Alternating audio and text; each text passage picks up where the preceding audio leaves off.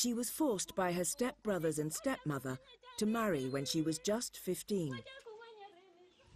Paka wakishon mere ko nene ni nyako ite ko bedo pagani tundi orono e wachini ini tundi nyomro kidhi nyomre mi badok washam kelo walim washam.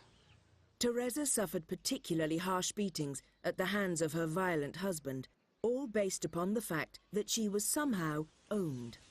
Ga gigi queen bedo sharp tende la shell mu bicha anka o yang anka adole tieka. Akinyal wachori dhano.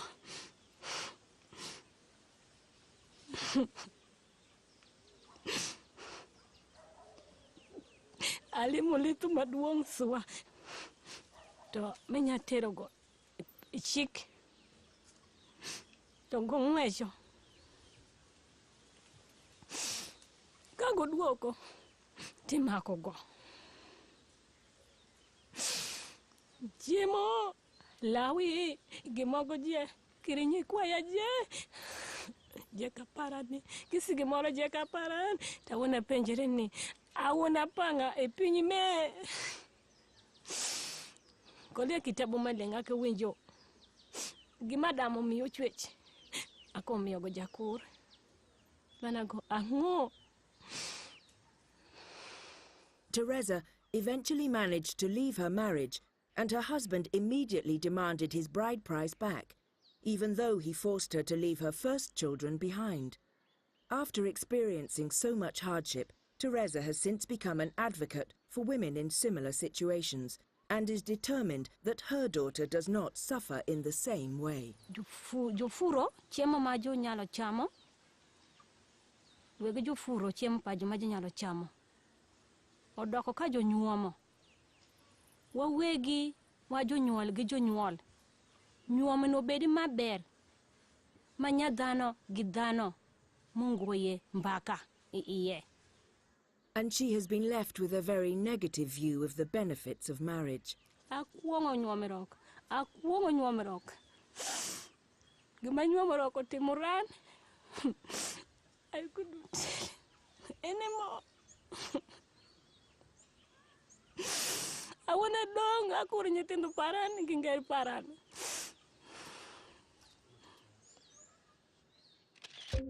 Can it be right that so many women are now being discouraged from thinking of marriage as a positive step, that they are starting to feel that they are better off on their own? Back in Kampala, we visited a member of the Court of Appeal of Uganda, Mr. Justice Stephen Kavuma. He doesn't fully accept the concept of a price for a bride, but when it comes to the potential demands for refund, he seems quite clear. If I give you a gift, if things go sour, I don't, as of right, think I should come and say, hey, I give you a gift, you bring it back. And of course that has the problem of looking at the girl as a chattel, as a chicken that you could take to a market and you say, hey, willing buyer, you are here. Give me 30,000 and you take this, and I object to that. It is inhumane, it is antisocial. It seems difficult to accept the concept of a refund without also accepting the existence of a sale, and as with many of the legal professionals we spoke to, Justice Kavuma separates domestic violence from bride price. To me, that is just another piece of evidence of a criminal mind who wants to unleash violence simply because he thinks he's more masculine, you know, the poor girl is weak and the rest of it. But maybe in terms of trying to put up a defense, which many people may buy, I said, but after all, I paid the cows, and therefore this is my property. Perhaps one of the reasons why women can so easily be viewed as commodities in Uganda is that polygamy is still perfectly legal. We met Orisa, a local politician, and his brother Owino. Orisa has just married his fifth wife, Magdalene Akamu. What are the advantages of so many wives? When it comes to the number of children, I get more when I have more women. When it comes to development, when we go to the garden, we dig more area. But Owino, Orisa's brother is a one-woman man. I paid 3 heads of cattle and 2 goats. When I wanted to add more, they told me, you're a very good man, you kept our daughters very nicely, you don't mind. What is remaining is your token, and that's how I'm comfortable. On the other hand, Orisa hasn't yet paid for all his wives. Orisa's father paid for his first wife, and he has yet to pay for wives 2 to 4. And he seems to have come up with a kind of hire purchase agreement for his 5th. My number 5, that one I've paid. I call it depositing, not fully paying. I've deposited 1 cow and 3 goats. Of recent, the father approached me. How about what remains? What are you saying? I say, give me time. This time, I'm going to clear it. Orisa's mother, who is a very healthy 88, is one of 7 wives and is a staunch defender of the culture. Bidwa kisangala dinya tek orukwetino jaka. Wasangala. Duong manyom padola. Chuara chano nyoma doka par gario. Ni oruma pirangwan gadeki. Aka duong manyom padola. Mio dako woro picho. Doko mio dako rido picho. Dako kibed pelusi ngwen. Piringa ta konyom. Menu chalo diang makutwei mawota. And bride price for her is clearly not a gift, it's a payment. Kwanyo nyati pinyi tero malo, obedo gima duong swa. Amito go miyagi chandra ginyati paran, choka akanya kaba sangala ni kerewiro konyan. Atundo imadala machamo chuepar.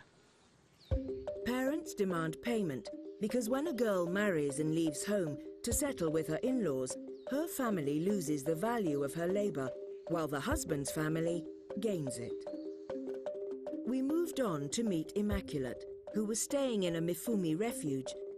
She originally married in Kisoko with a bride price of 2 cows.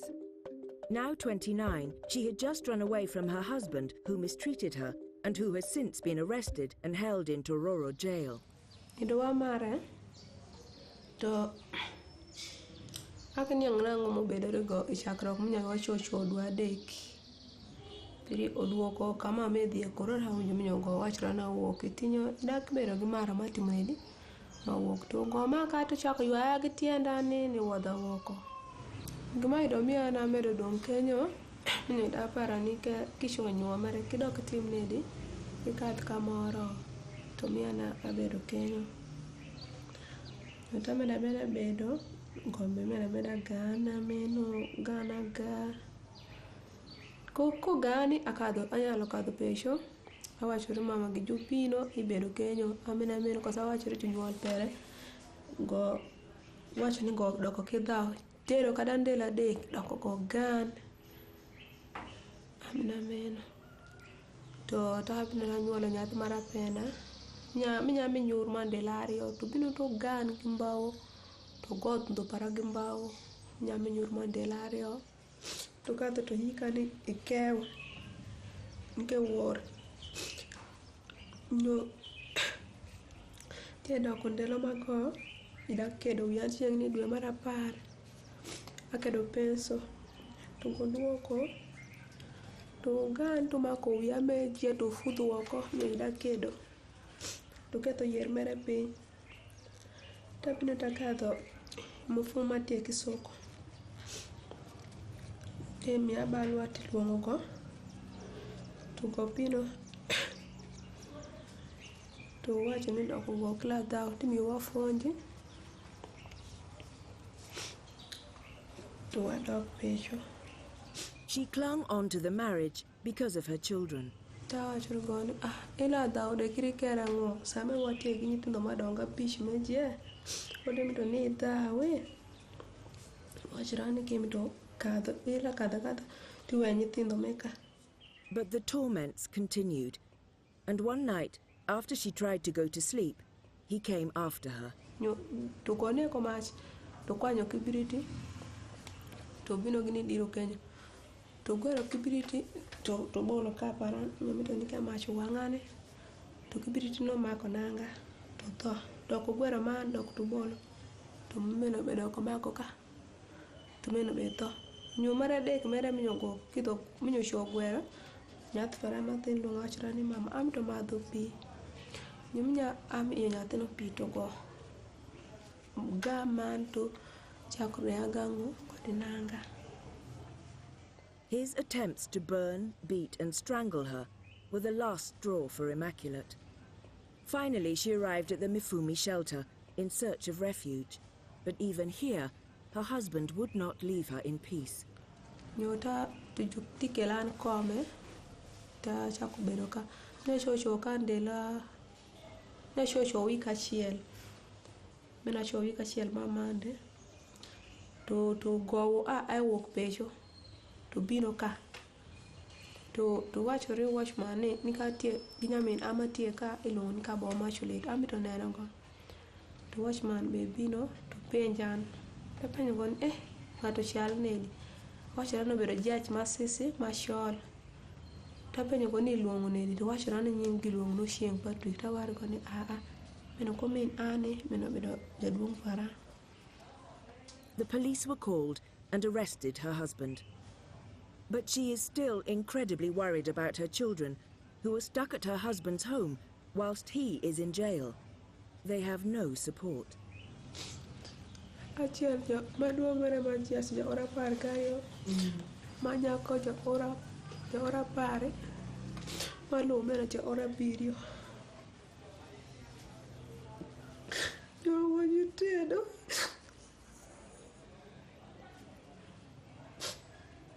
manyako nitiere jo kadhi skul to jo duoko to jo tedo. Mifumi consider that at least 60% of domestic violence cases reported to them are bride price related.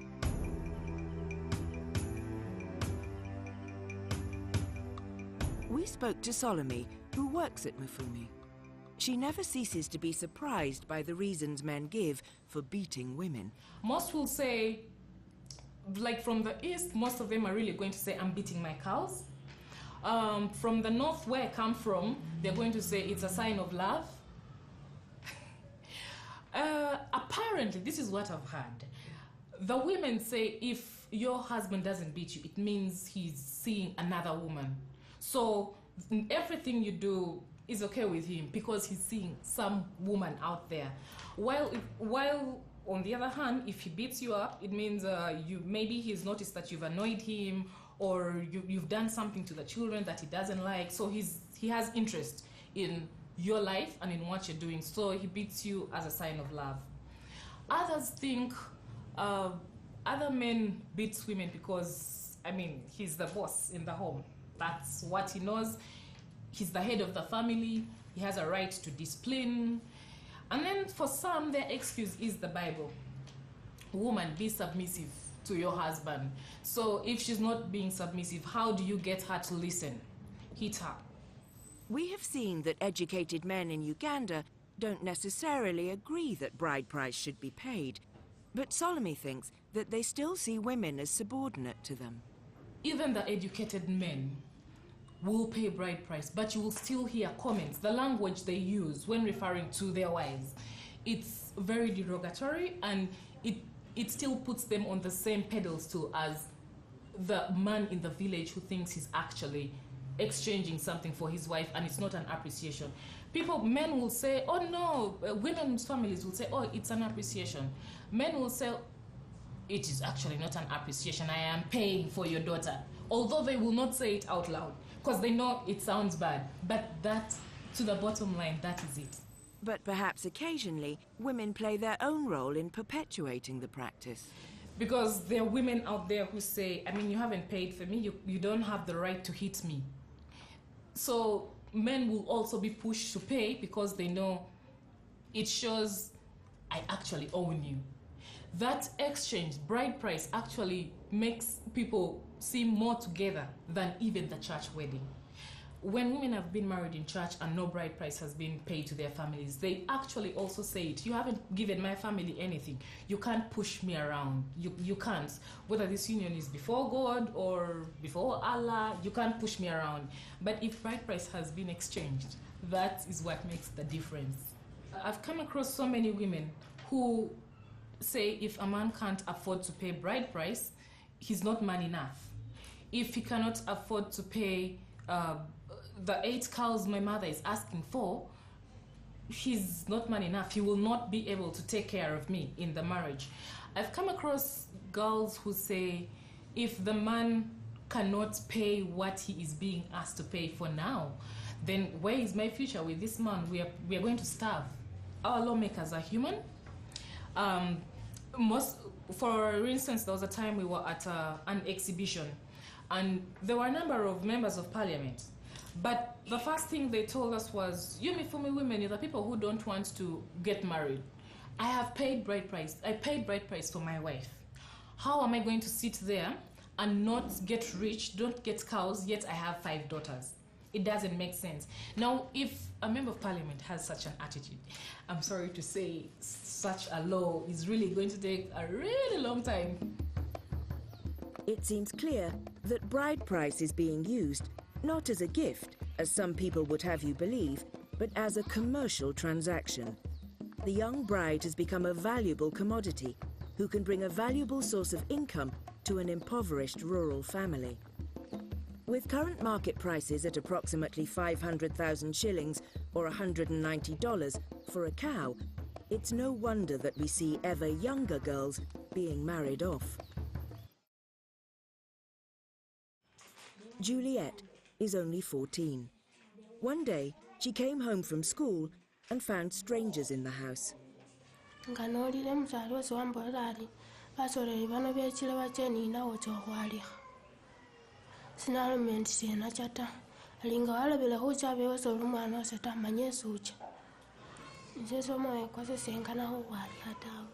Juliet is clear why she thinks she was about to be married off.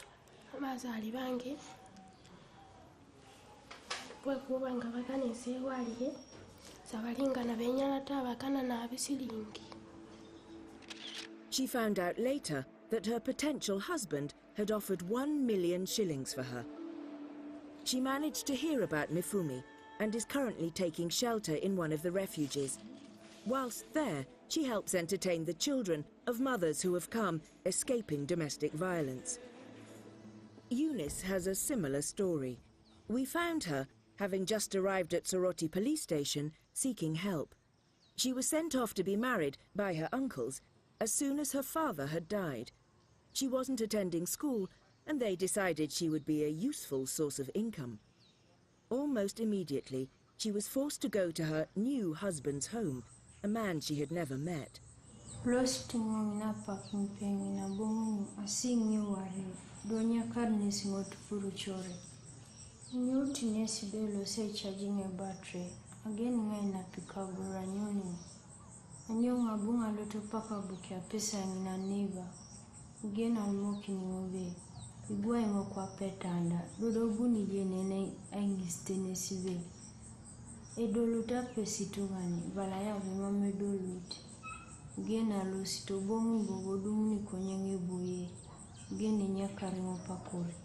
Fortunately for Eunice, her husband did not force himself upon her, even though he had paid a lot of money in bride price.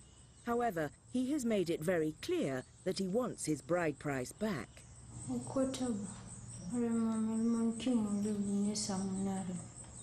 With her relatives insisting that she either returns to her husband or marries someone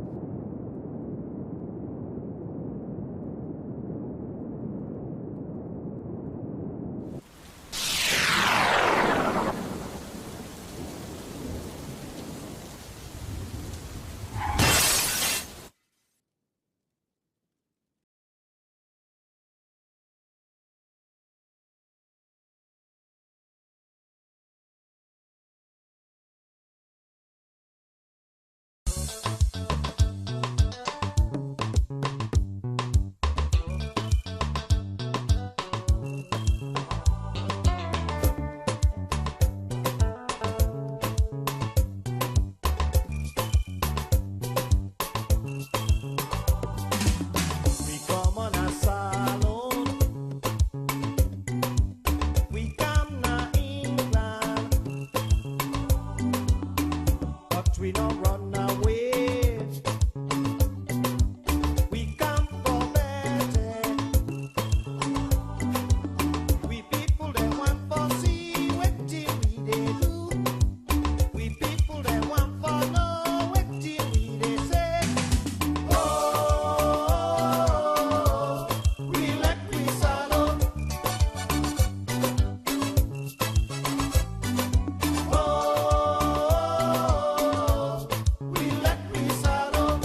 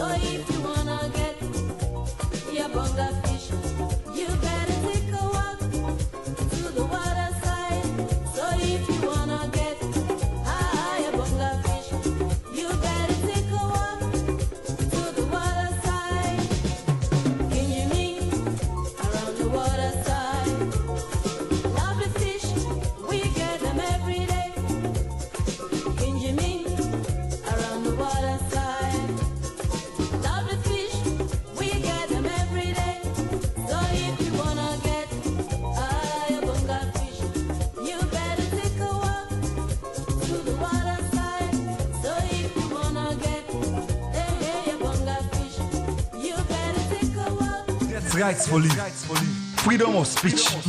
But same way so, we need for know big responsibilities. Left for blame government for this small thing. You for know your rights as a citizen. Left for blame government for this small thing. You for know your rights as a citizen. You get school for play. I get school for play, we all get school for play. For we country, mama salon. You get school for play. You get school. I get school for play. We all get school on the make out of zone. For we country, mama salon. Yeah. As a citizen, not don't fall foot and fall hand. But let we country go before forgive and help it hand. Not so until our government is work for your land. Now we roll, now you roll, and now everybody roll. The government for work on that big thing there. But he said will take care of that small thing there. From the day where you born, you don't take coat, you can do something. If you know no do for vote, now for work. Support medical to promote. If you sit down, you say you know mix, we go demote. Love and unity, me care for me country. Sierra Leone, me play to serve and faithful. Citizens get rights for live. Freedom of speech. But same way so, we need for no big responsibilities. You never blame government for the small thing. You for know your rights as a citizen. Never blame government for the small thing. You for know your rights as a citizen. You get school for play, I get school for play, we all get school for play. For we country, mama salon. You get school for play. You get school. I get school for play. I we get all school. get school All for the play. make out of zone. For we country, mama salon. Yeah. As a citizen, no sit on full foot and full hand. But let me country go before forgive and help it hand. Not so until our government is work for your land. Now we roll, now you roll, and now everybody roll. The government for work on that big thing there. But he said will take care of that small thing there. From the day where you born, you don't take court, you can do something. If you know do for vote, now for work, support medical to promote. If you sit down, you say you know mix, we go demote. Love and unity, me care for me country.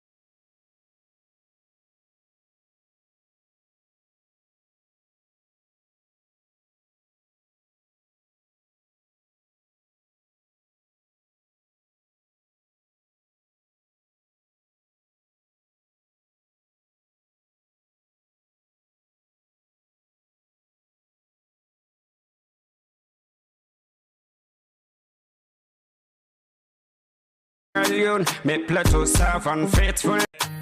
Citizens get rights for live. Freedom of speech. But same way so, we need for no big responsibilities. You never blame government for the small thing. You for know your rights as a citizen. Never blame government for the small thing. You for know your rights as a citizen. You get school for play, I get school for play, we all get school for play. For we country, mama salon. You get school for play. You get school. I get school for play. I we get all school. get school All for the make play. out of zone. For we country, mama salon. Yeah. As a citizen, no sit on full foot and full hand. But let me country go before forgive and help it hand. Not so until our government is work for your land. Now we roll, now you roll, and now everybody roll. The government for work on that big thing there. But he said will take care of that small thing there. From the day where you born, you don't Never blame government for the small thing. You for know your rights as a citizen. You get school for play, I get school for play, we all get school for play. For we country, mama salon.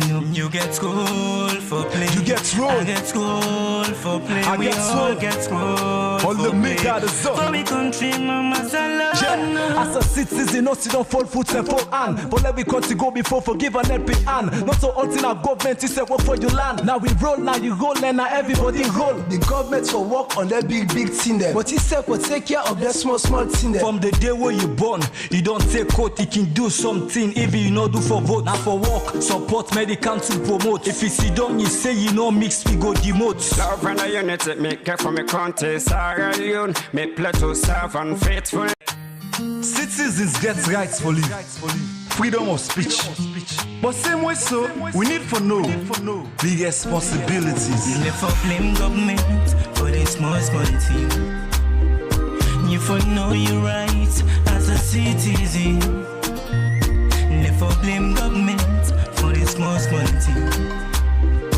You for know your rights as a citizen.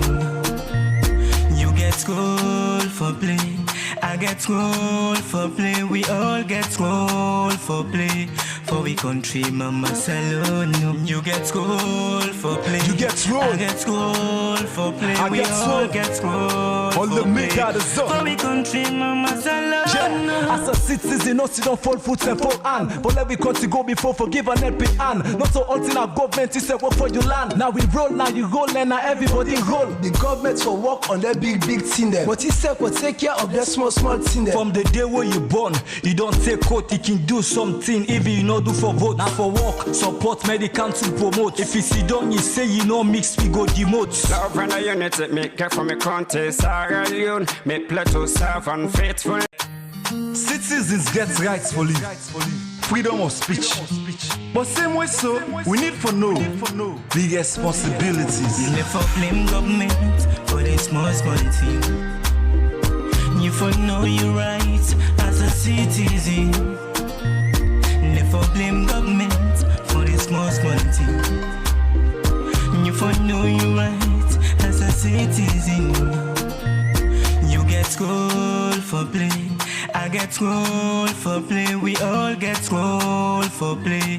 For we country, mama salon. You get roll for play. You get roll. I get roll for play. I We get all roll. get roll All for the play. make out of zone. For we country, mama salon. Yeah. As a citizen, no sit on full foot and full hand. But let we country go before forgive and help it hand. Not so until our government is work for your land. Now we roll, now you roll, and now everybody roll. The government for work on that big thing there. But he said will take care of that small thing there. From the day where you born, you don't take court, you can do something. If you know do for vote, now for work, support medical to promote. If you sit down, you say you know mix, we go demote. Love and a unity, make care for me country, Sierra Leone, make Plateau serve and faithful. Citizens get rights for live. Freedom of speech. But same way so, we need for know big responsibilities. You never blame government for this small thing. You for know your rights as a citizen. Never blame government for this small thing. You for know your rights as a citizen. You get school for play. I get roll for play. We all get roll for play. For we country, mama salon. You get roll for play. You get roll. I get roll for play. I We get all roll. get roll All for the make play. out of zone. For we country, mama salon. Yeah. As a citizen, no sit on full foot and full hand. But let we country go before forgive and help it hand. Not so until our government is work for your land. Now we roll, now you roll, and now everybody roll. The government for work on that big thing there. But he said will take care of that small thing there. From the day where you born, you don't take court, you can do something. If you know do for vote, now for work, support medical to promote. If you sit down, you say you know mix, we go demote. Love and a unity, make care for me country, Sierra Leone, make Plateau serve and faithful. Citizens get rights for live. Freedom of speech. But same way so, we need for know big responsibilities. You never blame government for this small thing. You for know your rights as a citizen. Never blame government for this small thing. You for know your rights as a citizen. You get school for play. I get roll for play. We all get roll for play. For we country, mama salon. You get roll for play. You get roll. I get roll for play. I We get all roll. get roll All for the play. make out of zone. For we country, mama salon. Yeah. As a citizen, no sit on full foot and full hand. But let we country go before forgive and help it hand. Not so until our government is work for your land. Now we roll, now you roll, and now everybody roll. The government for work on that big thing there. But he said will take care of that small thing there. From the day where you born, you don't take court, you can do something. If you know do for vote, now for work, support medical to promote. If you sit down, you say you know mix, we go demote. Love and a unity, make care for me country, Sierra Leone, make Plateau serve and faithful. Citizens get rights for live. Freedom of speech. But same way so, we need for know big responsibilities. You never blame government for this small thing. You for know your rights as a citizen.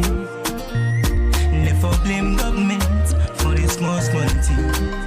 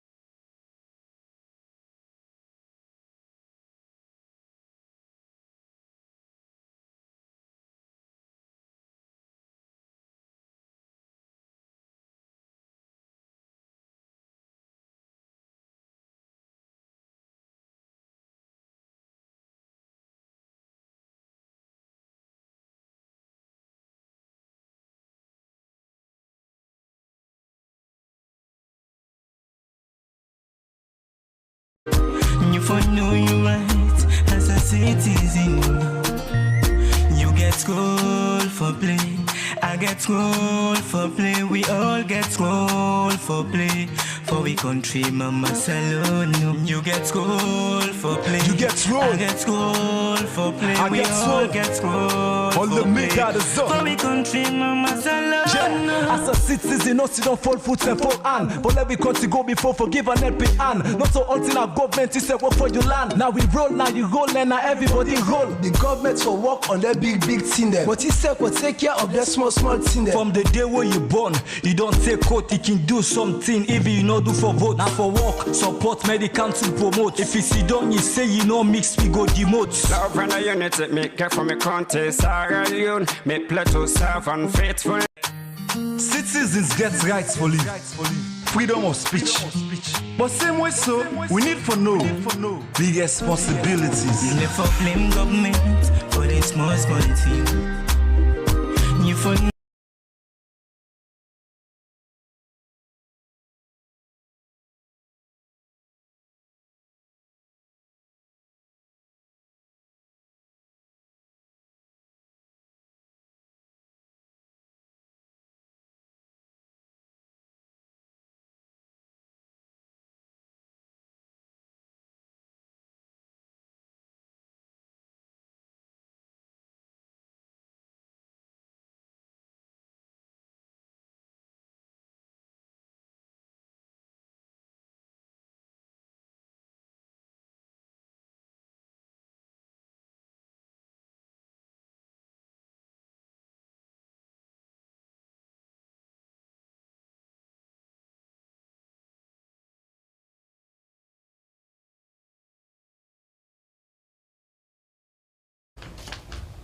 I know I'm vexed.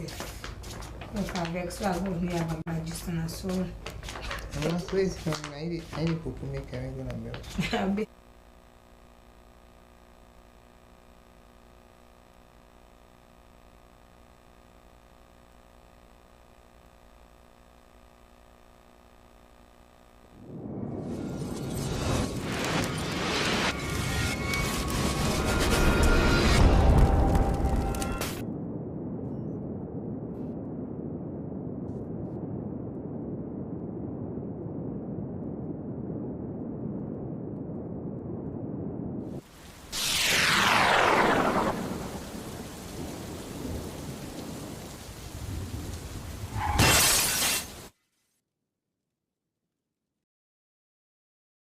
government for this small thing.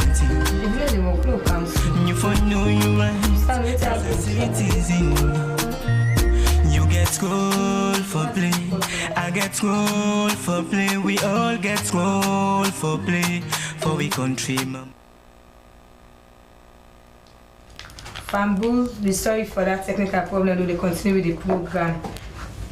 Not forget it when we watch na civic and development talk again, the way the National Council for Civic Education and Democrats they bring to you live na Slbc TV. Before we start the program, let me take the civic talk for today.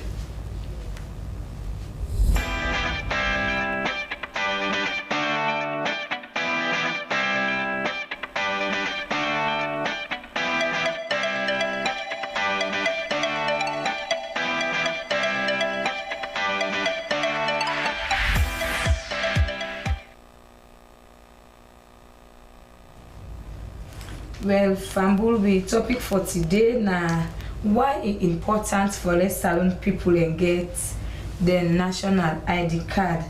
And the national ID card important because it will help people for let them prove their identity as salon people and self will help them for get access to some opportunity the way they get rights for get access to as salon people but as all landed they be salon people never forget say na their rights for get access to some of their facility then they but same as their responsibility for them for let them take their ID card as that could help for identify them as salon people and self even the one they were not to salon people when are foreigner then self them able for identify them and for help talk more about this topic today get with me in the studio the Director of Information, Education and Communication at the National Civil Registration Authority NCIA, when Mr. Abubakar Javumbo.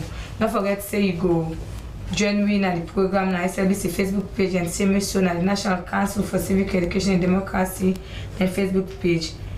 Over to you, Mr. Javumbo. Good evening and welcome to the program. Good evening. Okay, so first start for tell people why it's important for the salon people and say foreign and get national ID card. The national identity card na a mandatory card. What to me by mandatory card? This na like you want to come, you know want to come, you get for take come. Na like na by force, by law. The laws, and we don't pass on a parliament that every citizen, as long as you the resident within this country, or every citizen, whether you're resident or you're not resident, now by force, because a lot of things that then when services, social services, the entitled. But the ID card itself, we get like 2 categories of the ID cards. We get the national identity card where now the mandatory one, the one where you want to, you know, want to you take by force. Then we get the other one where not so mandatory, then like by likeness. If you want, you take, you don't want, you not take. Like me we see also I get the national identity card. But the other one, the ECOWAS identity card na likeness. If you want, you take them. If you don't want, you not take. The ECOWAS identity card na for ECOWAS citizens them where they na this country. Then the citizens them like them say Liberians, Nigerians, for example, Malians, Ghanaians, etc. They are not within the ECOWAS sub-region. Now then for take that one day. So if we come back to the importance of the national identity card, first, as a responsible citizen, if they say for take the national identity card, it's a responsibility right away. Now a responsibility of a citizen. By taking it, that you don't owe up to your responsibility as a citizen for take that particular card day.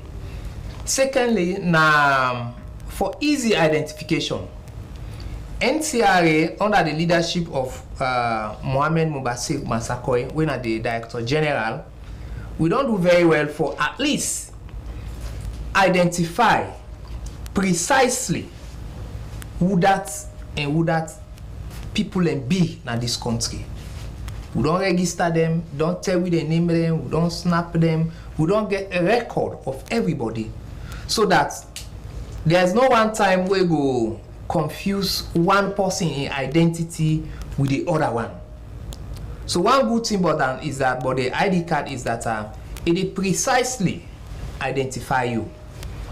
Like let's say some Sierra Leone, we get a common trait in we names, like family names.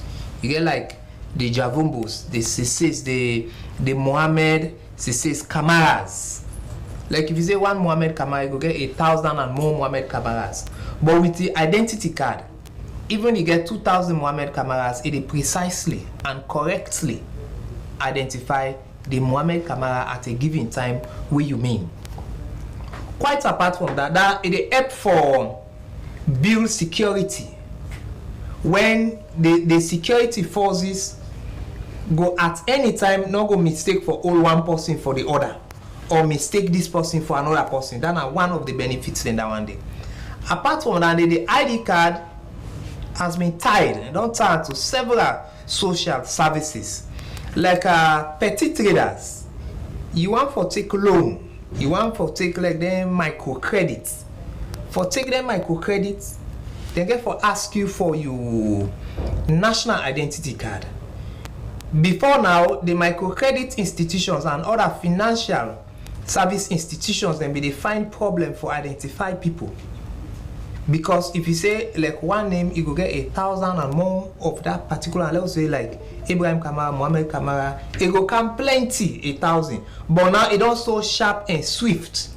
Because it not only refer to the name as Mohammed Kamara, but it refer to the magic number, what they call the NIN. Okay. That are the national identification number. That national identification number e not a double, e not a repeating self. Somebody not go use and say okay, let's give this other person, let's self use them. No, una not the exchanger. Say you die, wait you get and I tell you die. Just like we say, Motka get in life card now. So also we the citizens now we own life card that one day. It's very good for that kind of thing. If you not get forget access to loan, you know you get access to loan. Apart from that, they like people and we don't look for job. If they look for job, as they don't offer you the job, the first thing we employer they tell you is say we want your national identity card. Until you present the national identity card, that job they not go give you.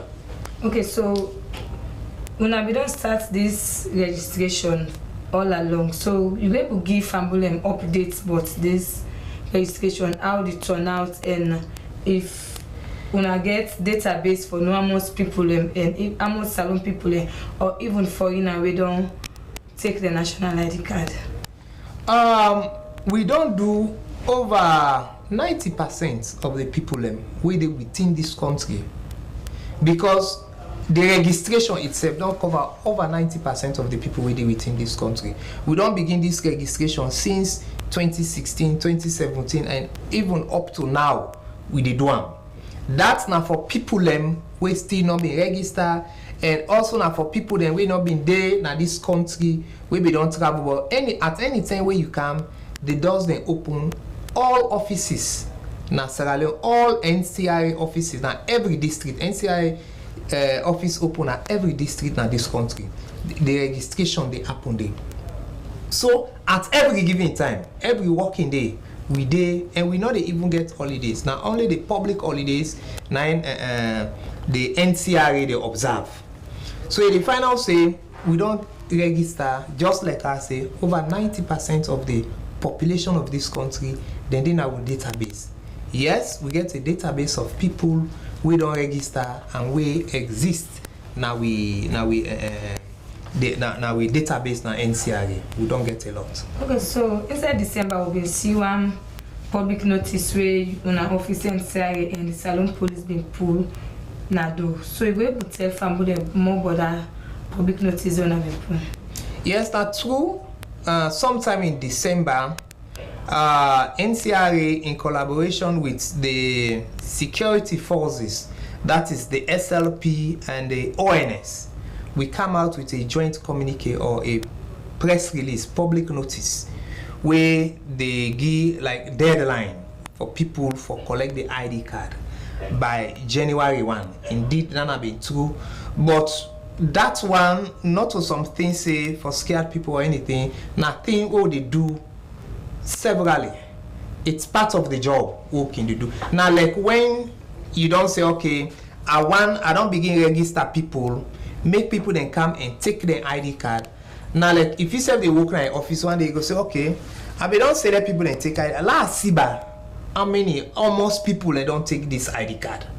Now me just one measure, and again forget people for go and take their ID cards. Remember, at another point we don't give them kind public notices. Then one will make a deadline, people then appeal, so let that not be another deadline. Let we give some time, let people there. So the Director General watch is sit down again with the security forces, then anger and say okay, let's still give them people here some time. But when they 2024 done now, we don't enter 2025. So okay, we have been giving time. We don't give them people your time. Let's check now how many people actually don't get this ID card. So now that means say by January 1, then go begin check for the ID card, and indeed that check they on. Okay, so this check where then they do now. Let me say, for example, then go meet person we not get this national ID card. What thing will be the penalty? Well, me not to police officer, and the police officers then get the modus operandi. That they get them procedures. With them for pull the public notice. Yes. Join hand together. Yes, we join hand for say let them check. Not to like a specific task. We give say una mount a specific checkpoint. They check for ID card. Those checkpoints of the police. Now the normal duty of the police. Now, like we just say, okay, add this checking for the ID card, add them to the normal routine duties then where you get. You understand? So that and whilst then they now post, then they carry out their duties, they are being guided by rules and regulations. It go better if the police then can tell you exactly if you not get this ID card waiting, me not go do it, me not go know. Waiting and go do. So when I issue the ID card, when I train with them and on all. When I be done, they give deadline over and over and over and again. Some person go say, for what you don't say, if person don't get ID card, you don't go get access to loan and other facility there. Some person go there again, we go say, you don't get for go college, you don't get for go take loan. It just not get any thing for do with always tune. I don't put say no go get access to. So you go just say you know go take ID card. So ID card don't mean nothing to her. Waiting, I want to try to encourage them for let them see and say now they right as salon people and forget ID card. That one, like one why in our radio station so now, we always don't talk to people. Take your ID by merely a police stopping you, they ask you for the ID card you not get. They ask other people then get.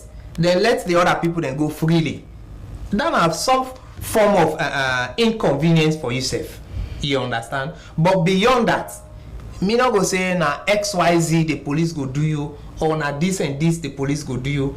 I not go day in that position for tell you waiting the police they do when it comes to police work. But the only thing is that from that particular communique we tell them say make them check and see who and who that not get this ID card. So now that make them be done the check. And I don't think say na wrong thing now that you do work. You just want like you say, let do a quick check of what thing I don't do for let's see what progress I'm making. Okay. So in all of this when I do, when I don't try for make effort. For example, people within an upline for let them get access to this ID card, and some person will say. You know, get the amount they only get them 40 or 45,000 for go collect ID card. When I don't try for consider them one day, we don't consider those things over and again. Let me handle them one after the other. Now the effort we don't make for reach out to the people them for make them get this ID card. In the first place, NCRA now one of the few national institutions them we get offices right around throughout the country, and we even get a bonus office where they na the Bond Island. We get two offices. We get one on the mainland, we get one on the island. All this now for ease the accessibility of people to this particular ID card. Quite apart from that, like inside Freetown, not only one side with the ID card na Freetown. We get na Kennedy Street, 23 Kennedy Street, where you go there, you get ID card with the issue and there. Apart from that, number 2 Walpole Street, with the issue ID card. Apart from that, na Kenema Road, who say tourism office been there. Now then we new headquarters with the give ID card offices, ID card services. We they offer ID card services. Then they you go Watalo, just opposite the police station at Watalo, with the give ID card. Quite apart from that, we don't launch a particular activity wherein now like meet the people. We don't set every district. We don't set teams where they move out in hard to reach areas wherein people then go come and apply for their identity cards. When the ID cards then come, we go back into those communities and deliver them to the people. Now like meet them in their communities. Me now one witness to we go very recently we go na the Mokonde community, the Jala community. Why so been there? The whole of the students there and the community people them around. If they find out say most of the ID cards and so a lot of the community people then come around. They mean beaucoup, they mean plenty past even the students then we partake by that thing there. So we get that one day. Quite apart from that, there is a whole roster where we get for districts. Inside districts and they we get standby teams where they go to hard to reach areas where they do ID card business. Then quite apart from that, inside Freetown itself, we get what we call mobile teams The mobile teams then they call them corporate services. Like SLBC as well. When I say, okay, we're not going to move out of here, make NTIA then come, then take with ID card now. We don't do it for several institutions now. You don't need to move an inch. We come within your comfort zone, get you, we process you, and bring all your ID card back to your doorstep. So if you ask the efforts, then we don't do. These are the efforts. The offices, the mobile teams, the extra teams, we don't do for go. Quite apart from that, then you ask again about the price. Affordability. The affordability.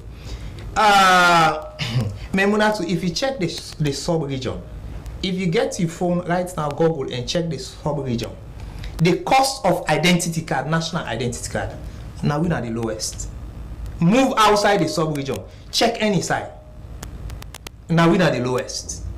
When you compare them to the dollar rate as which people then they buy, when you compare now we're at the lowest now. So if now affordability, now because we know say things are a little strong, you understand? That make we not compare to any other one. And from where we put that price, not for now like NCI and I grab it put that price. We want also for let family they know. These are prices when a parliament put them. Now the finance bill, the finance act, now prescribe waiting people then for pay. So must not say then take on a parliament, debate on them, and then come to a conclusion. Now that make we get that particular thing there. And like what you say, other people then can say, why will not they give this card free? Tell me, Memunatu. Even the Scandinavian countries and where the welfare business and then total and then aid. You born PKO, then they responsible for her. You say where the way you not get job, then they give stipend, then they give allowances. But they know they take ID card for person. You safe. If they give that a stipend, then from that stipend, now they go take the national identity card. So now so looking at affordability, I mean, you just want to compare to other countries the cost of national identity card. Then you come back and appreciate the NCRA and the parliament will fix that particular price for the country. Okay, so as when they do that, they all waiting at the turnout of foreigner then at the country, then they turn out for what take the ID card or work permit? Well, the turnout of the foreigners and they go. We they get Nigerians, we they get Ghanaians, we they get other East African countries, we they get Indian man, Lebanese them, then they go take. But as I sit down, I'm going to tell you precisely how many don't take. But indeed, then they go take. Because this thing they don't turn to several other things. You want for open your business, like even NRA, you want for register your business, you get forget the national identity card. So if you don't get one, you can't operate. So now like any kind of way you will get for taker. Except if full and full food say I know they do that thing. If now that thing say you do, one day you go run into a police officer where go ask you where your national identity card. There and then you go get yourself problem why you know we don't take all this wine. Okay, now this I just again like how we say them put checkpoints here and they send the check the card and don't do one for who that not get ID card. Let's say for example, person they come out upline the cam Freetown don't reach them at 38, then put checkpoints say let them check for that not get ID card. Let me say 2 or 3 people not get. Waiting will be the repercussion and they return them or they go allow them for come Freetown or they return because they not get ID card. I think so the same question you rephrase and ask. Yes. That one it dey up to the police. They get the rules and responsibilities as to if they ask you for the ID card you not get, waiting at the next step. I wouldn't preempt waiting the police. What's your NCI? I'm NCI, I'm not the police officer. Okay. So Fambul, the program where they watch now Civic and Development Talk, where the National Council for Civic Education and Democracy, they bring come to you live now, Slbc Tv. We go for a short break and we'll come back and we'll continue the program.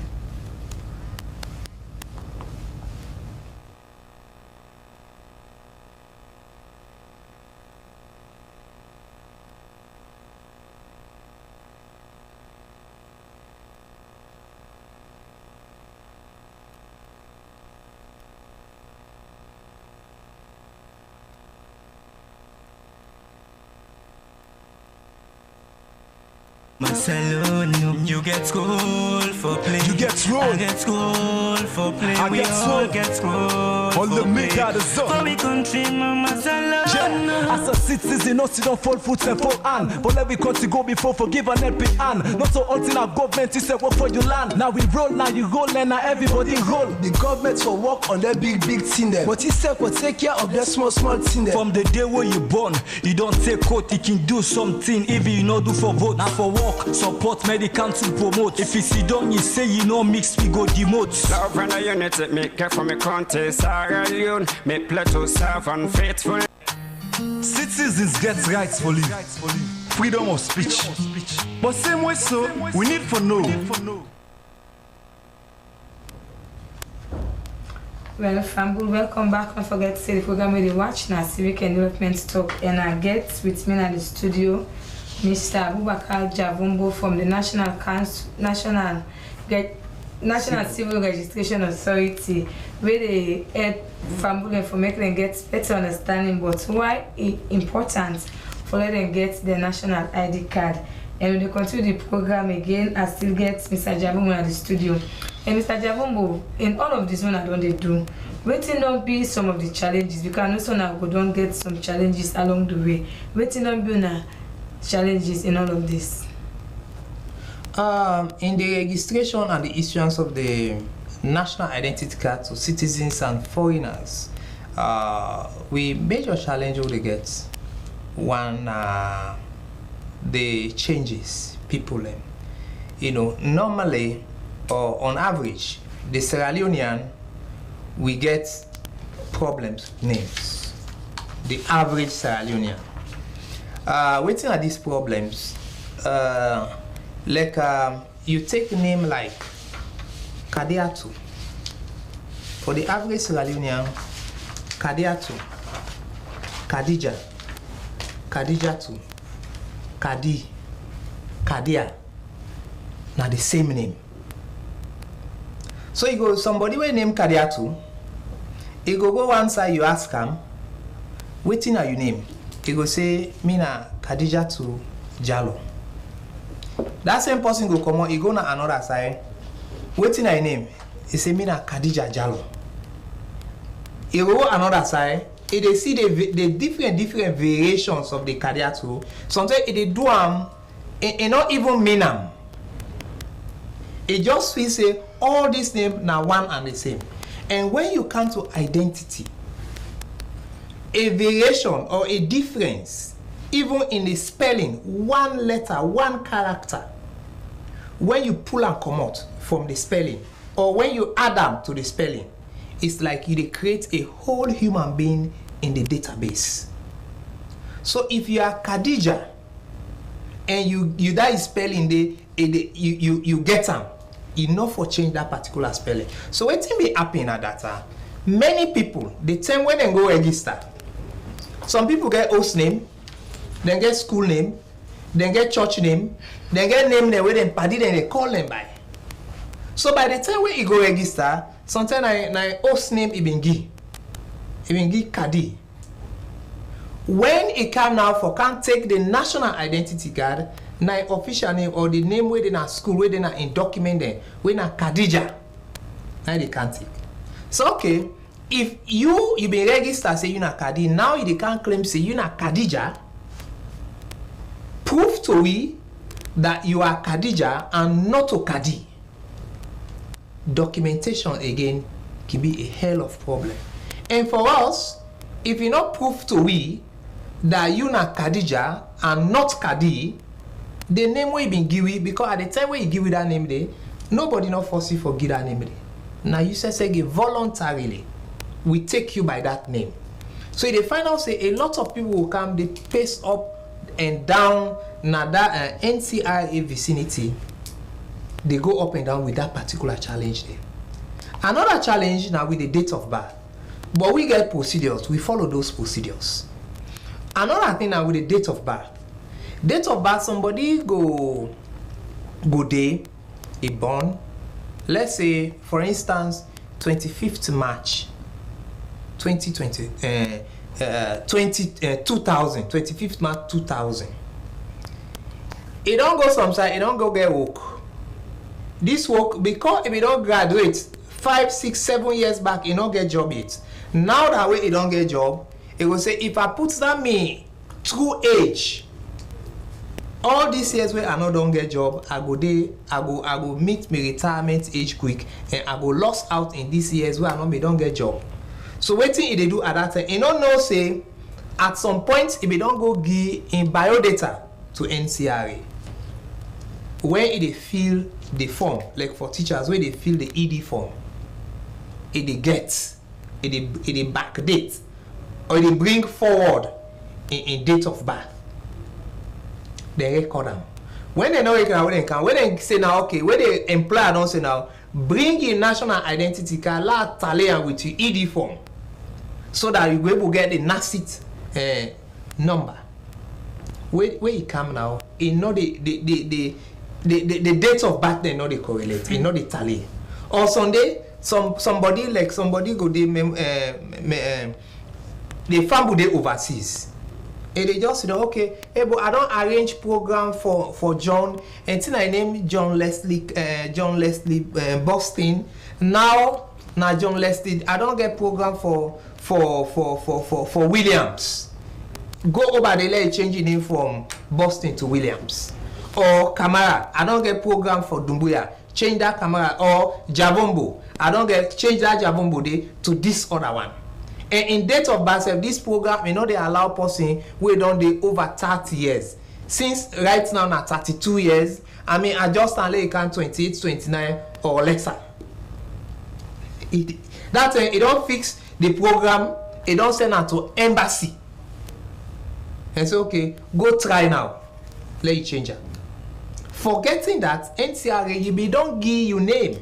You don't give you date of birth. We get an record. So when you come with that, so okay, bring document now where they show say this new date of birth. And remember, they know a born person 210. Bring this new date of birth where you bring come for. So bring document where they support. And believe you me, since that particular date of birth not ever then in mind, you know, ever put on any document, you know you get document for them. So then go they paste up, then they come. Those are most of the challenges they will get. Then again, the other challenge now that remember we launched this identity card. His Excellency the President launched on our State House back in 2023. From January 2023, from that day where the President launched them, every other working day, sometimes even on weekends, we dey register people, we dey issue identity cards. People they know they come. Sometimes they pass na NCI office where this public notice no me non come it. Sometimes they pass there, it's so peaceful, it's so serene. You they pass, they see people, they can go 1, 1, 2, but then they wait. You know, salon man, na last minute business. Nice salon man like. Now where something, some man can go now where something don't choke on in throat. They don't left 2 days deadline and that time they go with them one for make we play magic.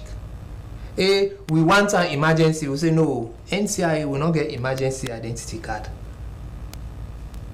We get identity card if on a normal where you go, then normal times where you go, 72 hours within 3 days you don't get it. If they reach a particular time, not even reach 3 days. The one that we apply today, say in the evening or the following day, then they get them. We don't even beat that we own benchmark hold on. But now remember, people never don't sit all this while. You they get 1,000 or 1,000 people. They all they go demand for the ID card at the same time. So they find out say will they get queues and how for manage that queue day. Now some of the challenges, but what they do best for manage the queue. So and they cut the queue down. I don't try for like you say for arrange for tackle some of the challenge there. One like the queue, just like we say, we get them mobile teams that will be done the pass. So they find out say then team that will be done the pass. We don't they say now like we queue day, we they say the team you go to Kenema Road, go help, go add to the resident people and the designated people where they issue ID card. Here come Walpole Street and support. Go Kennedy Street and support. Then quite apart from that, just like what I say, we get standby teams where they are the district where they go now hard to reach areas for just make this, let people they not strain too much. Would they go out to them, take the services to them, so that we cut down a number, and then they don't help greatly in handling these cases. If they find out say people then you still see a queue then they, but most of the people that we still can they, we still they cluster around those buildings. Now people that we get problem with date of birth, change of name, we not get documents for.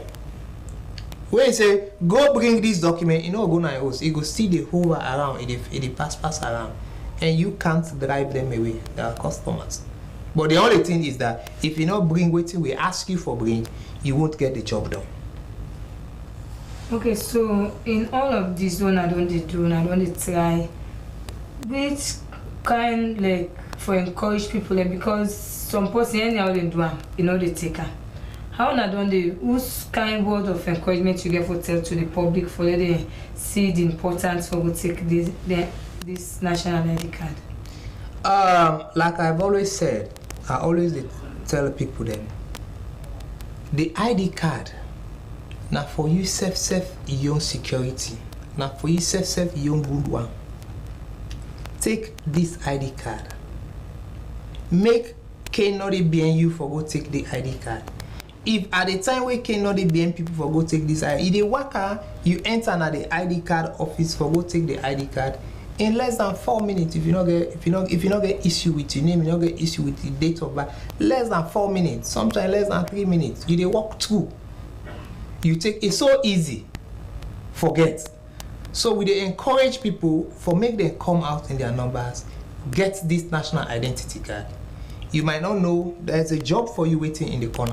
Just when your employer give you offer letter, the other thing where they ask you now your national identity card.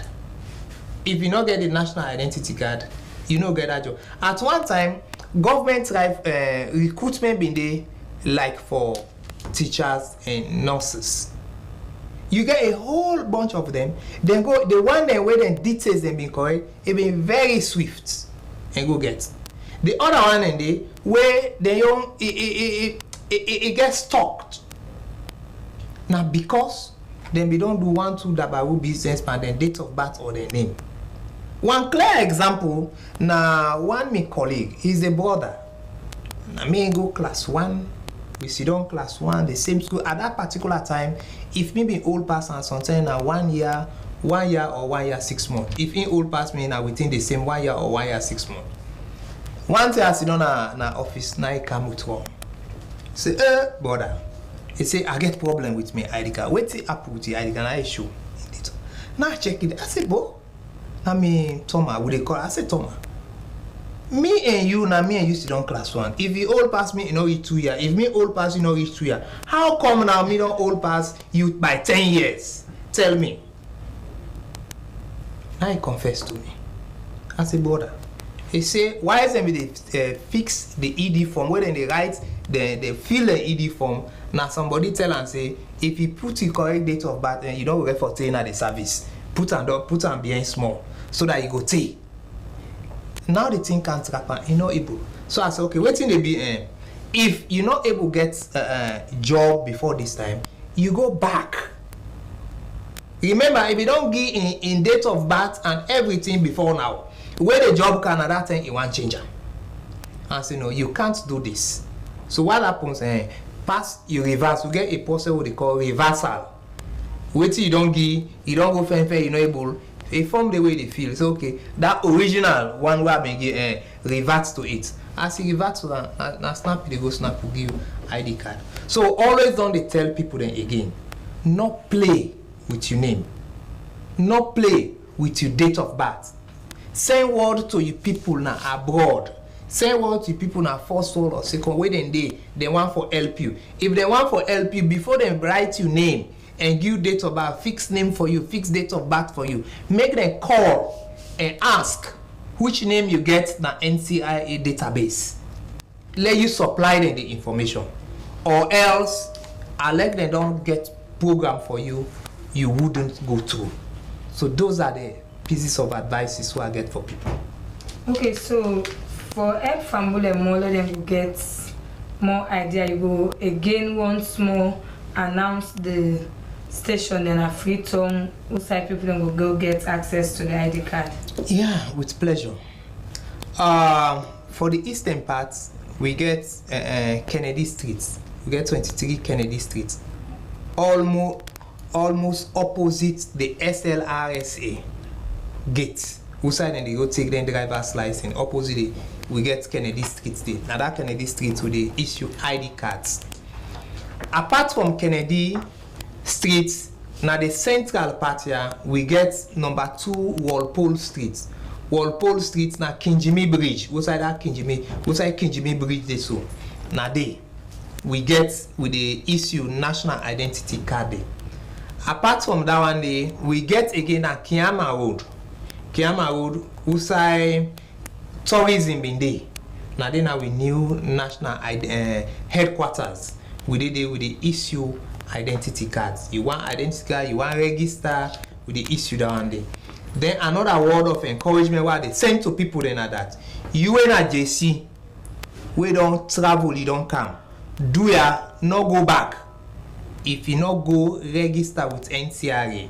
The reason are that you go travel, you go, you want buy property na ya, then they tie your NIN to her. Or you go travel, you go back, you want for open business na ya, you not go able to open that business day until you get your NIN. And if you not register with you, till you go back, you not go get that NIN. That will get cost you if you want for open that business or do a transaction. That will get for cost you for make you fly back, come register before you open that business, or else except you get for postpone until such a time where you go come back. So if people they listen to this program, you brother don't come, you paddy don't come, or you know the JC said you self opportunity for listen to this program, please no go back. If you not register with the NCRA, we get you detail now with system. The way Salon be trade not to so it now. Now document with the deal with, now the NIN how they deal with for do every other thing. So register and get your NIN before you go back. Okay, thank you very much. I think that should be closing remark because time not in our favor. Well, Fambu, now so we go tap the program for today. Plenty thank you to my guest, Mr. Abubakar Javombo from the National Civil Registration Authority, and to the production team. We don't bring the program to me name na not to Bangon as I will say tata so next week. Citizens get rights for live, freedom of speech. But same way so, we need for know big responsibilities. You never blame government for the small thing. You for know your rights as a citizen. Never blame government for the small thing. You for know your rights as a citizen. You get school for play. I get school for play, we all get school for play. For we country, mama salon. You get school for play. You get school. I get school for play. I we get all school. get school All for the play. make out of zone. For we country, mama salon. Yeah. As a citizen, us don't fall foot and fall hand. But let we country go before forgive and help it hand. Not so until our government is say work for your land. Now we roll, now you roll, and now everybody roll. The government will work on that big thing there, but he said will take care of that small thing there. From the day where you born, you don't take out, you can do something. If you know do for vote, now for work, support medical to promote. If you sit down, you say you know mix, we go demote. Love and unity, make care for me country, Sierra Leone, make Plateau serve and faithful. Citizens get rights for live, freedom of speech. But same way so, we need for know big responsibilities. You never blame government for the small thing. You for know your rights as a citizen. Never blame government for the small thing. You for know your rights as a citizen. You get school for play.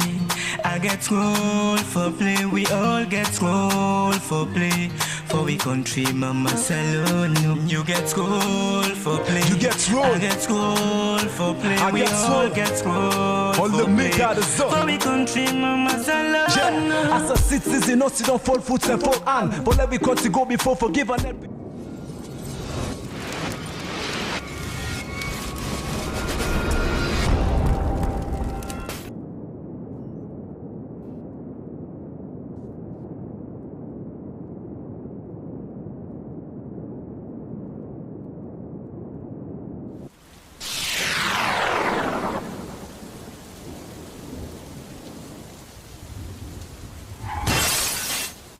else who is in a position to refund, she is currently condemned to a life on the run.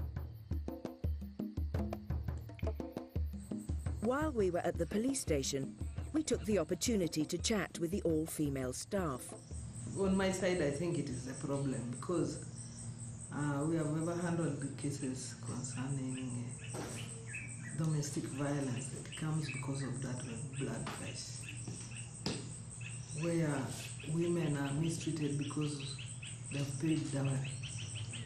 So I feel that thing should be abolished completely. And they have also reached their own conclusions about whether bride price should ever be refunded. A woman has stayed with you for quite a long time. She has been doing a lot of work at home with you. She has produced children. Why should they give back the dowry? When women leave abusive relationships, it can have severe repercussions for their families. Opendia Jay's daughter left her husband after just a few months. He would do no work himself and treated her like a slave. She was forced to do everything for her family. Eventually, she felt she had to leave.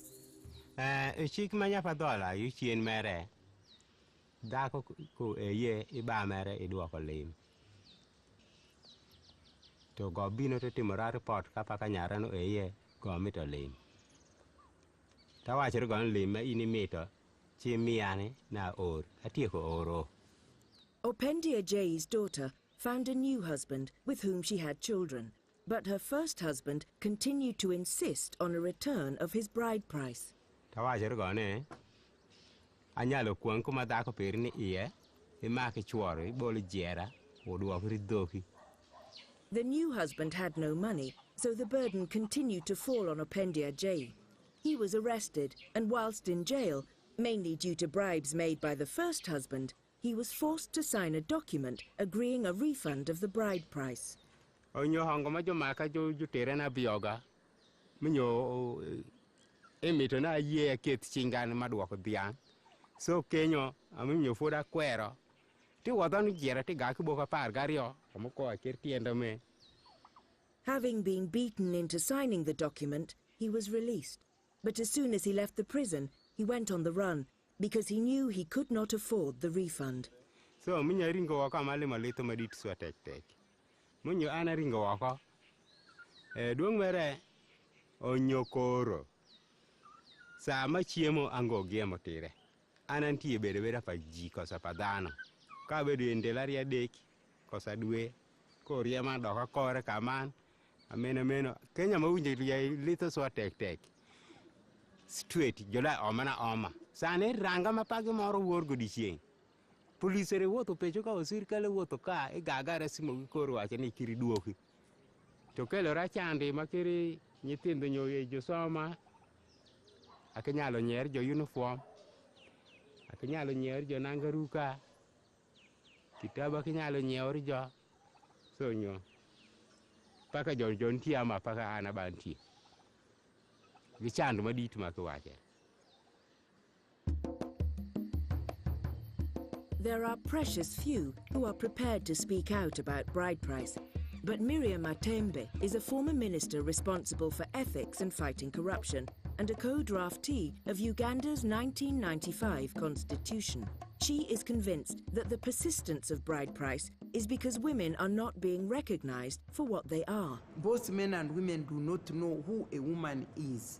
And that is the reason why they treat her as secondary class citizen or as rubbish or something like that. Because they do not know that women are full human beings in their own right. Society does not know the potential, the talents, the wisdom of women, and it does not know that the denial of their ability to realize their potential is the denial of Uganda as a development. The girls themselves, for instance, who are not educated like me, who knows that I'm valuable without attachment to bride price, they still attach their value to bride price. I remember very, very well when I was growing up, I had an aunt, my father's sister. She used to be battered and violated by, I think, vagabond husband. And many times she would run home to come for rescue. And after 3 or 4 days, my father, unfortunately, would turn against her and say, you are useless. You are useless. That's why your husband chased you away. And my aunt, and I was young, about 7 years, she would pitifully say, I'm not useless. I produced sons for this man. I'm not useless. I brought in bride price in this home. And you know, that answer really struck me. It's one of the things that inspired me to go and fight against gender inequality. Because it showed to me that my poor aunt, and of course generally many women whom I was seeing suffering in the village, knew that they had no value, but they are only valuable when they bring in bride price and when they produce sons. Many times when people talk to me of this is our culture, I tell them we cannot afford to live in a cultural museum. I mean, customs, there are so many customs and cultures in this country, ranging from or differing from culture to culture, tribe to tribe, which really are harmful, and they injure women and they undermine their humanity.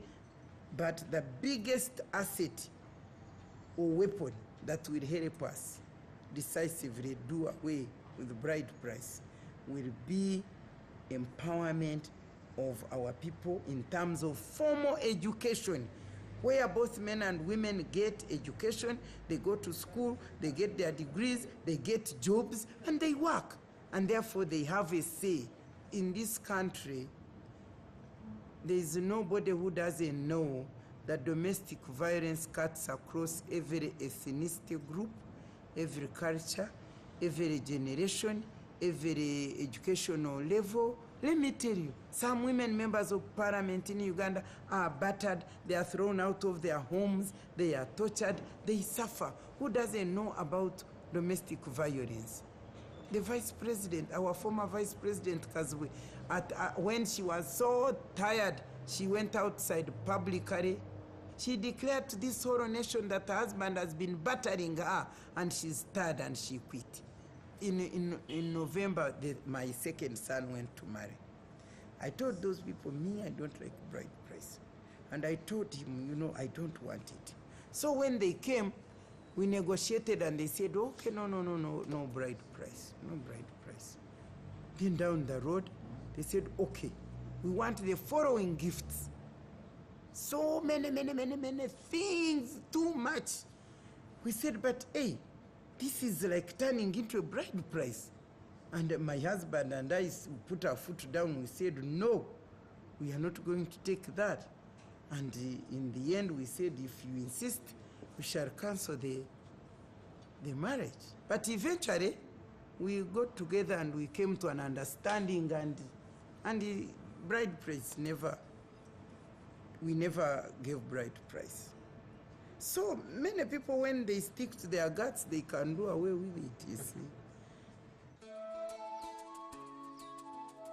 On our journey through Uganda, we met some very brave and strong women who have endured and come through to a brighter future.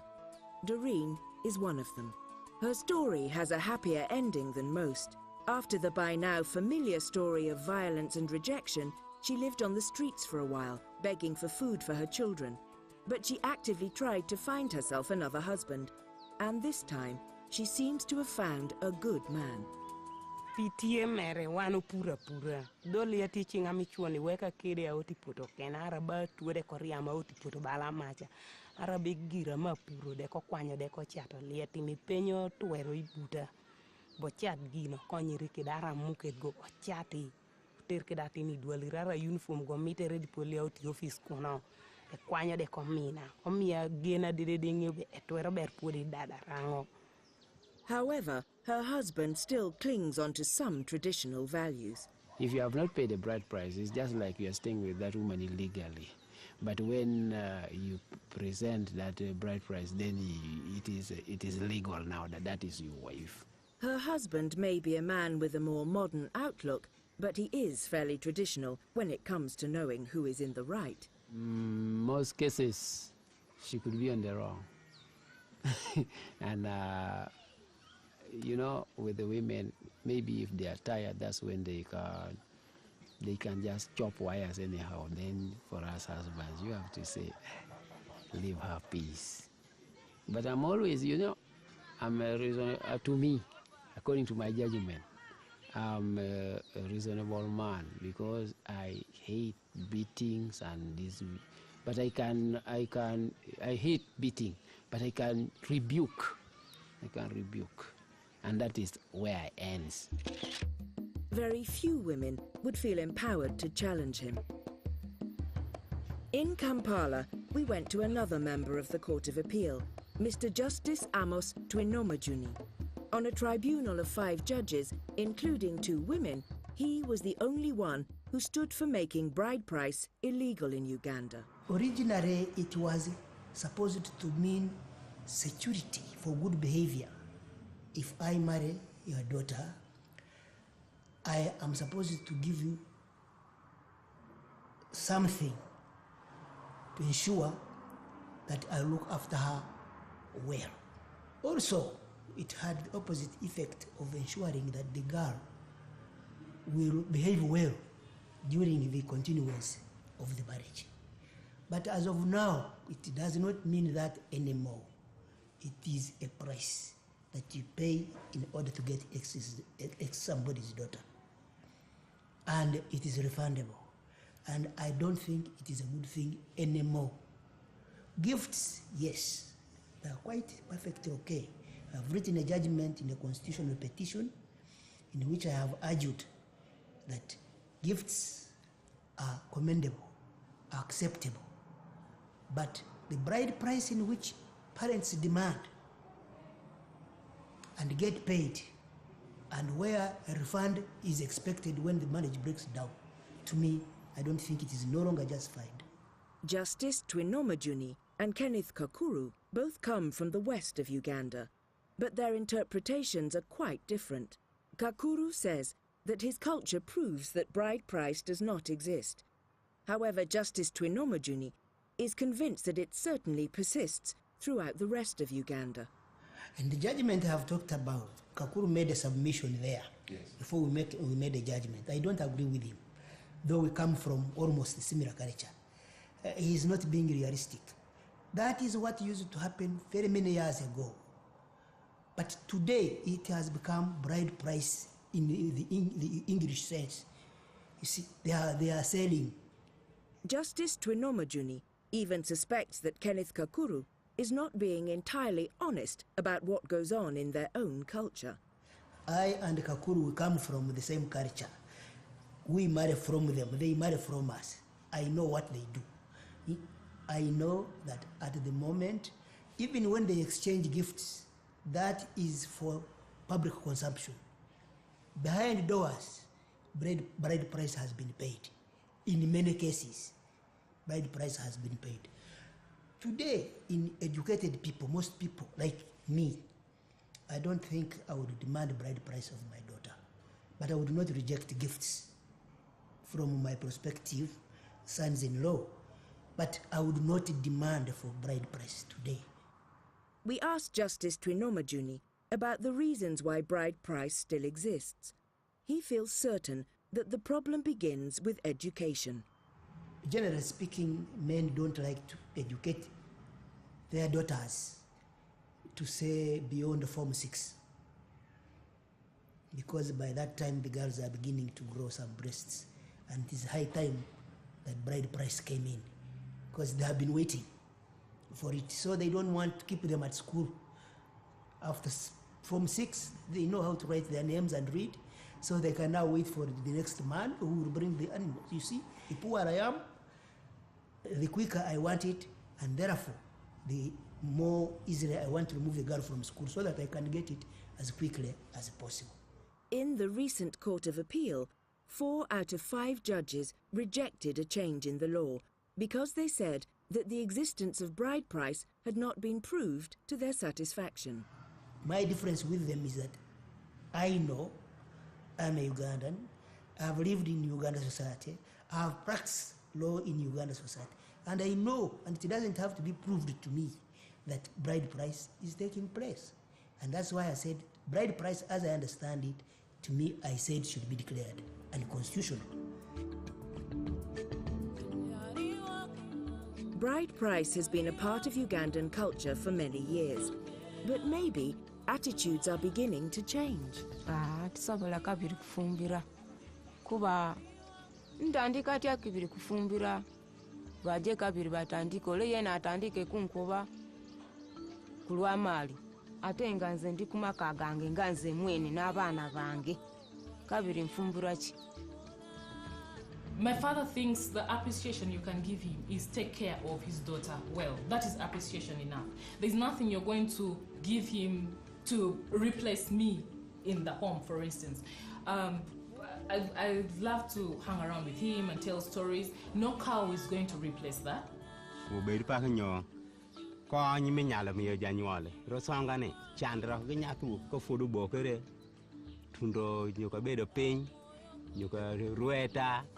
Woto, Dongo, Samsago, you could be pung, Doctor Dana packing your one ama. Inyako I get the new mere. Ayen to I need new mere taking yangani. Ngatubedo, Kishi, Kosobedo Pino. A ting or Dan Manyalu Nikini. Some moroje. You give a gift, it is a gift. Don't come for it because things have gone sour. If men know they're not going to get it back, they're going to be so against paying it in the first place. You can't take somebody's daughter, produce 10 children by her, stay with her for 40 years, then you expel her and you expect a refund. It's in any culture, in any civilization, however much you might even want to call it primitive, it doesn't make sense. It used to be a useful and beneficial culture, but because it has been abused and manipulated, it promotes domestic violence, and in fact, it has lost its value and it should be abandoned. If Uganda is to move forward as a leading African nation, it cannot afford to treat half its population as commodities. Isn't it time that women were not bought and sold? That weddings were not places of transaction? Many people in Uganda continue to insist that bride price is merely a gift, but they seem to be concentrating on only those people in the country who can afford to see bride price as a gift. At village level, brides continue to be treated as little better than cows, bought, sold or haggled over, a means of pacifying demanding relatives, and, like cows, they can be beaten and commanded, and sometimes even destroyed. A continuing evil in this country is the persistent belief that bride price could and should be refunded. As long as this continues, women will never be safe from the sometimes violent whims of men, who can still marry as many wives as they like, who can throw women they are tired of out onto the streets, and who can ignore all the work, love, and nurturing that women provide. If Uganda is to be a modern, relevant, and important African country, then its women and its brides should be seen as treasures to be cherished, companions to be loved, and above all, held equal with men in education and treatment. Let us by all means celebrate marriage and exchange gifts, but such gifts should never be seen as payment and should never be demanded back.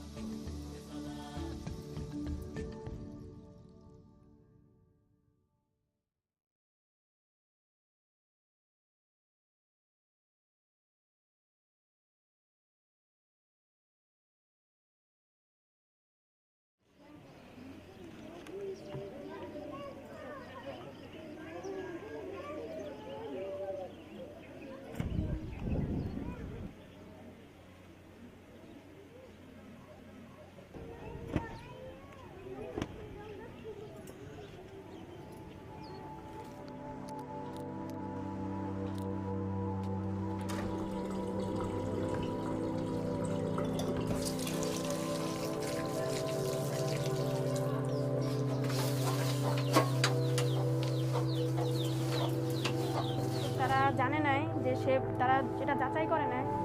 আমার নাম মাহি, আমার যখন 11 বছর বয়স ছিল নিজেও জানি না।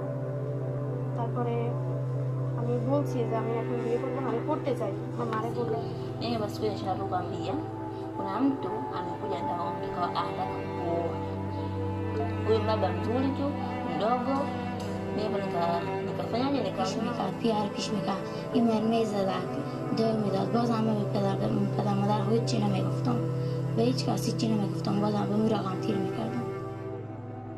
In 2018, Voice of America posted videos on social media of girls and women describing their experiences as brides and young mothers. The videos sparked a global conversation, receiving tens of thousands of comments and arguments for and against child marriage.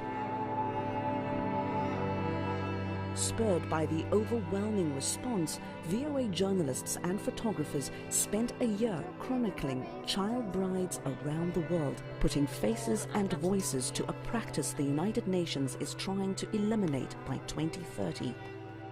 They focused on the worth of a girl and her value to two families, the one she leaves behind and the one she joins. What they found was troubling. In much of the world, child marriage is common and acceptable, and the lives of girls aren't worth very much.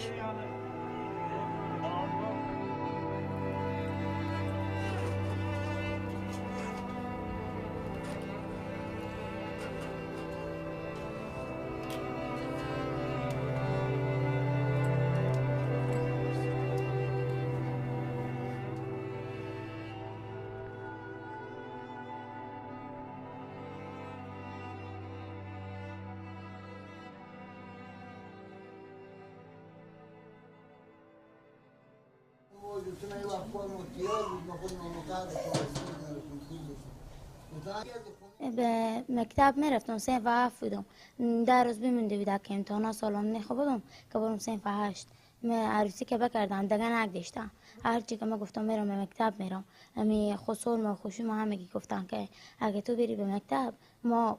At 13, Samaya was a dutiful daughter and sister in Afghanistan, helping her family make ends meet. Her father sold her to an abusive relative for $3,300. این مرمی زدک دو میداد باز همه به پدر مادر خود چی نمیگفتم به هیچ کسی چی نمیگفتم بازم به رقم تیر میکردم همین تا با مشت و لغت و هردم مرمی زدم و دو میدادم فاش میگفتم مثلا اثر یا نمونه به جامعه شلاق چیزا نمیزدن که اثر بمونه. Samaya represents child brides around the world, poor, powerless, barely educated, whose resistance to marriage is either ignored or overruled. Like most, she had no choice in the decisions made by the grown-ups in her life. She was a business deal.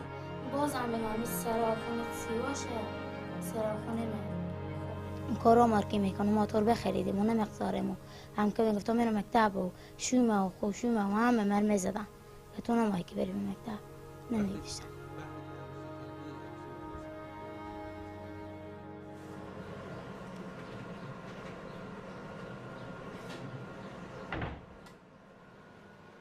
Unë quhem Orkita Driza, jam martuar në moshën 13 vjeç e 7 muaj. Njëra nga motrat e mia që ishte, domethënë ishte më lart pak më e madhe se te unë, vuante me një sëmundje të rëndë, domethënë nga veshkat, të dyja veshkat I kishte jashtë funksionit për jetën, dhe ishte në rrezik vërtet për jetën. Dhe mamaja ime vendosi që të bënte motrën operacion, që të më martonte mua me dikë tjetër dhe të bënte motrën operacion, sepse ky njeri që më mori mua për djalin e tij kishte, domethënë, kishte muhabet shumë me doktorët e Durrësit. Ky ishte një detyrim ndaj familjes, edhe unë e bëra për hir të si me motre për të shpëtuar jetën.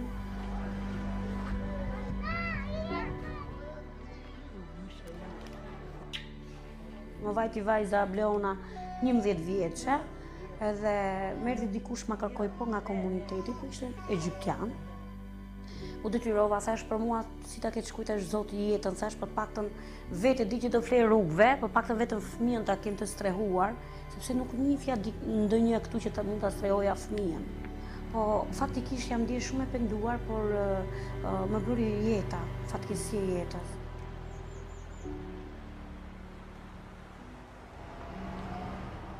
Child marriage is not confined to girls in poor, developing countries or members of a certain religion or tribal custom. Even girls in the wealthiest countries, like the United States, are child brides.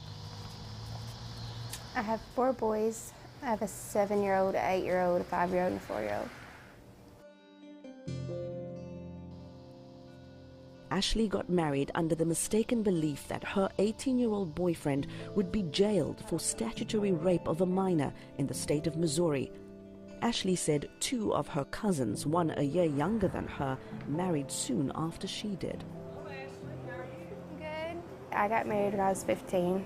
I just found out I was pregnant not long before I got married. My aunt got on the bus and she told me to get off the bus, that I was going to go get married that day. All I can remember is hearing all the kids gasp and was like, she's too young. We went to the courthouse and got our marriage license. And then we went to a preacher's house here in Still, and he married us. I don't think either one of us realized how big of a commitment we were making then. No, that day I think I was happy, but I know there was definitely fear and doubt in my mind. I mean, I was happy that I was about to do what I thought was start a family, and I was excited more for the future than I think I was for the present.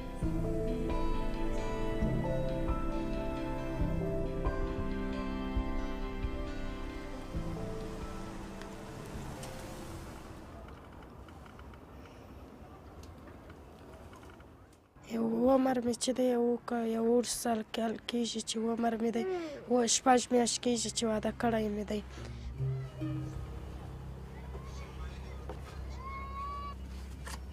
دلته راغلی مور مې ډېرې قرض وکړي په قرض کې خلک باوې وړي. ژړل مې ټول کلک ته مې مجبور ولو نو سمو کال قرضاریان داسې مو ټینګ کړی و. بیا مو ټول ول چې قرضاریان دې ټینګ کړی دي پیسې نه لري ورکړه ول پیسې نه لري ورکړه خپل لور ورکړه. In much of the world where marriage is a transaction marked by cultural expectations and traditions, young brides like Samaya and Bobogai pay the biggest price for their innocence, independence and freedom. واده مې چې وکړ ژړل مې اوس 2 میاشتې کېږي خپل د خپل د میړه کور دلته راغلی یم. داسې راباندې کار ډېر کوي کار مې هم نه دی لږ زده نه دی دغه دپاره اوس دلته خپل مور سره راغلی مور مې لږ کار راته ښیي. ژوند مې مخ ته هم دغسې و تماس سبا ووتم ماپښین د عینونه 500 روپۍ 100 روپۍ 10 روپۍ کبال مې ټولول. دا چې واده مې وکړ په دغه ورځ مې واده ولا زه ولاړم کباړ ته ولاړم. کباړ مې ټولول کاغذان مې ټولول عینان مې ټولول خرڅ مې کړي نو ډوډۍ موډۍ راوړم دا کوچنی خوري چې خرڅ مې نه کړي دغسې تجه ناسته دی. تو سالنډي مرض لا لرم ساه مې چې ډېرې بندېږي دغه یخ چې کېږي داسې ساه مې بندېږي تمام ورځ په بستر یم تمام ورځ جګرخونې کوم او تمام ورځ داسې ورته زړه مې دغسې اور وایم واخیستی.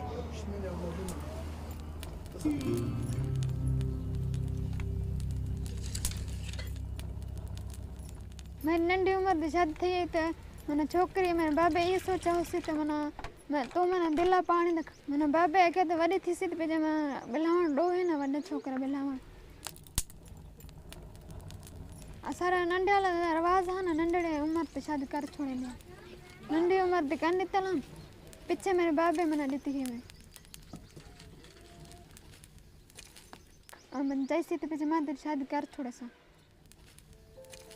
Over and over, girls are forced to leave classrooms where they thrived and into marriages where most of them never wanted to be. शादी का पहिरीं माना मां school वेंदी हुअमि त सुठो लॻंदो हो मां जब मां पढ़ां वो शादी को मुझे शादी थी वही तो मैं जाना वो भी मुझे शौक आए ओ पर मैं शादी के पीछे भी मैं मना इसको मैं शौक आया मेरे पढ़ाने दा मैं जब मैं पढ़ा सारे छोकरे इवें करेंगे ना दिला पानी से जिन्हें शादी कर चुके शादी के पहले मैं आज़ाद हो मना घर जो काम कर अपनी मर्जी से करेंगे हम पीछे वाले माँ पे वादे करेंगे हम ना तो अठे बैठी होंगी हम मांदी बैठी होंगी हम शादी के पीछे वाला सजी घर की जिम्मेवारी आ गई ना सजी घर की जिम्मेवारी आ गई सजी घर का कम कार मना बालों को संभालना पीछे भी मैंने घर वाले मैंने पीछे रोक छोड़ा ना घर की सजी जिम्मेवारी आ गई अपनी दीदी शादी मना वडी थी सी पीछे करवे सा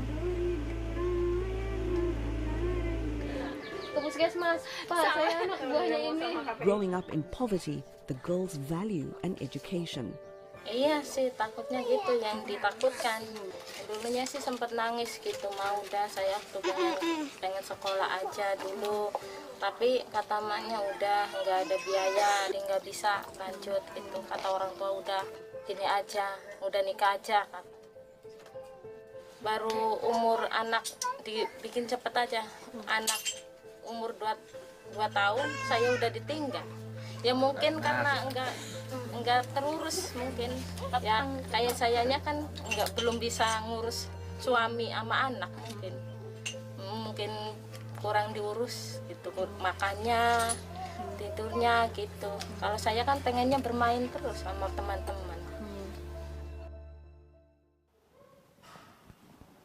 To kamar da kika sani dai ban fara al'ada a lokacin ba, amma kuma sai ina gidan mijin na fara. To kuma dai da na zo haihuwa dai kin san yanayin da yara karancin shekaru baka yi girman ma da zaka san menene matsalolin ciki ba, amma wurin haihuwa dai an sha wahala. Khadija, a member of the Fulani tribe, comes from a family of clerics. At 13, she was 2 years younger than the age limit that girls in her family are married off. Amma ba a yin sama da haka. To maganar kuma da kika yi min na cewa akai haɗi ne, to zan iya cewa haɗi ne tunda a lokacin ba zan iya tantancewa me ya so me ya kiyayya ba, kuma ban san ma ya so yake ba. Throughout the world, young girls realize almost immediately the harsh realities of an early marriage. Ai vërtet ishte I verbër, po ishte alkoolist, nuk rinte në shtëpi. Isha 13 vjeç e 7 muaj, ishte 24 vjeç në atë kohë. Martesa zgjati 15 vite, mbasi unë bëra 4 fëmijë me këtë që kisha. Dhe pastaj durova, I thash, u detyrova që ike sepse nuk mund të rinja dot më.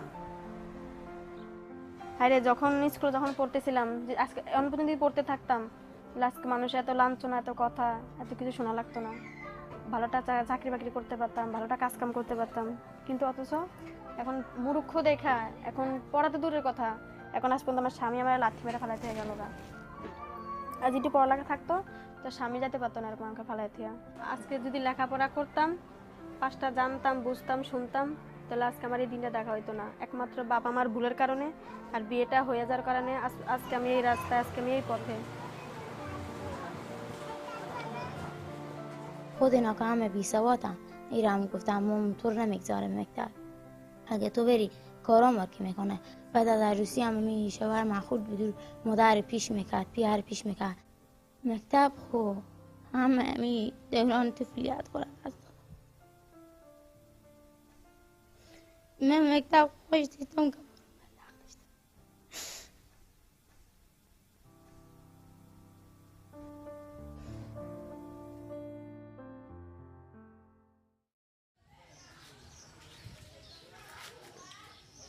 In a village in Tanzania, faced with the prospect of being married off to a stranger, 14-year-old Mwana Hamisi took control of her own destiny.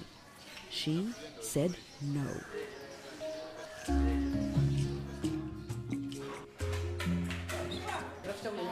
Siku hiyo ikatokea shughuli, nikaenda pale katika shughuli za tuseme za shule za graduation, nikaenda tukafanya sherehe, nikasikia kama mtu na umri mdogo anataka kuolewa.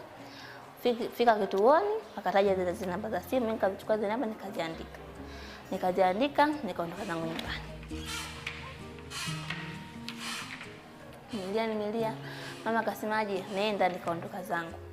Niliondoka zangu hivyo fika siku ya pili ile, yule bibi akanipa ile simu ili niwasiliane na yule bwana. Aliponipa ile simu, mimi nikaichukua ile simu, nikaandika zile namba, nikaanza kuwasiliana na polisi.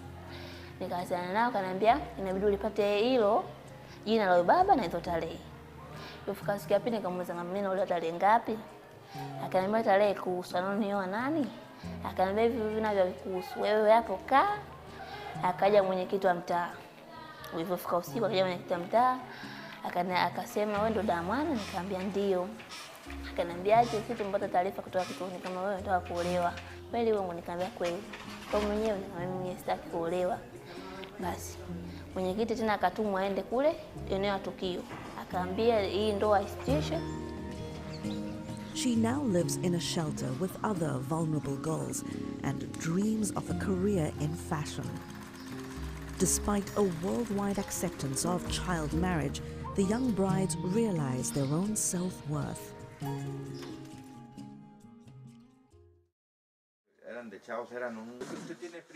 Girls marry for a number of reasons. But what about old-fashioned love? As the saying goes, it's complicated. Estrella was in the 6th grade when she fell in love. She married her boyfriend over their parents' objections. In Mexico, roughly 1 in 4 girls is married or in a live-in relationship by age 18.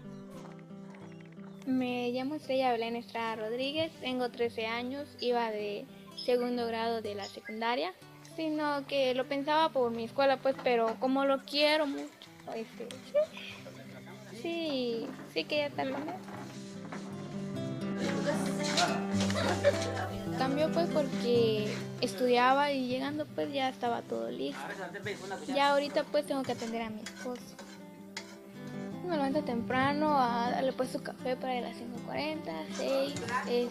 Ya después empiezo a limpiar la casa, los trastes, lavo su ropa, todo, ¿no? Y ya le ayudo a mi suegra a hacer pues el desayuno para que aprenda yo a cocinar, pues, más que nada, porque como no muy sé, pues, ya mi suegra me enseña. Pero ya me estoy acostumbrando.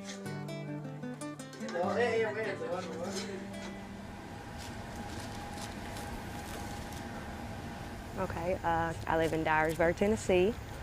I work all the time, take care of my baby and the husband. That's about it.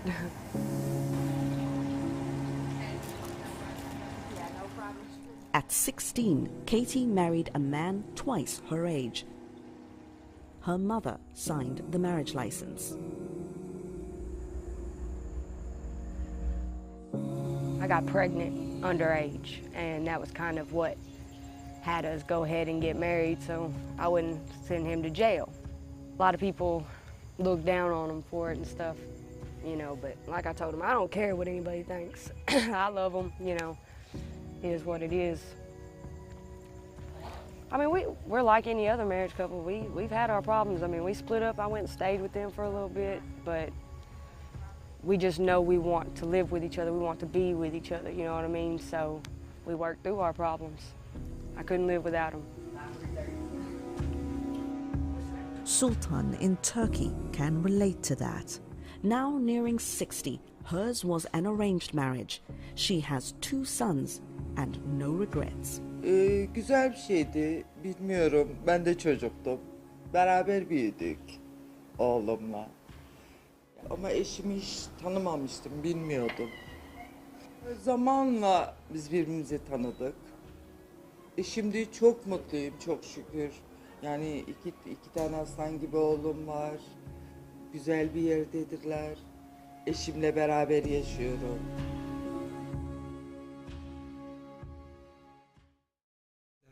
که اونجا در خانه بودی 1 سال ادعا می‌کنی و در خانه بودم برخورد اینا با تو چطور؟ عکس‌ها و خلیجی‌ها ببینن گناه نداره. هیچی گناه نداره.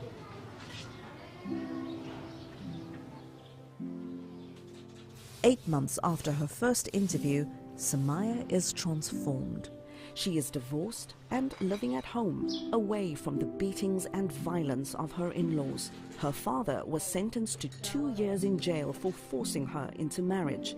She's happy and healing and wants to learn to read the Quran. اونا دارن زندگی خور میکنم، من زندگی عادی خور شروع کردم، خیاطی میکنم، من مادر یک براری دارم، برار من فعلا به شرکت مایه بره کار میکنه، دیگه کسی نیاز ما که مثلا نوار خونه ما فقط مانه، اول خدا بعد از ما برار مینه کلا نمینه، پدر ما کارم نمیکرد. بله فعلا بیتر شده، حالا که پیام نیم خب به کل بیتر شده، به خاطر از اینکه پیام که به جنگ دعوا میکرد و چه میکرد، اون پولی که ما خیاطی کردی از ما میسون، به این واسه از اون لحاظ خیلی خوب. خونه دیگه ما خیاطی مانه که مثلا اپرانه که بیارم برای ما خیلی میارم، بیشتر خیاطی و پیش مانه.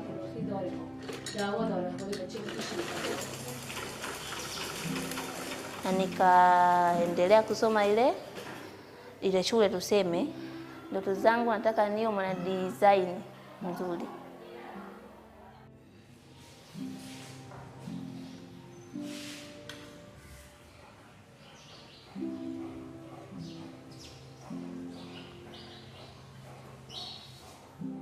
Ya, alasan saya mengajukan ke MK, jangan sampai adanya pernikahan anak lagi. Udah cukup saya aja yang jadi korban, kalau dinikahin masih anak, masih kecil tuh, aduh nggak enak rasanya. Iya, memperjuangkan anak gitu, udah jangan sampai kayak saya gitu, harus diperjuangkan anak.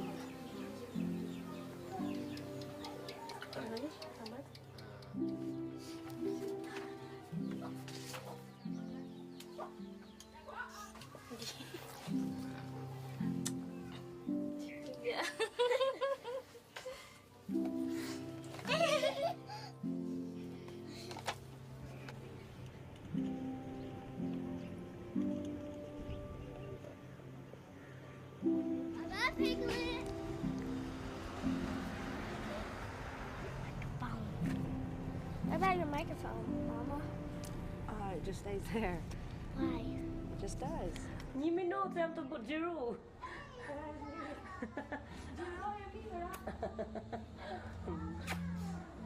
Unë e martova se mbeta në rrugë, ku mund ta çoja unë vajzën time.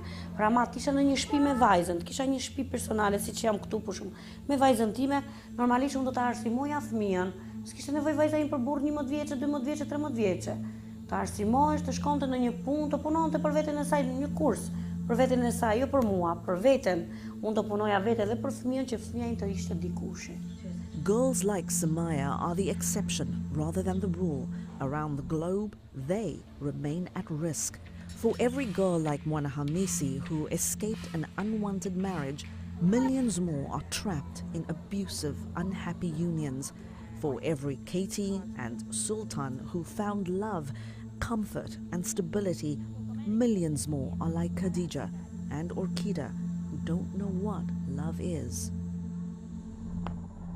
Unë I bëj një mesazh të gjithë këtyre nënave, vërtet ne vetë jena martuar në një moshë të vogël, por të paktën fëmijëve tanë të japin një arsimim të mirë dhe fëmia mund të martohet në një moshë e pakta 20 vjeç, e pakta. তাই আমি সবার কাছে বলবো একটা কথাই কমু যে আমার মতো আমরা চাই না যে কোনো মেয়ের বাবা মা কোনো মেয়েকে অল্প বয়সে বিয়ে দিয়ে কোনো মেয়ের পড়ালেখা নষ্ট করুক বা কোনো মেয়ের জীবনটা নষ্ট করুক। I do regret, not finishing school, growing up way too fast. That's just stuff you shouldn't do when you're a kid, honestly. I see that all now. I didn't see it then, though, and you can't change it. Ending marriage before 18 is one of the United Nations 17 Sustainable Development Goals. It asks that governments, civil society organizations, religious and community leaders and families work together to re-evaluate the worth of their goals. It's a community effort, it's a country effort, it's a global effort. So if somebody would have had a similar story to mine and would have told me, I wish that would have happened for me. I wish I had somebody to tell me that I was making the wrong choice.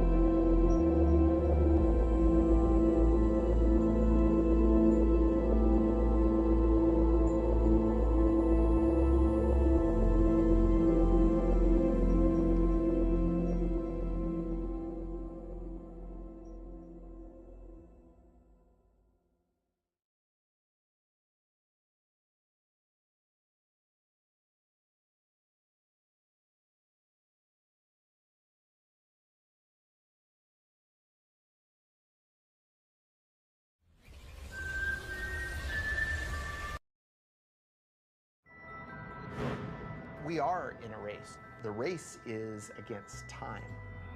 We have to build cities. We need them, but we have to make them in a different way. We need a wave of innovation, not only for our way of life, but also for the planet. The consequences would be enormous if we lose this battle.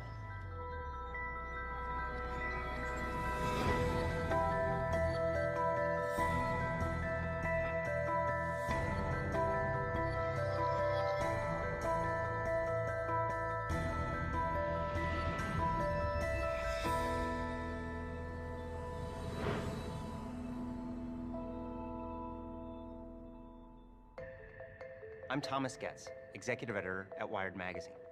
At Wired, we look at the innovators and innovations that are changing our world.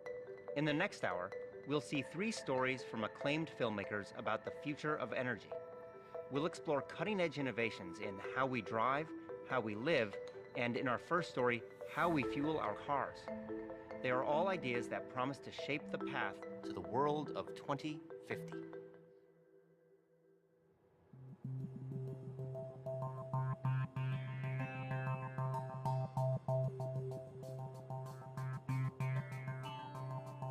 The world has right now close to 1 billion cars, and we might double the number of cars on the planet by 2050. So if we double the number of vehicles, we really increase the amount of fuel they consume, and that's going to have a big, big footprint in terms of our demand for resources to move all those vehicles around. We're pulling up carbon that's been stored underground and burning it in our automobiles and putting all that carbon dioxide into the atmosphere. If we don't reduce that, we could have changes in the climate that we could never recover from. There's a number of forecasts for what type of transportation economy we could move into. One vision is that we will use more and more liquid fuels. Another one is we'll use more and more electricity. And right now, more of the industrial activity is focused around liquid biofuels. The thing about a fuel is it's really unparalleled on a weight basis how much energy is in a gallon of fuel. And even if batteries develop as some of the advocates hope they develop, we're not going to see batteries running large trucks, and we're certainly not going to see an electrified air fleet. We're going to need transportation fuels for those that will directly replace the petroleum-based fuels that we're using today. This has kicked off people looking at a whole range of other alternatives to petroleum in your tank.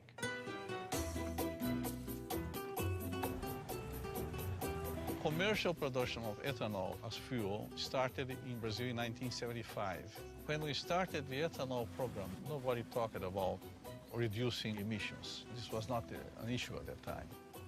First, and most important, we didn't have money to buy oil anymore after the first oil shock. We were importers of oil. And today, more than 50% of all cars use ethanol instead of gasoline. Brazil made a very conscious choice to try to find a way to reduce their fossil fuel dependence, and they didn't have to look very far because Brazil's climate is ideal for growing sugarcane. When you have sugarcane plantation, you have only 2 things to make, sugar and ethanol. My family has been in sugarcane business since 1955. And about 30 years ago, I thought there is opportunity to make more ethanol. And now we are producing 120,000 cubic meters of ethanol. Brazil today has very close to 400 sugar mills. The overall sales is $30 billion US dollars, and this number is increasing. If you look at how they make ethanol and how efficient the process is, it's really a model for all of us. They grind the plant up, extract the sugar from the cane. The sugar goes into these large fermentation tanks, which combines sugars together with yeast that naturally produces ethanol. They use the rest of the plant to generate heat to distill the ethanol and turn it into fuel. They also use that heat to generate electricity renewably, not putting excess carbon dioxide in the atmosphere. Brazil has gotten to a point today where they're using about 40% less petroleum than they would be otherwise. But Brazil cannot supply the whole world with ethanol because they would have to cut very strongly into food production and into critical natural areas like the Amazon to make that happen. And this really boils down to the fact that there's only so much arable land, and growing fuel for our gas tanks is yet another demand on that landscape. We cannot kid ourselves in thinking that we found a general solution for the world problems. I think we will have to face the world in this way today. We have no oil in very large quantities anymore. We have no coal transformed in a clean way. In the meantime, we have to do the best we can. And the best at the moment is that we can do biofuels. Sugarcane to ethanol is an incredibly efficient process. You get out about 7 times the energy you put into growing the sugarcane. In the US, when we produce ethanol from corn, for every unit of input of energy, we get about the same amount of energy out. So we're really not gaining anything. We need a better process. We don't have to take what nature's given us. We can actually engineer plants and yeast to be more efficient, and that's the basis for a lot of the work that we're doing now. What we need to look at, though, is which of the pathways that come out of this are not only good financially, but those that are also good in sustainability. And this equation is really wide open right now. We are in a race to develop fuels. The race isn't with other countries, the race is against time.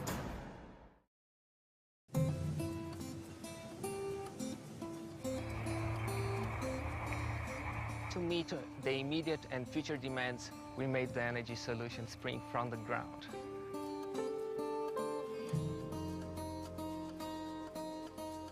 Brazil is the most efficient ethanol-producing country in the world. Sugarcane alcohol from Brazil can reduce the total carbon footprint by up to 70% compared with the gasoline.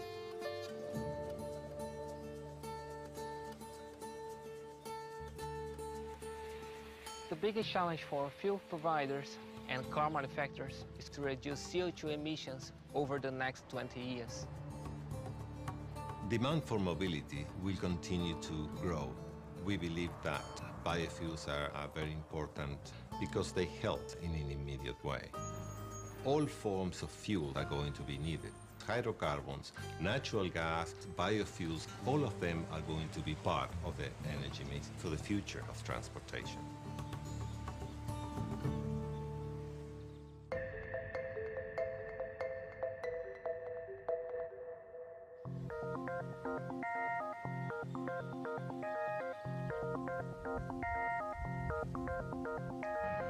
Brazil has been very successful at taking a resource they had and finding the process to make that into ethanol. And people call those first-generation biofuels. We have lots of lab work around the world that are looking at the second generation. That's generally turning cellulosic material from, for example, weeds into biofuels. And the United States is very much at the forefront of the innovation part of the equation.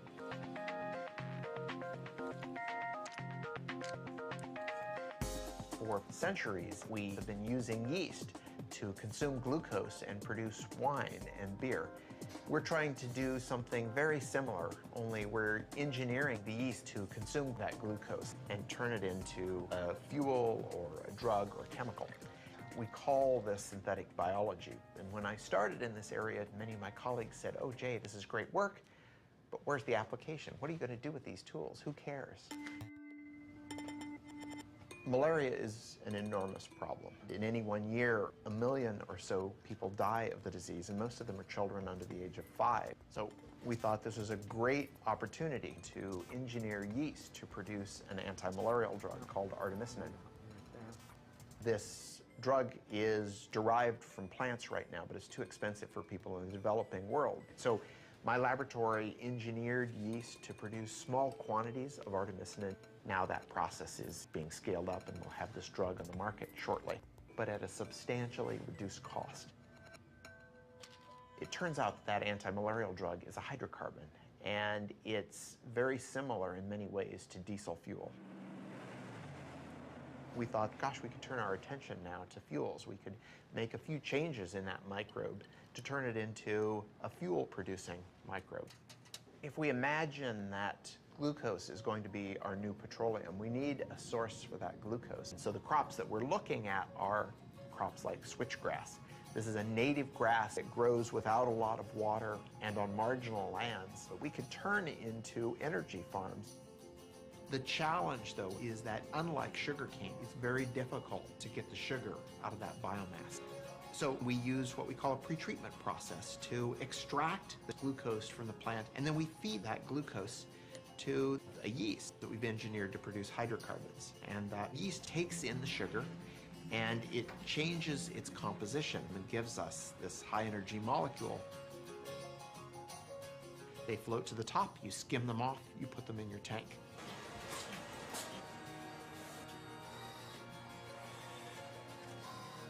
But it takes a lot of work to get from that small test tube all the way up into the million-gallon tank. So we have to give it time, but I think that some of the discoveries that are happening might be applied by the end of the decade.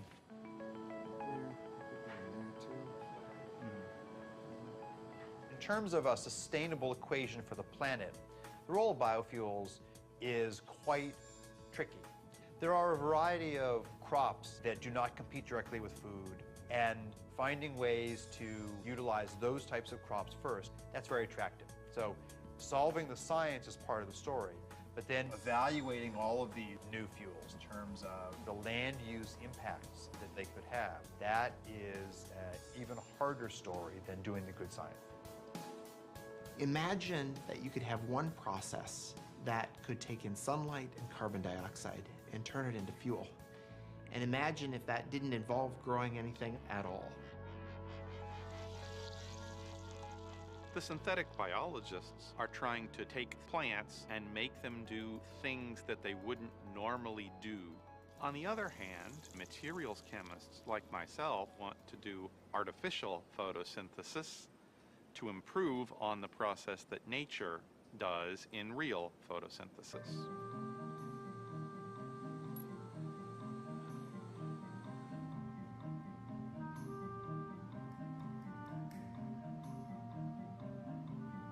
We should follow the blueprint of plants converting sunlight into fuel, but take the approach that it could be much simpler. All we really need is a light absorber that absorbs sunlight. We also need a catalyst like iron or nickel.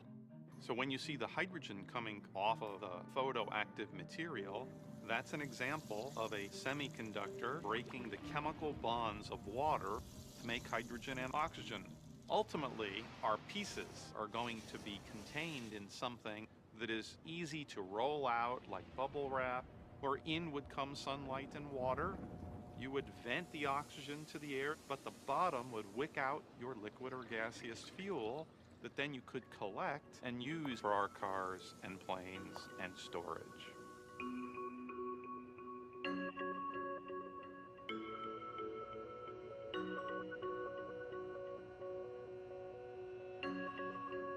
Our goal is within 2 years to have the first artificial photosynthesis solar fuels generator that we can hold in our hands, and then get to scale beyond that time. We're certainly not good at predicting the future, but to me, electric vehicles look like a sustainable option. We've heard proposals about things as far-fetched as nuclear-powered planes, and even some proposals to move freight around with lighter-than-air vehicles. And so, if the future in 2050 does include a fair amount of oil, what it means would be that we haven't deployed as many of these clean technologies as we already know are possible. If you think about how long it's taken for us to build up the petroleum industry, we can't hope to reverse that overnight. It's a huge change in our infrastructure. Yes, we should have been working on it 30 years ago. We didn't. We're trying to make up for that, and that means basic research needs to be done now and by as many people as possible. We have a long way to go, but I'm confident that we'll get there.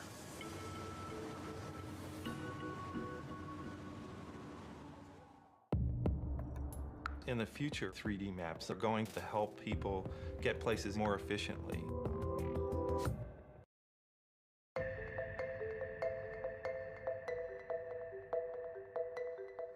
just saw the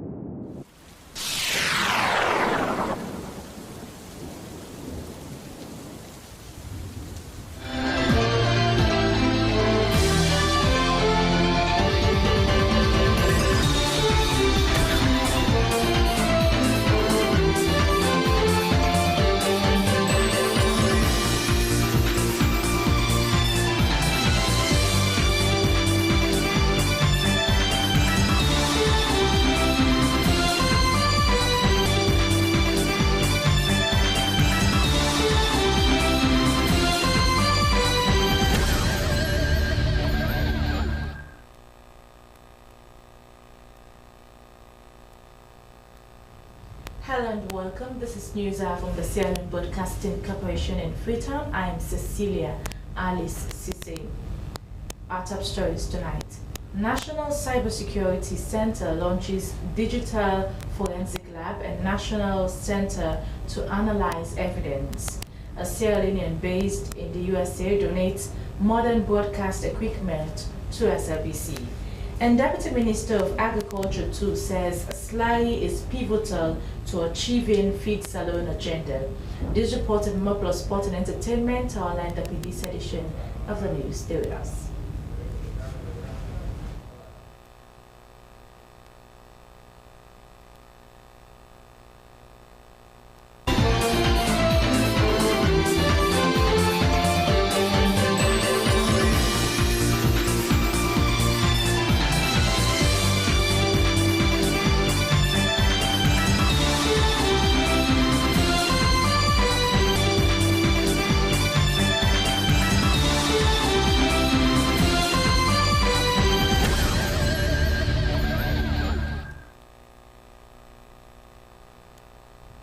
Welcome back. We start up with our first story tonight.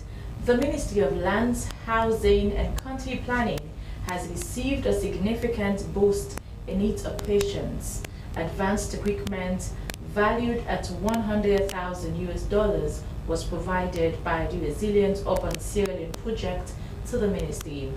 The initiative aims to strengthen urban planning and land management across Sierra Leone.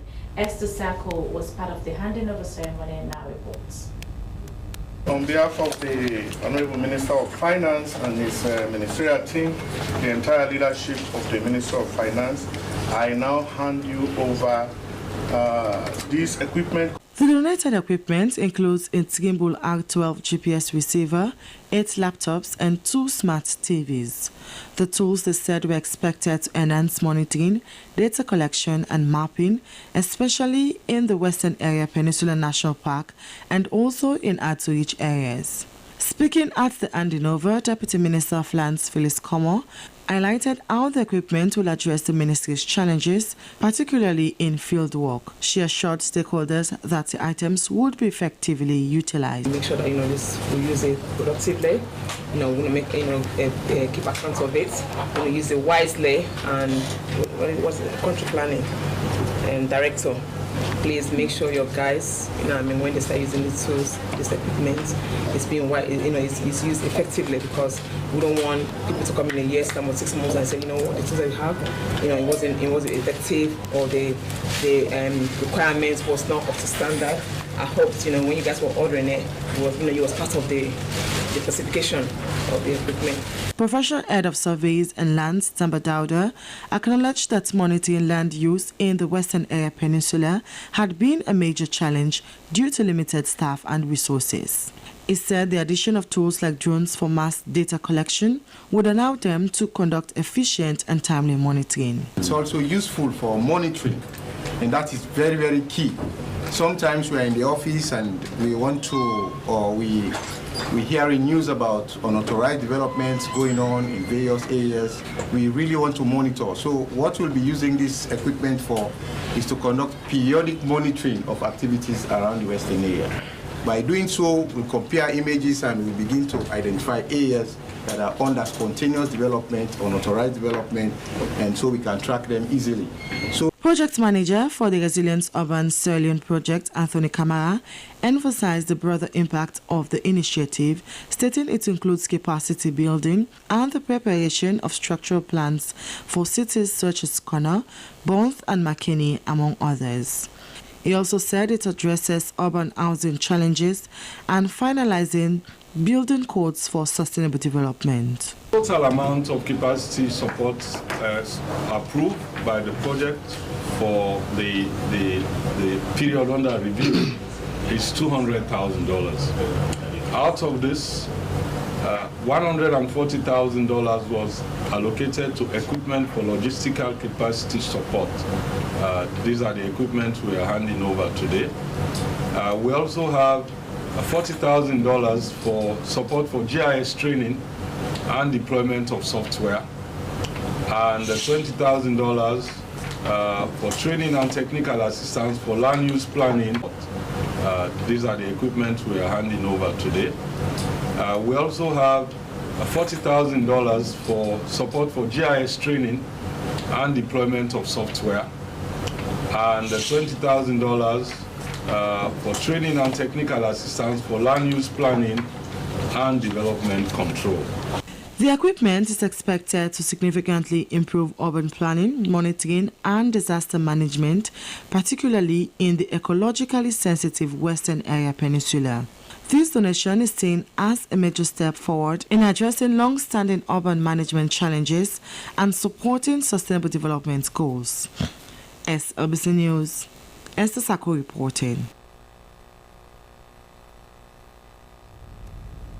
Now, the National Cybersecurity Center has launched a digital forensic lab and national center that would analyze evidence and protect the digital cyberspace. Officials from the law enforcement agencies and the judiciary witnessed the event. Auna Kamara reports. National Coordinator, National Cybersecurity Center, Maya Mayoma, said that the launch of the first National Digital Forensic Lab would advance the analysis of cybersecurity and crime issues in the country. This landmark event represents a significant step in our commitment to fortify national security, advancing law enforcement capabilities, and safeguarding our critical digital assets.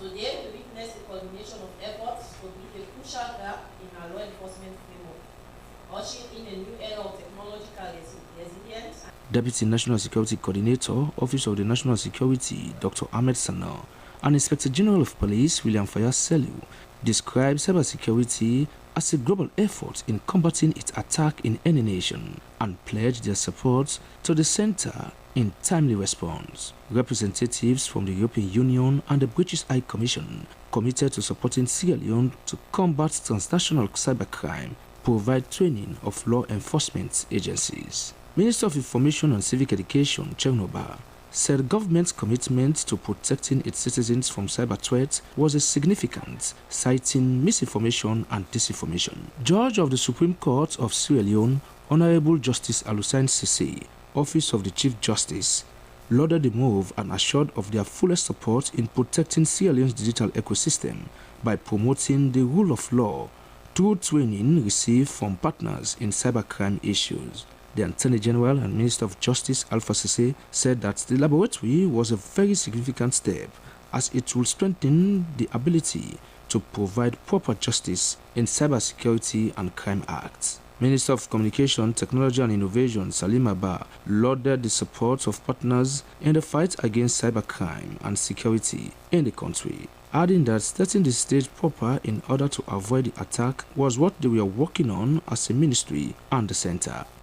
Really, the launch of this digital forensic lab today, I think really is a significant step towards moving us towards that goal of ensuring our cyber preparedness. So I really want to commend and thank the ECOWAS Commission for supporting this initiative. I would like to also, thank Slbc Transformation Project, because I know they're going to be instrumental in the operationalization of that. I look forward to working with my colleague, in my colleague Minister of Information as well as my colleague Minister of Justice in really delivering on the data protection legislation this year in Sierra Leone. We also have other significant legislation that we believe will enhance the ecosystem, such as the data governance regulatory framework. For SLBC News, Auna Patrickama reporting.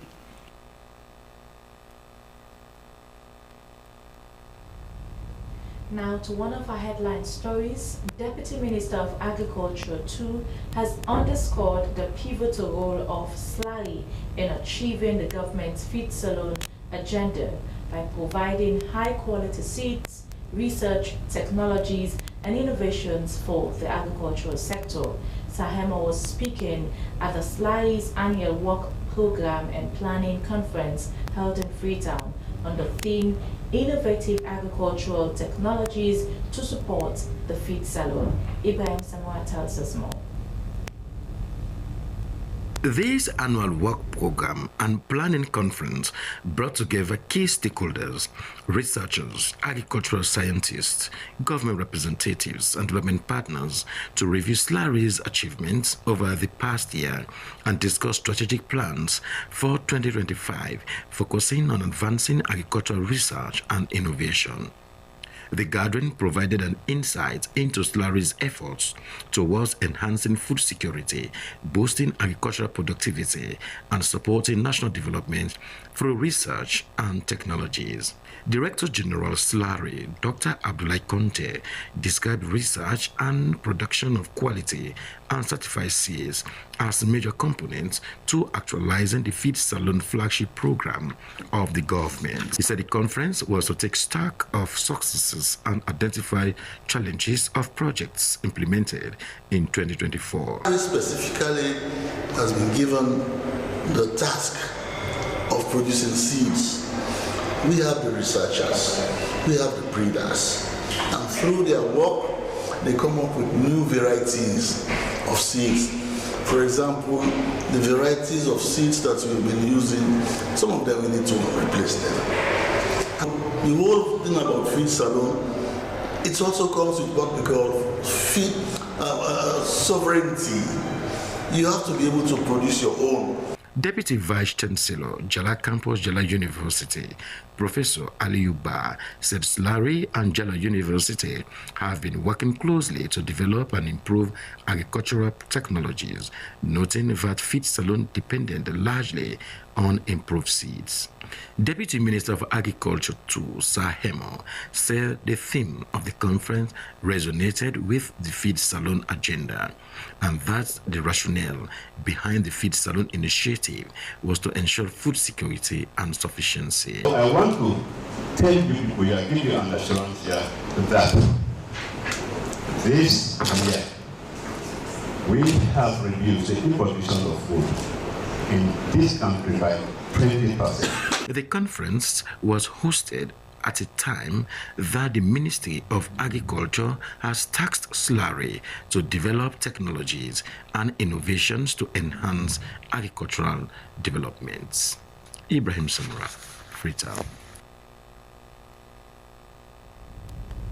In a bid to give back to his country and the media in particular, David Bangura, who lives in the USA, has donated broadcast items including a studio camera, Telecaster mixer, and a complete teleprompter set worth about $60,000 to the Sierra Leone Broadcasting Corporation.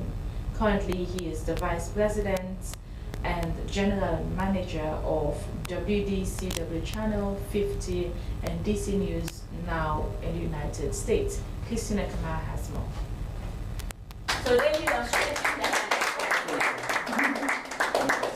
now, the national broadcaster has many professionals who have been dedicated to get the public informed on news and current affairs. The Congo Cross Bridge in Freetown is more than just a busy crossing. It is a symbol of the country's difficult history. However, they've been faced with the challenge of not having enough modern equipment befitting a public service broadcaster. The gesture to provide such equipment to the national broadcaster was to empower them with modern broadcast gadgets to make work easy for staff at the SLBC. David said the high-definition camera features superior audio-visual resolution responsible for recording and live news podcasts. He said there were plans to have more projects with the SLBC. Mr. Bangura emphasized on working in solidarity to improving the standards of broadcasting at the national broadcaster. He also called on fellow Sierra Leoneans in the diaspora to unite and contribute to the development of their home country in any way possible. The journey of 1,000 miles starts with the first step. Today, we're at the first step. And I'm happy to do this. We'll continue to do more.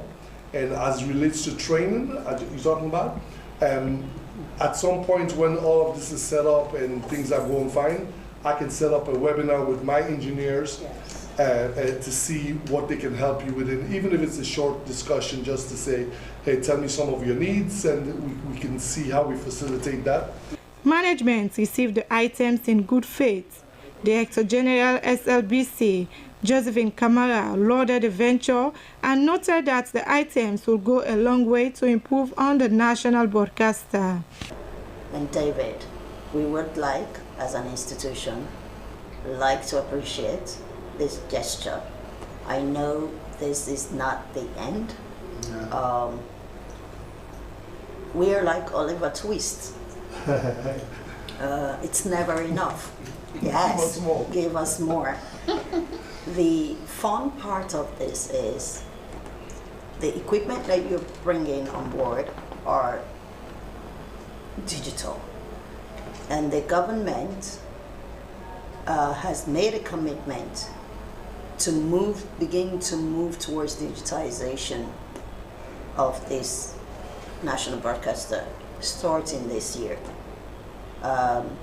The government has actually committed some funds, so we're looking forward working with our dynamic Ministry of Information to see how we can move that process. They collectively expressed gratitude for Bangura's generosity and hope for more contributions to enhance quality public broadcasting.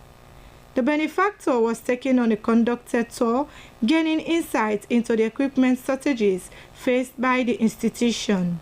He explored the radio and television studios, observing their flagship programs, as well as visiting the control room and newsroom facilities. With over 31 years of experience in the American media landscape, Bangura stands as a prominent Sierra Leonean media expert.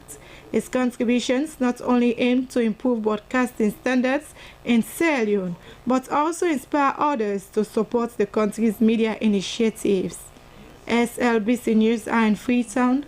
Christian Akama reporting.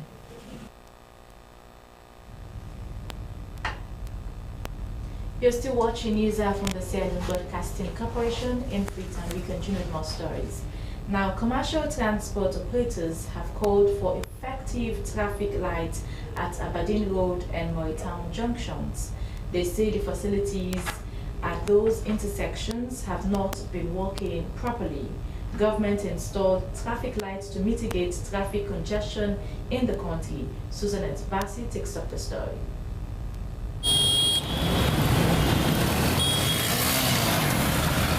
Some months ago, the traffic lights in Freetown were installed and began operating as part of the pilot project that was launched in October 2023. This initiative was introduced as a test match in key areas, including Aberdeen Road and Moritown Road. The installation of these traffic lights in the said areas was meant to address issues of traffic congestion, especially during peak and rush hours. Even though commercial transport workers lauded the initiative, they also raised concerns regarding the timing, stating that there was still huge traffic at Aberdeen and Moritown Junction. They find it difficult. We are finding it difficult as riders. Those that are coming from Wilkins Road, Aberdeen and Moritown Junction sometimes cause traffic jams because they all run at the same time.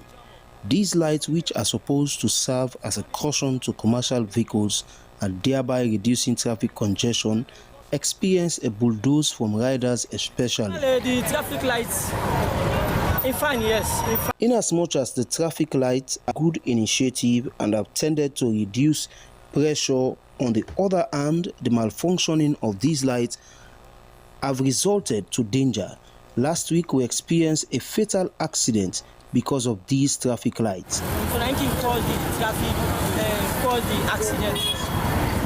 If they're able to adjust for it, then we will really appreciate. But the traffic lights, yes, it's okay. Pedestrians lauded the government for the traffic lights, stating that it had eased the risk of accidents, thereby enforcing patience and orderliness.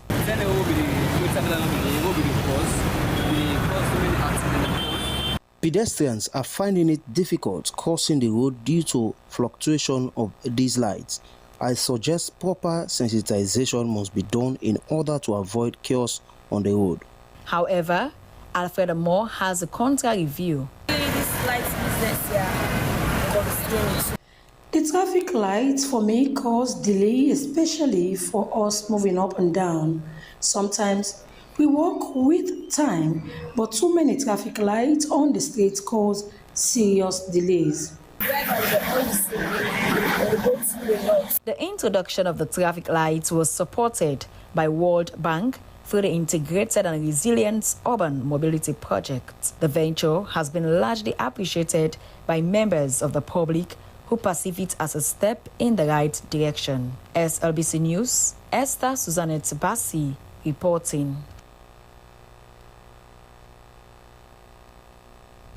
Now, the United Methodist University, UMU, has officially welcomed a new set of students for 2024-2025 academic year at the colorful matriculation ceremony held at its Yaku Stevens campus, King Hammer Road, Freetown.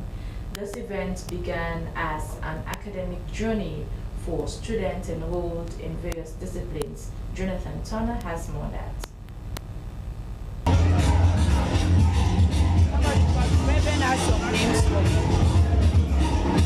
As the new academic year begins, students are encouraged to brace the opportunities presented by United Methodist University to achieve their goals and make significant contributions to their communities. The United Methodist University Director of Planning, Research and Development, Dr. Paul Brewer, emphasizes the university's commitment to academic excellence, professional development, and ethical leadership. Excellence, we speak of integrity and we speak of service.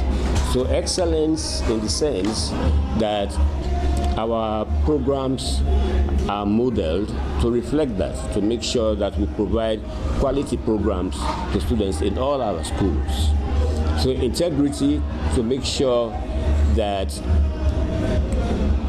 students inculcate moral values as they go through these programs. The guest speaker, Deputy Vice Chancellor of the Institute of Public Administration and Management, IPAM, University of Ceylon, Professor Marian Conte-Morgan, underscored the importance of resilience, innovation, and a student-centered approach to higher education in meeting the challenges of the modern world. Disregard your true north and cook the books. You cannot compartmentalize values.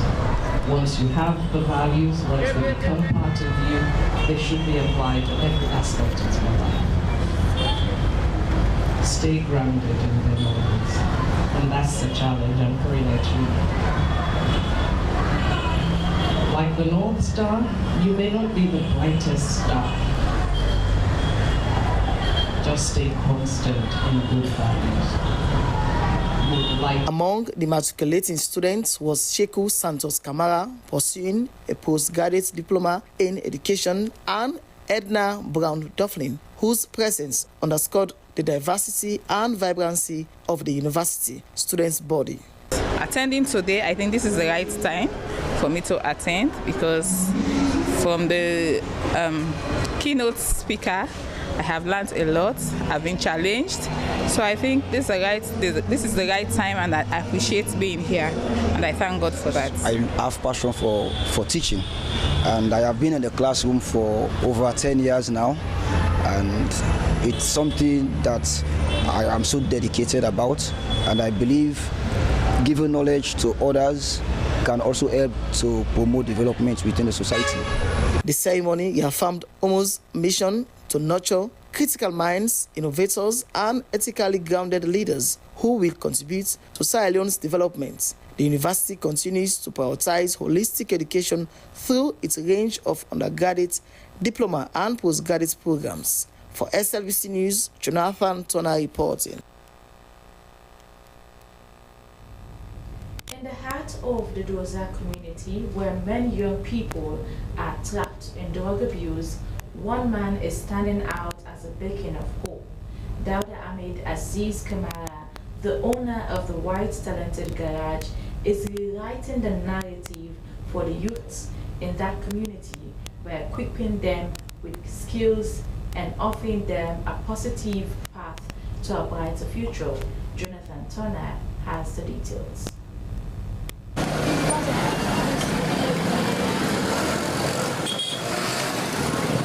Under Dauda Ahmed Aziz Kamara's watchful eye, children aged 10 to 18 are being taught essential mechanical skills such as bike repair, tricycle, and generator. His garage, busy with activity and the home of tools, has become a sanctuary where young minds are nurtured and empowered.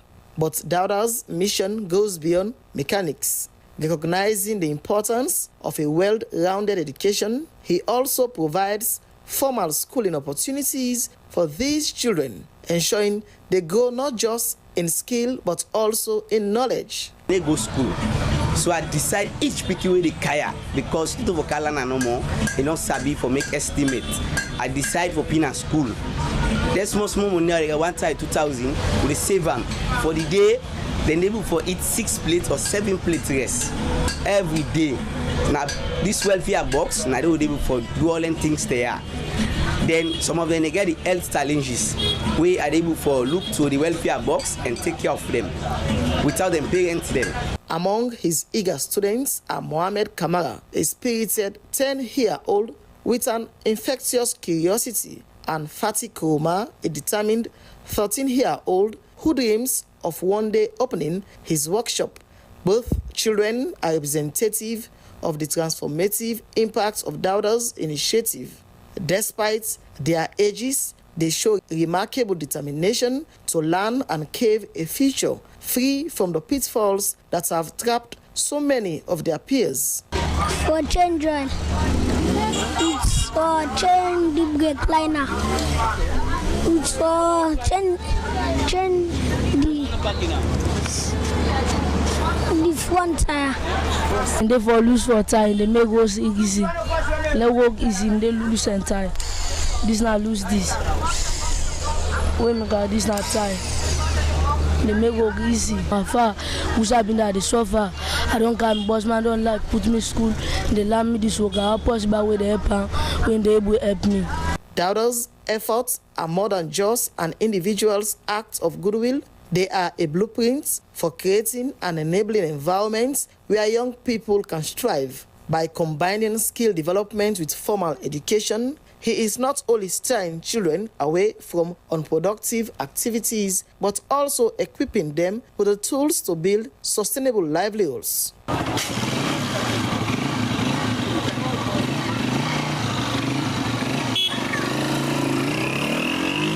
Young ones have been trained to do maintenance in Okada, Keke, and generator. According to the owner, this is geared towards empowering young people for national development.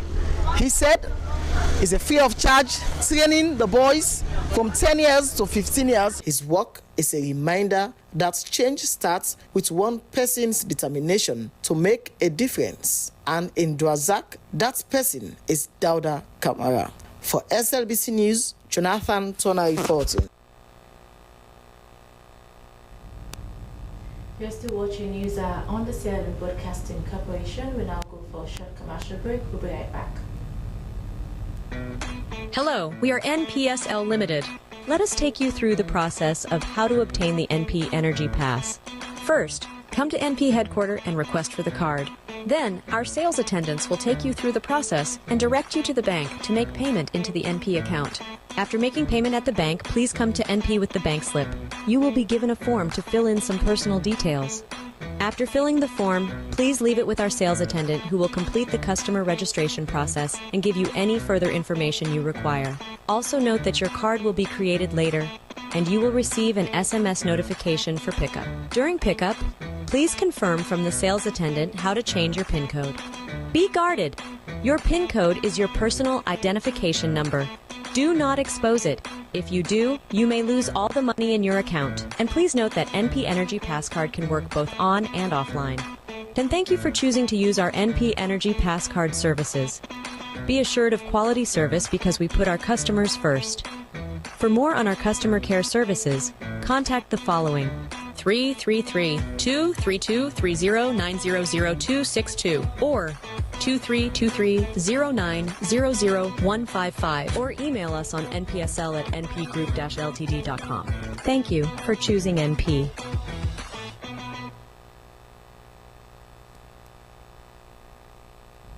Welcome back. We continue the newscast with more stories. President of the Republic of Sudan's Transitional Sovereign Council, Lieutenant General Abdel Fattah al-Burhan, has ended a day visit to Sierra Leone on peace talks. President Julius Maada Bio received the delegation at the Freetown International Airport. Our status correspondent, Amos, has more.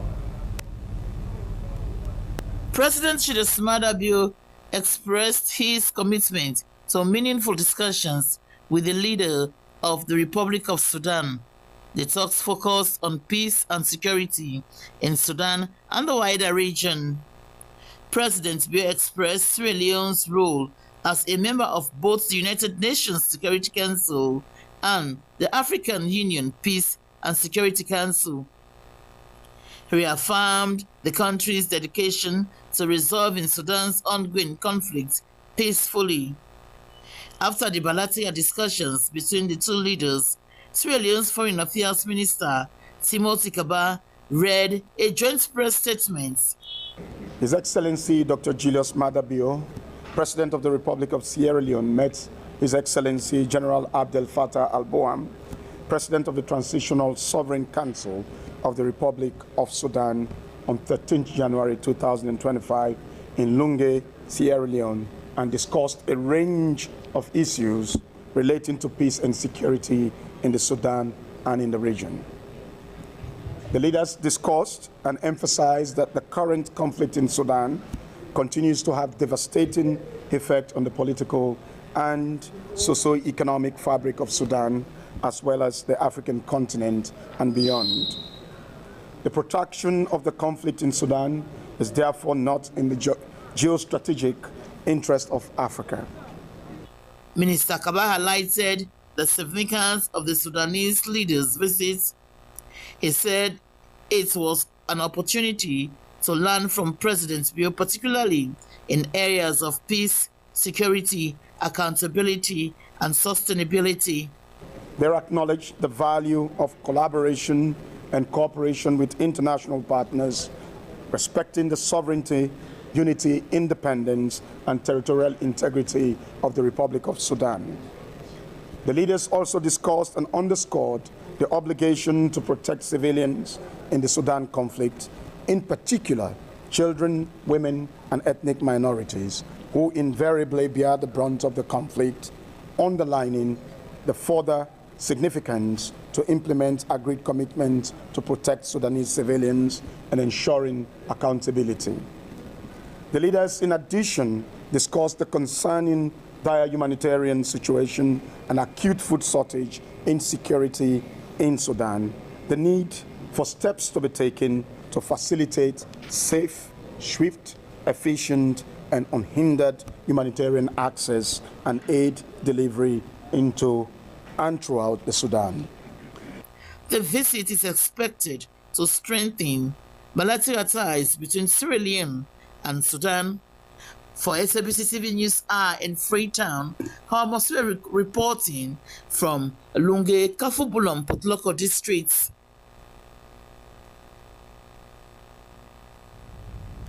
Now, a public health emergency has been declared by government following the confirmation of 2 cases of the Mpox disease in the country. Minister of Health Dr. Austin Demby made the announcement during a joint news conference hosted by the National Public Health Agency. As Ibrahim Samara reports, 2 of the patients are at present admitted at the Connaught Hospital infection unit. Let's have a look. On behalf of the government of Sierra Leone, I am declaring a public health emergency.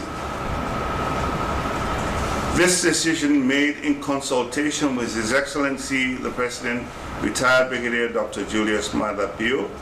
The declaration by government comes after the confirmation of the first 2 laboratory-confirmed cases of Mpox in Sierra Leone, and as a prompt action demonstrating the government's commitment to safeguarding public health and readiness to respond decisively to the outbreak. This would allow government to act immediately to mobilize the resources needed to containing the disease, preventing further spread, and providing quality care to those affected. His Excellency President retired Brigadier Dr. Julius Maada Bio has fully endorsed this declaration, stressing that unity and collaboration across all sectors are essential to overcoming this challenge. He urges all citizens to remain vigilant and adhere to public health guidelines. According to Dr. Demby, the declaration of public health emergency signals government vigilance and capability to address potential development. To address the current Mpox situation, we are implementing the following measures. 1. Launching a nationwide public awareness campaign to educate citizens about Mpox symptoms, transmission, and prevention. 2.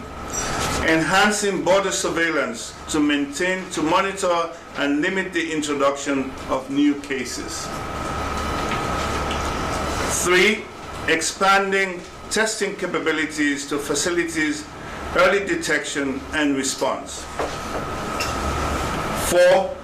Strengthening infection prevention and control protocols across all healthcare facilities. Executive Director, National Public Health Agency, Brigadier General Professor Fode Sarr gave situation updates and a summary of the cases so far. The first case is a 27-year-old male residing at Hamilton Village, that is Western Area Rural.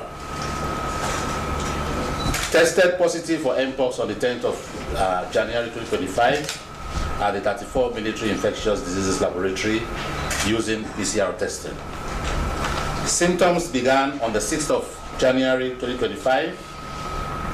No recent contact with animals or symptomatic individuals reported. However, the individual traveled to Lunge, Potloko district between the 26th of December 2024 and the 5th of January 2025. The second case is a 21-year-old male residing at Sheriff Drive, Lumley, that is Western Urban. Presented with symptoms of rash on the 6th of January 2025. No history of travel, no history of contact with animals or interaction with symptomatic individuals. The executive director told newsmen that the agency, together with the Ministry of Health and partners, has rolled out case management, contact tracing, enhanced surveillance, increased public awareness, and collaborated with local health authorities, CSO, to coordinate an effective response. A representative from the WHO, Dr. Robert Musoke, reaffirmed WHO and other UN agencies' commitment in working closely with government on the mpox response, noting they would continue to provide both technical and logistical support. Sierra Leone has previously experienced outbreaks such as the 2024 Ebola virus disease epidemic and recent COVID-19 pandemic. Ibrahim Samura, Freetown. It's now time for our international news.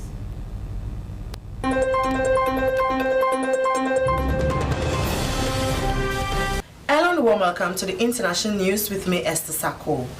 A prominent opposition figure in Uganda will stand trial on the serious charge of treachery, a military court ruled Tuesday. Escalating the legal trouble, Kizza Besigye faces ahead of presidential elections scheduled for 2026. Besigye, who has contested the presidency 4 times, went missing in the Kenyan capital, Nairobi, on November 16, days after he and his co-accused, an assistant named Obed Lutali, appeared before a military court in Kampala, the Ugandan capital. Besigye was charged with illegal possession of a firearm and a charge of relating to alleged solicitation of military support overseas in order to destabilize national security. Amnesty International has called for Besigye's release, saying his abduction clearly violated international human rights law and the process of extradition with its requisite fair trial protections. The unfolding trial of Besigye is being watched closely by Ugandans anxious over political maneuvers ahead of presidential elections. Uganda has not witnessed a peaceful transfer of power since independence from British colonial rule in 1962. The South African government has launched a mission to rescue potentially hundreds of miners trapped in an illegal mine, where their access to food, water and medicine was booked last year in an effort to force them out.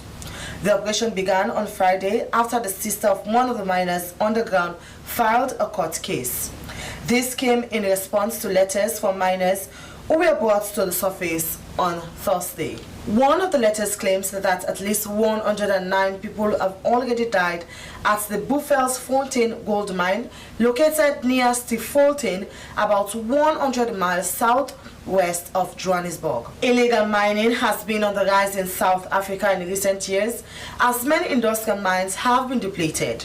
Analysts estimate that around 30,000 Zama miners are working in abandoned mines, producing up to 10% of the country's gold output. A controversial statue of Ghana's former president Nana Akufo-Addo, unveiled last November, has been destroyed, with images showing its severe head and damaged pedestal. The statue, erected in Ghana's western region, faced backlash from its inception, with many criticizing it as a display of self-promotion. The police have not commented on who may have targeted the statue or why.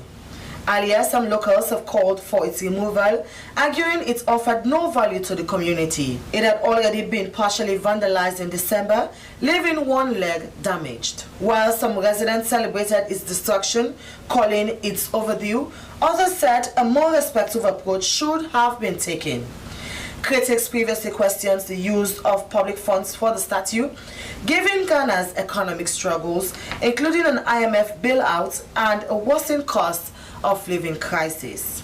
The statue's unveiling was meant to honor the development initiatives of Akufo-Addo, who completed his second term last week. And finally, the city of Uvira in South Kivu is facing a severe humanitarian crisis as the waters of Lake Tanganyika continues to rise. The flooding has caused widespread destruction, with over 3,000 homes submerged and more than 36,000 people displaced. Months after the initial flooding began, the situation continues to deteriorate, leaving thousands in desperate need of assistance. The destruction has forced families to abandon their homes and seek refuge in overcrowded shelters or with other families. Entire neighborhoods remain underwater, and there is little hope for an immediate return to normalcy. Uvira's ongoing crisis highlights the urgent need for humanitarian support. The displacement, property destruction, and worsening living conditions demand immediate attention to help affected families and rebuild the community. That's the end of the international news from the Sierra Leone Broadcasting Corporation. I am Esther Sako. Goodbye.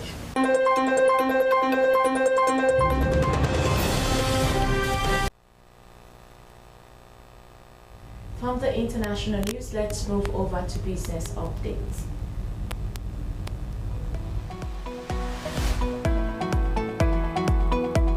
Hello and welcome to Business Update, the segment that brings you the insights in business and its contributions towards positively impacting the economy. I'm Dennis Fraser. Today we shall look at the increase in cost for pepper at the Tombo market, which is really becoming a concern for traders there. Pepper, which is one of the most common commodity for daily meal, is now a talk of the day for traders at Tombo market. According to businesswomen there, they said the increase in cost per bag and per cup is affecting their business seriously, and this is becoming a growing concern. Let's now join our business reporter Aminat Asaise, who takes up the story. Tombo Market, located in the Western Rural Area District, has long been a hub for the sales and distribution of pepper. Most business women go to Tombo Market to get pepper in large as well as in small quantities, but the current cost in purchasing it has now become a growing concern for them. Mariama Conte and Aisatu Jallo usually buy bags of pepper daily at the market. They voice their frustrations over this latest development. Charge me 3 million. I pay on 2.8. He said they sell. He said 2.9. 2,900,000. Cup now is where would they go sell? How would they go turn? Would they measure because you did 230 cup, 220 according to the ramness. Easily for long get the cup should be because we sell at 15,000 or 17, I ain't go come. But we know they sell at that price. Now at 12,000, 13,000 we sell. The people get sick. When they keep planter, the sick you will in the world that is sick. So when we put the harvest, the people they keep come out. So let me say the plan they farm. This not a salon pepper. This Nigeria pong. And they keep pepper they can't sell them. So the pepper they buy 1,500,000 per month. The frustration of the crop was said to be another challenge, leading to the shortage of pepper and the hike in the price. Pepper now by season. You are in the planter and then the planter and different size. But even the other people there, who they buy and now they buy the medicine, go supply them plant the pepper. Sometimes they able to spend beaucoup money, no able to come out better. So you have a way they pull where you don't come out better, where you can the season, all side the season, then that's the deer, you don't come out better. So after the other season back, the other side back, if they pull the pepper and say they don't get some boku, they can't do. This pepper business, and they start how they plant, where they know sir, where they know this pepper business, where they know sir. Some they come, they don't put abo for sale. I don't know the pepper. And they go pay people there for go make the farm, they go brush for me. When they can't have the nursing, if they fail you, if they don't spend past their 1 million so for nursing, now they're 2 million, so the pepper they fail you. When they fail you, you go buy back other one. Some men are the copy your way they don't nurse, that in back they go buy. After the way they go take for go fend the bush, for go oak this pepper here. This farm here, you they pay the one where they can work for you, for can begin cut for you the stick there. You they cook for them, you they spend for cooking, they buy rest, they one bag rest. Any each person that apply, you they pay at them 50,000 from something like 2 hours where they go up for you. As the situation unfolds, many are hoping for the situation to be addressed, as pepper is a vital ingredient for preparing sauces in many homes. Well, many thanks to Aminat Asaise for putting that report together, and that's all we have in this edition of Business Updates. Many thanks for watching. Goodbye. Alright, many thanks to Dennis Fraser for that update. Let's now find out the latest in sports.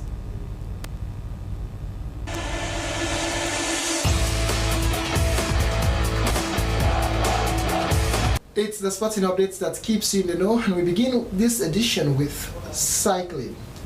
Now, the land on 1,000 Hills will host the rest of the world in September for the World Road Championship 2025, an exciting event that will see the host, Rwanda, present its very best in terms of cycling to compete against some of the finest names in the world.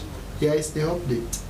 In September, the global cycling spotlight will shine on the vibrant city of Kigali, Rwanda, as it hosts the prestigious UCI World Championship for the first time on the African continent in the event's 103-year history. This historic decision reflects not only Rwanda's growing significance in the cycling world, but also the nation's remarkable journey of transformation and progress.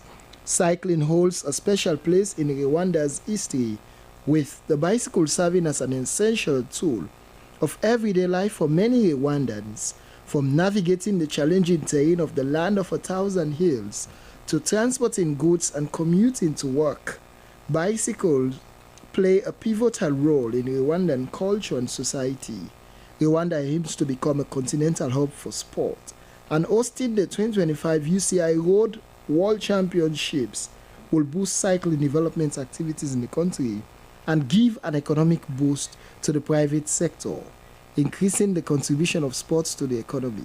Cycling stands as one of the most popular sports in Rwanda. The nation has seen a surge in both recreational and competitive cycling, with the Tour de Rwanda becoming one of Africa's premier cycling events, growing bigger each year. Rwanda's renowned rolling hills offer the perfect terrain to balance difficulty and beauty for cyclists, nurturing a talented local cycling culture while growing international competitors. The UCI Road World Championships coming to Kigali is a testament to Rwanda's dedication to the sport and its potential to become a cycling destination of global significance. Another development, the Sierra Leone Football Association Executive Committee has announced that the 1st of March 2025 will be the date for the Ordinary Congress. Well, this will give an opportunity to stakeholders in football to forge a better path for football development in the country. It's strategic for many reasons, because they will have to discuss on many amendments in terms of developing football in the country. That's your sport, and thank you so much for watching, and see you very soon.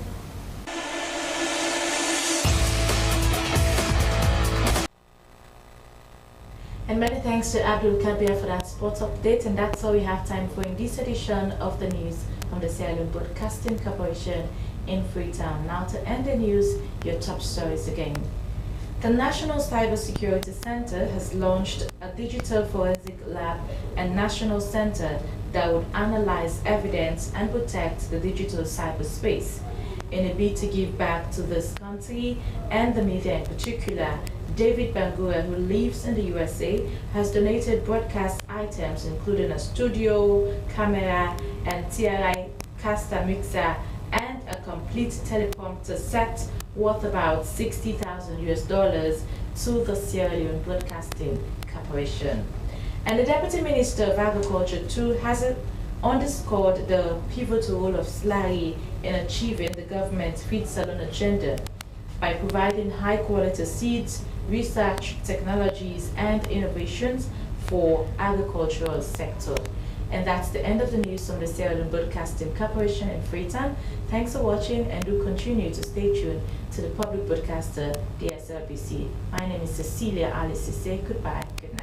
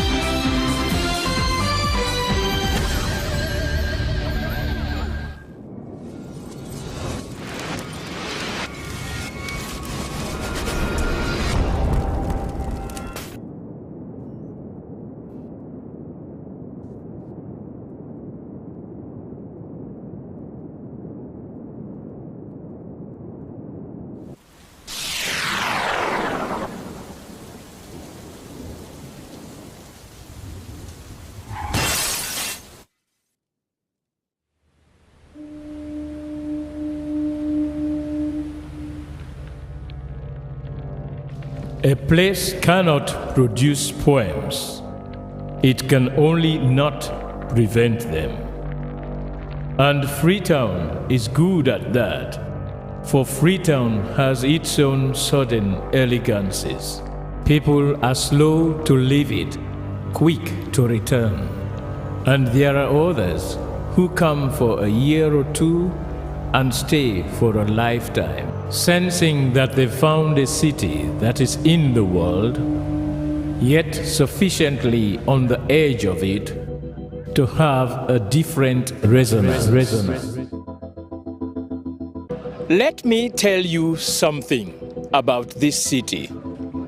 All of us, we're all just passing through, and we've all been here forever. Those who came, those who stayed, those who never returned. Tides turn, seasons change. We've waited and we've watched. But we've always been here. We've always listened. Because there is a different resonance here. It comes from the river, and the land, and the sky. It's our place, all of us. This city belongs to everyone. And you know when it's your time. And it's our time. Listen, we are Freetown. The golden rules of Freetown. Don't pretend you're something that you're not. Don't go thinking you're better than anyone else. Or that anyone else is better than you. Don't shout about it. Get on with it. We are Freetown. Freetown. Freetown. Yeah. We found our voice again. I'm from India and Freetown. I'm from China and Freetown. I'm from the UK and Freetown. I am from Nigeria and Freetown. I am from home and Freetown. This city belongs to everyone. The fishermen, the taxi driver, the barber, the drummers, the dancers, all of us. All of us. Everybody. We are Freetown. The past is ours. The future is ours. It's our time again. And this city belongs to everyone. The playwright, the greengrocer, the teacher, the dog. This space is ours. This light is ours. The beaches are ours. The rivers now we own. The roads are ours. The bridges now we own. We are Freetown. We are all visitors and we've all been here forever. We've got the mightiest river. And the biggest sky. And there's a resonance again. Freetown. Freetown. We are proud of this place. We love this city. And we want you to love it too. We are proud of this place. Na pass we all dey pass like stranger dem, but we all don dey from ten.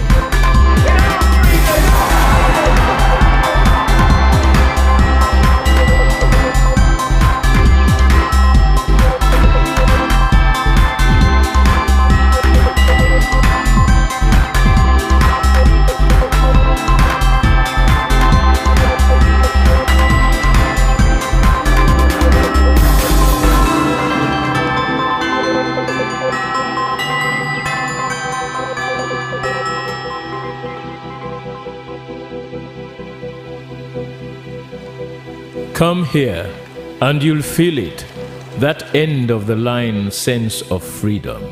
Say yes to Freetown. Say yes to freedom.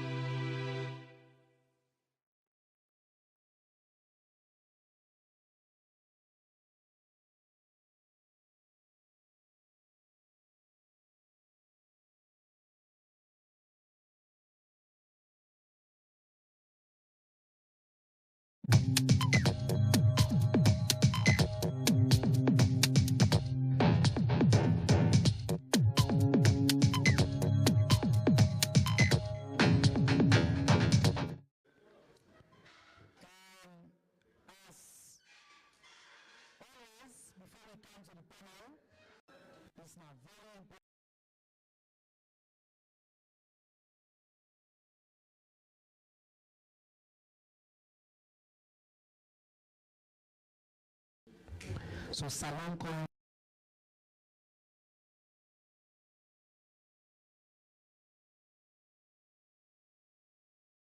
under a public health emergency.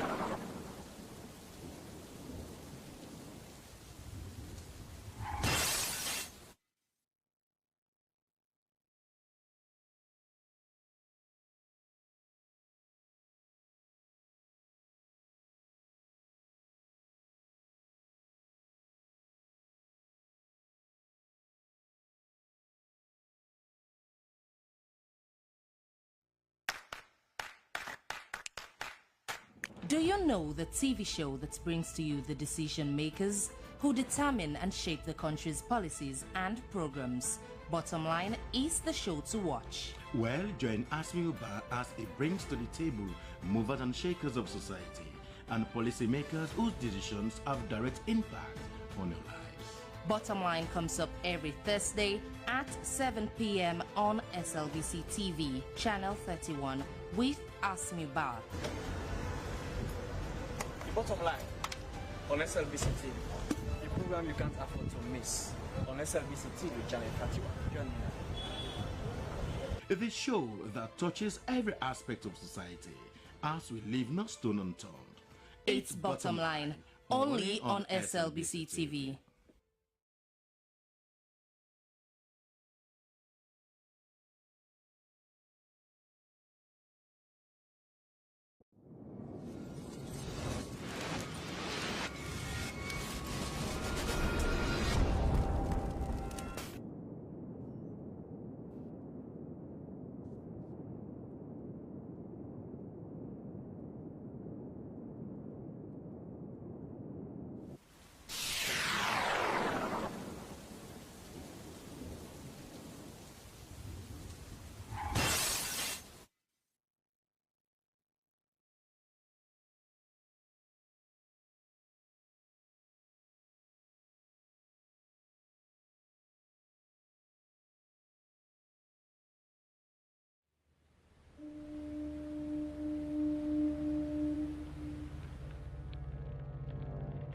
A place cannot produce poems.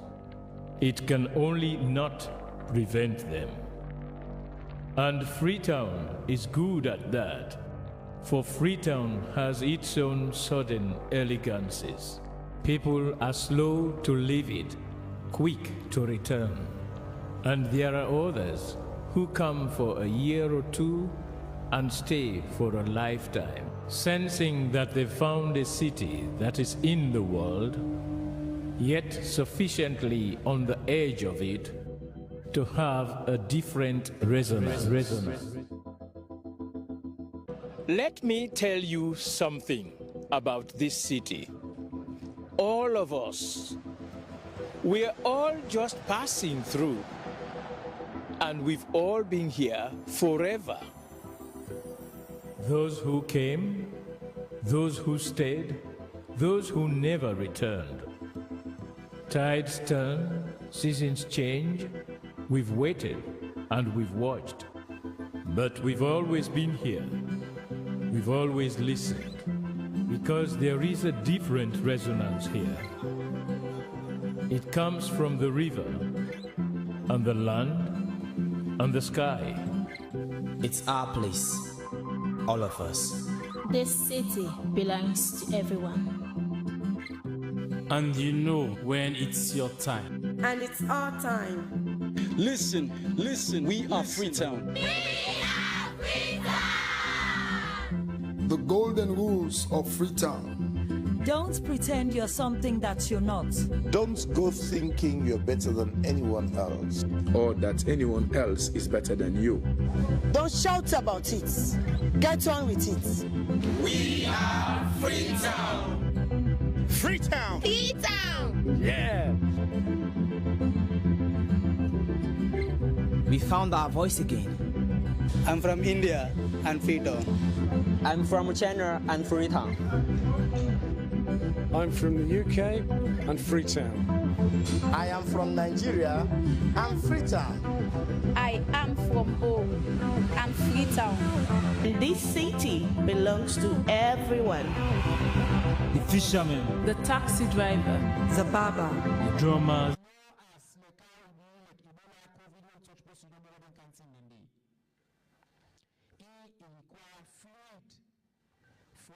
Infected area for group and other person.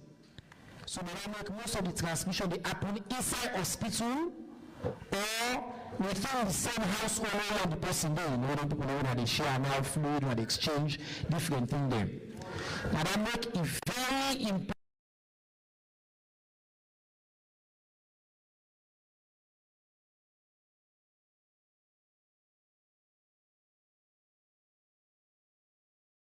The Jalo, they visit my colleague, the Minister for Employment, Labour and Social Security on January 10 as part of the President's initiative for look at what the ministry they do.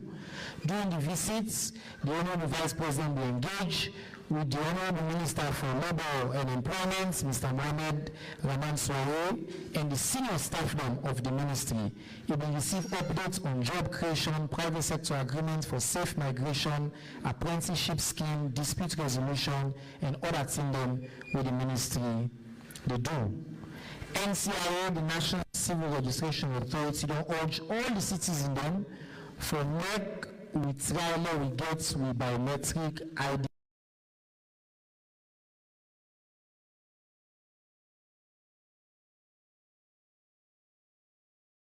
Card. This card will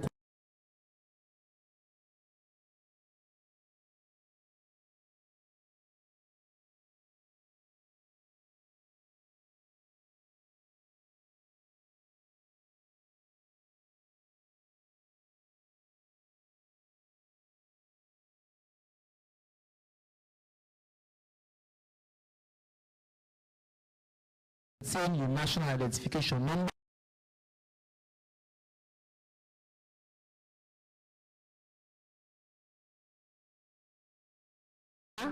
Where will be essential for you access various services across multiple sectors. Now remember, so they only extend the deadline, but somebody reach now for your own and go and do this work. Statistics.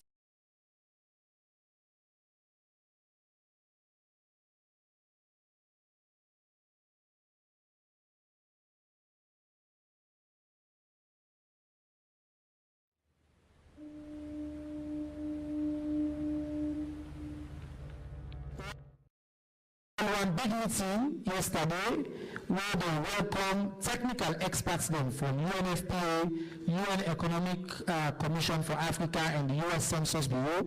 They can do assessments for the 2025 Salon Population Housing Census. Fambo Longono say inside this year, President David already declared say we're going to do the decennial census, which they happen every 10 years. Now big year this, and so we go partner them from around the world. We don't come for can assess how we do, who's we do, and who can support Sudan commitments with the two countries then get for promote peace and unity across Africa. Officially approved for replace the Civil Service Code in the 2011. That Civil Service Code in economic and public, available all man can read them, and we congratulate the Minister for good work we don't bring this Civil Service Code to the 21st century. His Excellency President Biden left yesterday, Monday, 13 January, for go now the United Kingdom. It be at the invitation of His Majesty King Charles III. These visits here are part of the commitments we the UK government wants show to Salone and the respect we don't get for the leadership of His Excellency President Julius Maada Bio. So the President, Madam Fatima Bio, currently they're on that official visit day to the UK.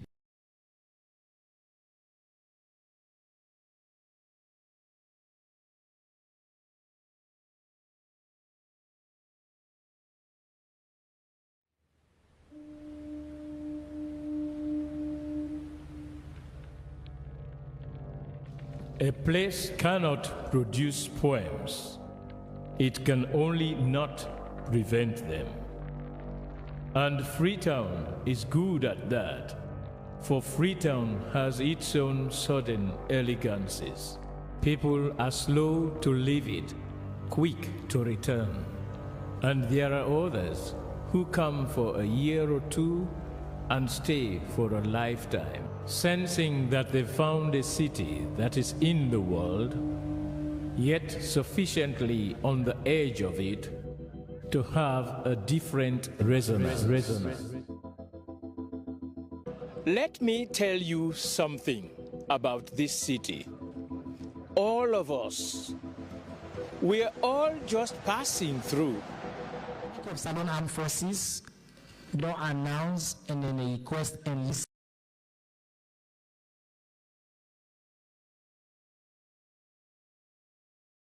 That means people can join into the cadets.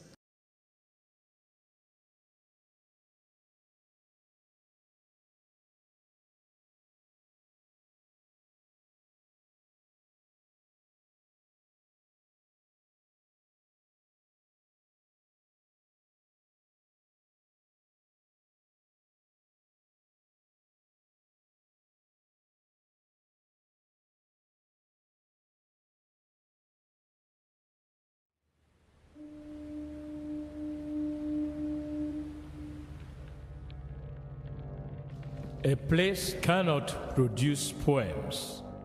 It can only not prevent them. And Freetown is good at that, for Freetown has its own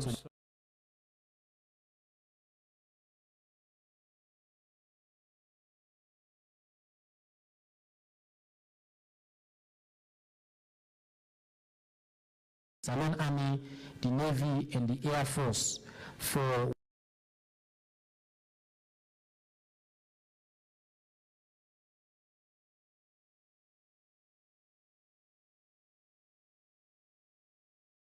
saying a limited number of interested and qualified Salone people.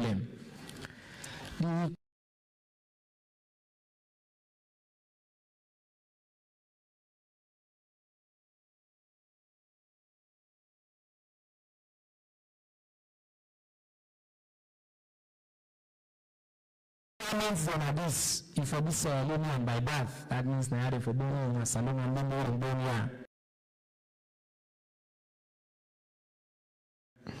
If you get national identification card, if you be medically, physically, and psychologically fit, then go for test online. If you be free of any criminal conviction by the court of law, if you don't catch you by any UK business. If you be between the age of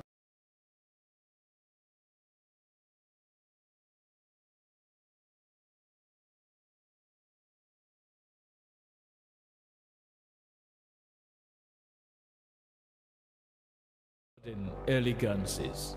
People are slow to leave it, quick to return. And there are others who come for a year or two and stay for a lifetime, sensing that they've found a city that is in the world, yet sufficiently on the edge of it to have a different resonance. Let me tell you something about this city. All of us, we're all just passing through, and we've all been here forever. The bus ready before the market and them.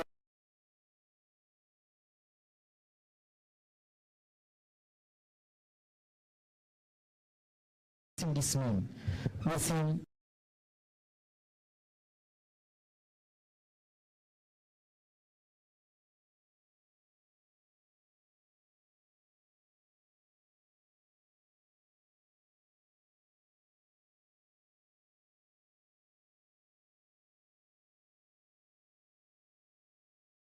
how this affects them and what's in the once more.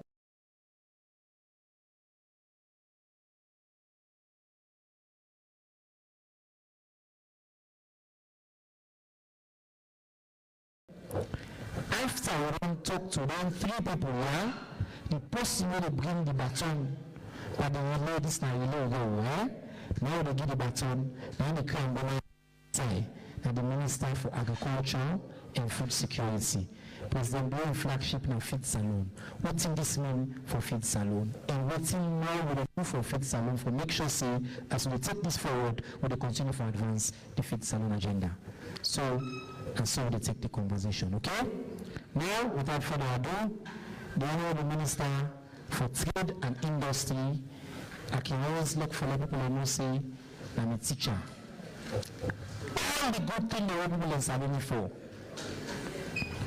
The Minister of Trade and Industry, go ahead, sir. Hello. Thank you, Honorable Minister. Colleague ministers, who found the order, the one who watch. Afternoon, wish Paman happy New Year. Happy New Year. Okay, and we pray to Allah that 2025 will be a prosperous and a very peaceful year for this country. Okay, today we can't talk about how we do as a ministry.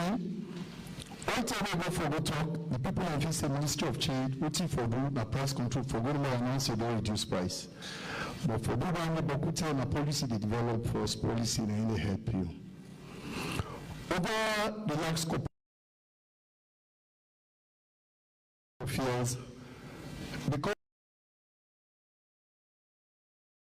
of global supply challenges, then the war in Ukraine and Russia, whether or not 2 countries already produce grains, you know, that factor the federal handbook how the price of bokuti in the world for petroleum products and for food. Not just about what's somebody they produce, even the most people in the past, they route in the way they pass. We say the ship they contain 2,000, 4,000 for they go China, now it don't double.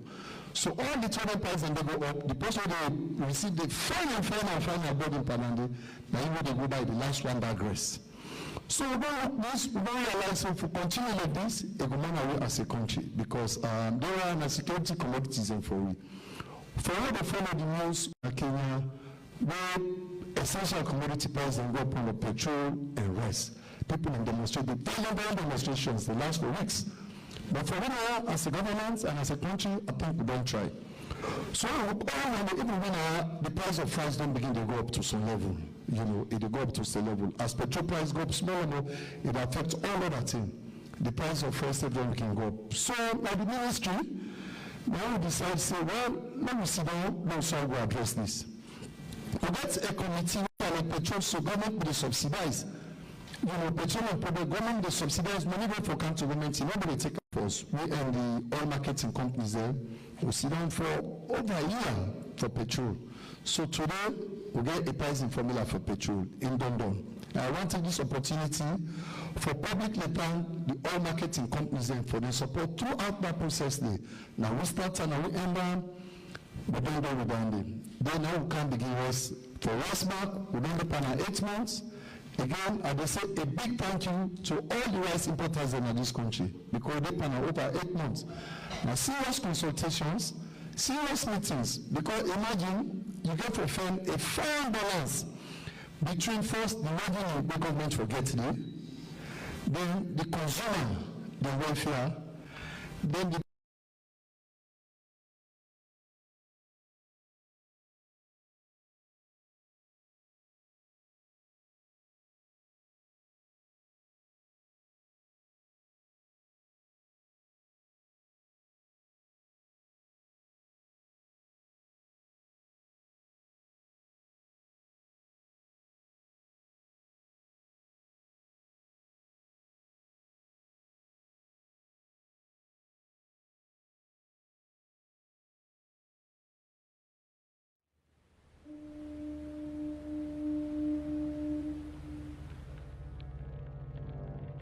A place cannot produce poems. It can only not prevent them. And Freetown is good at that. For Freetown has its own sudden elegancies. People are slow to leave it, quick to return. And there are others who come for a year or two and stay for a lifetime, sensing that they've found a city that is in the world, yet sufficiently on the edge of it to have a different resonance. Let me tell you something about this city. All of us, we're all just passing through, and we've all been here forever. Those who came, those who stayed. No problem. So we identify all the cost components, how much is the barriers. In fact, we get to they call two costs. You get institutional cost, but largely, then are the cost that the government they charge. They get to they call private cost. The private cost now, what you they call like the one where they go to church, the one where staff salary, utilities, all that 15 in there. And then I will sit down, we identify all, then we cost all one by one. We say, for example, by the time we raise now, it go don't cost this amount. Then we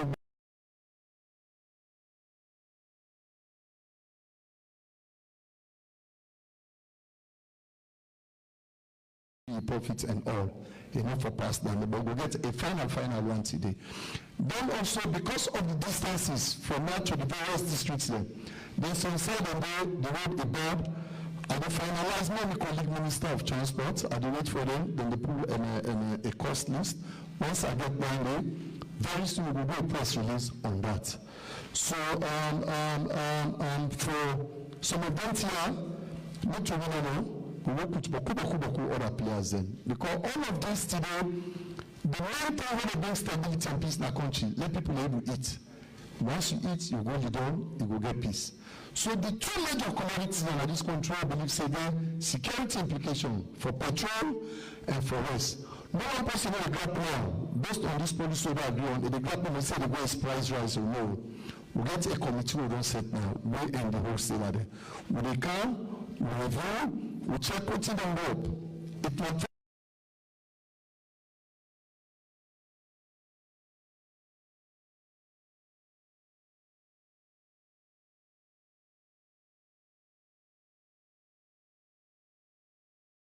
exchange envelope, we will sell the calculator. Or we will go bank of Sierra Leone for intervene for import foreign exchange if not don't go. And like transport.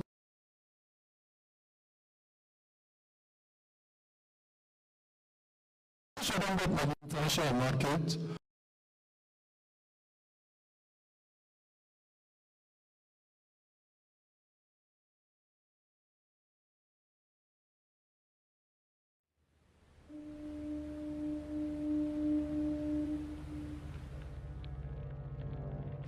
A place cannot produce poems. It can only not prevent them. And Freetown is good at that, for Freetown has its own sudden elegancies. People are slow to leave it, quick to return. And there are others who come for... Small percentage of you increase. We don't look at what percentage you don't go. Then we all consider the kind of agree say, okay, this, now so it work, now so this zone work, now so it add, or now so it reduce. If you notice the price of petroleum products, it can go up, it can kind of, it can go up, it can kind of. What you do, it's transparent. And the good thing about having a pricing formula and transparency, now you promote. You understand? Then also, because we're a small country, we get to one level they do right now, we know that it's by ongoing, we download the card, you help we. We get pricing formula, also help you for stock cartels. If you're in a small country, they get small players then, it is more than can gather them one day. We are aware of people who run the large quantities, whether they try for get rid of, because then they don't go out, they up small. But we go for make sure say we release our ASAP. Before the end of the week, the official price the offer take place completely. So with these few words, Mr. Minister, the audience from below, I tell you, thank you. Thank you very much, Mr. Minister. See, you even give me 1 extra minute of the 10 minutes we're giving. I really appreciate that. I just want for use this opportunity for just make clear a few things as well. One is the idea of a formula for yes, that we promise to President Bio make. Say this is something that will be done. Last year, we will do the Finance Act, 2023 to 2024. That be one of the promises in that. Some journalists been on the ask. And so now if you say impossible, we can never do it.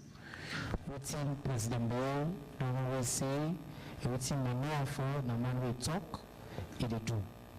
Like how the minister say, for do the cancer, you know just working on money when we do. Months and days and weeks of efforts, bringing different players around the table and agreeing on calculating the system therefore be.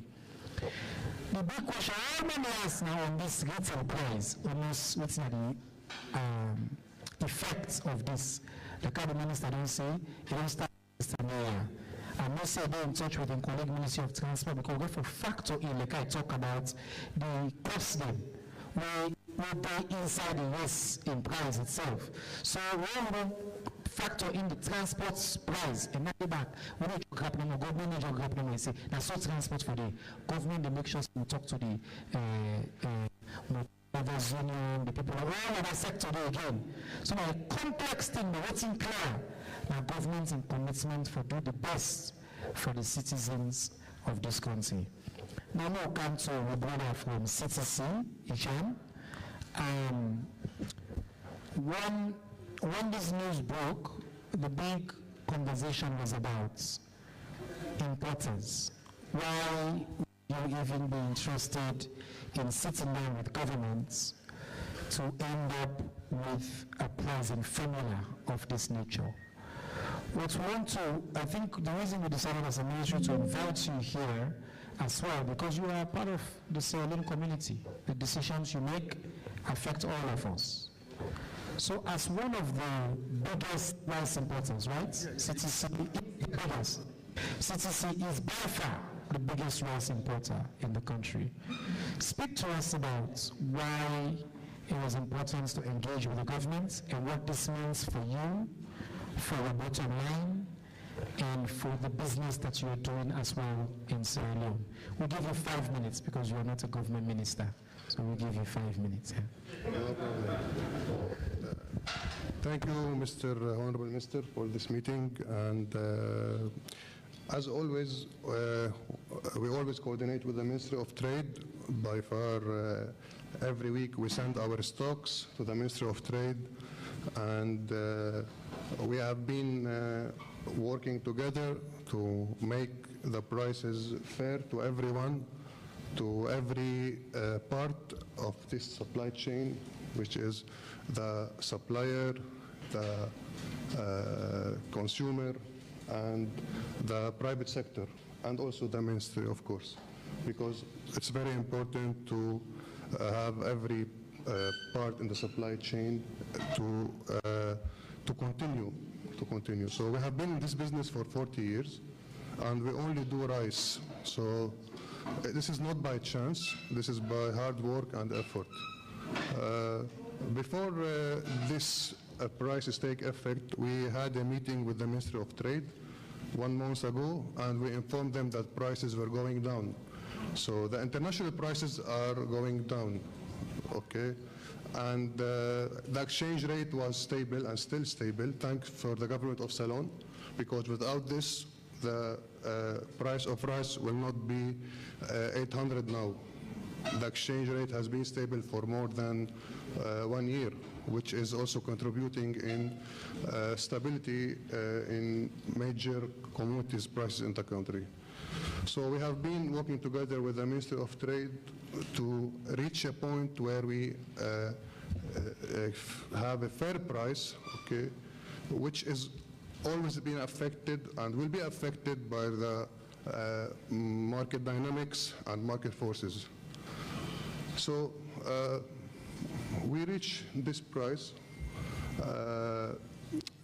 step by step, and we had the opportunity to import rice before at high prices, but we didn't. So we cut short of per bowl for 3 weeks. We were short on parboiled for 3 weeks. That contributed in a bit high prices in the market.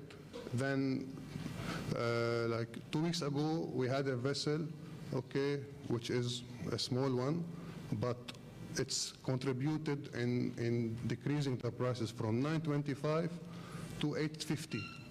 So the price was $9.25, and without the intervention of government, it went to $8.50, because we are the largest importer of rice. So we have our role also. Of course, our role aligns with the ministry role to ensure that we have fair prices. So we imported the rice on the lower prices, or a bit lower prices, so that contributed in what we are seeing now. Now, for the future, we really don't know, but we hope that the international market will remain stable, and the freight will remain stable, and the exchange rate remains stable. This will contribute in stability in prices. We cannot compare fuel to rice. Fuel is a stock market, while rice is international market, free market. The fuel is stock market as gold, as other commodities, as cocoa, as coffee, okay?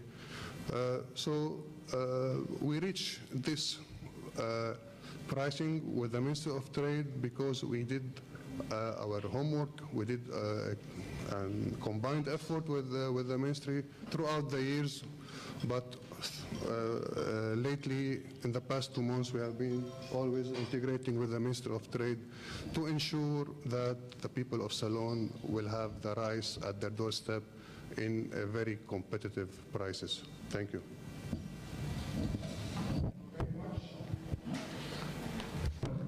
I just want to say to family who watch and listen to me, Minister of Youth can look for Selu to Soya.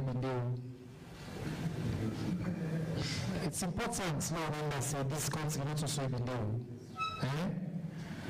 Now, government's big decision happened. We called all the government ministers, we called the private sector, we called somebody in government, cast down in front of the ordinary citizens and talk to them direct and explain the process. President Bowen's the level of transparency in the government of Salone is true. Well, something they don't talk about. What you saw happened there. So at least we know his mouth. And this is a part of what we're proud of. Now the Minister of Information, I see the Honorable Deputy Minister, Diana, will also do this work, the Deputy Minister of Information and Civic Education, Honorable Alhaji Bokari Abdul Aziz Bawa. The man who know Alhaji, I know grades. Advanced Alhaji, I said I want you Alhaji back.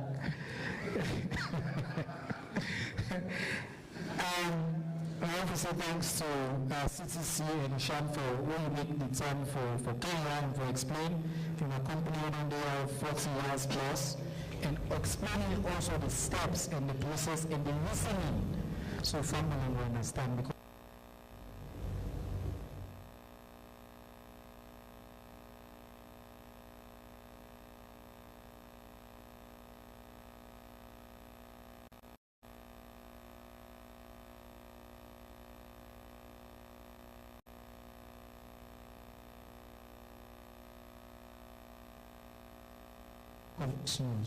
how this affects the market one them. A good thing, I good, what else would I foresee for now achieve this goal or again for feed this country and for make sure so the people puts in the fire and they eat may okay.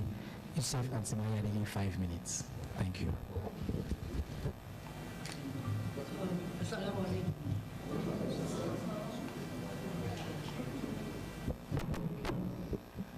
Assalamu alaikum.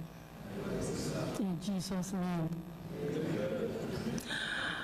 Well, I want to thank you, all the ministers in Macedonia, but particularly the Minister of Trade, because they are the head of trade. And I know see any kind of initiative here. I let post get for EPA, but I think it will be the post will go for initiative. So we'll tell you thank you. If I, yeah, if I, God bless you all. Before Akanya, when Charles called me, I called different districts. So I get clear information. And some of the things they wouldn't tell me, it does for Akanya. So say first, they appreciate for the reduction of the price, but they get confusion because Nigerian rice, you say imported rice. But all imported rice they name. We get Bella, we have CTC and the not so Bella, okay, Bella. We get jasmine, we get honey, we get different qualities. And if we must say imported rice uniform, Oswa will be the parboil. Oswa will be the 840,000. Number two, the minister mentioned the issue of transportation. But in business, transportation is one aspect. Nobody. I know say they buy the citizen, they get labor. People who they pull out from the store, and when I come to them to carry them, they pay them. From where they go back, the same thing they get from them.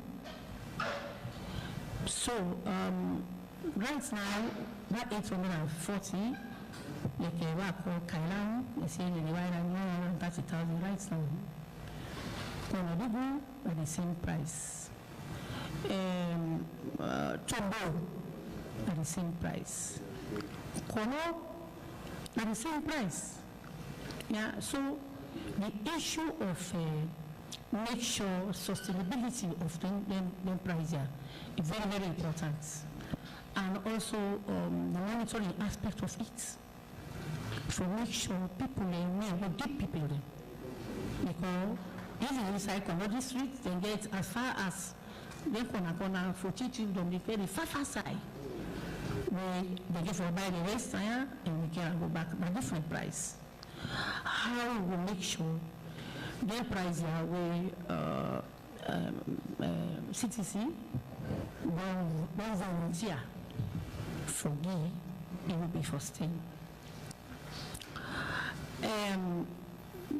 What I talk about rentage, because if someone said for say, we business people then, they go and shop, and from that products where they sell, they pull for pay at the end of the rent.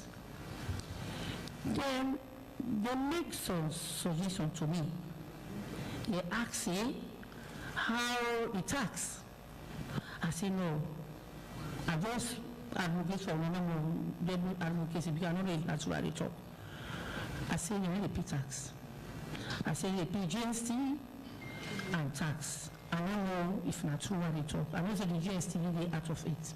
I also tell them say if the problem coming from the ECOWAS origin, where the ECOWAS trade liberation scheme will clarify for say as long as from ECOWAS origin, it will get tax free. And in this aspect, not from within the ECOWAS region, because one of other countries. So how about that tax day?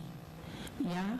So they even their suggestion say the dealers they forgot extra money for good intervention.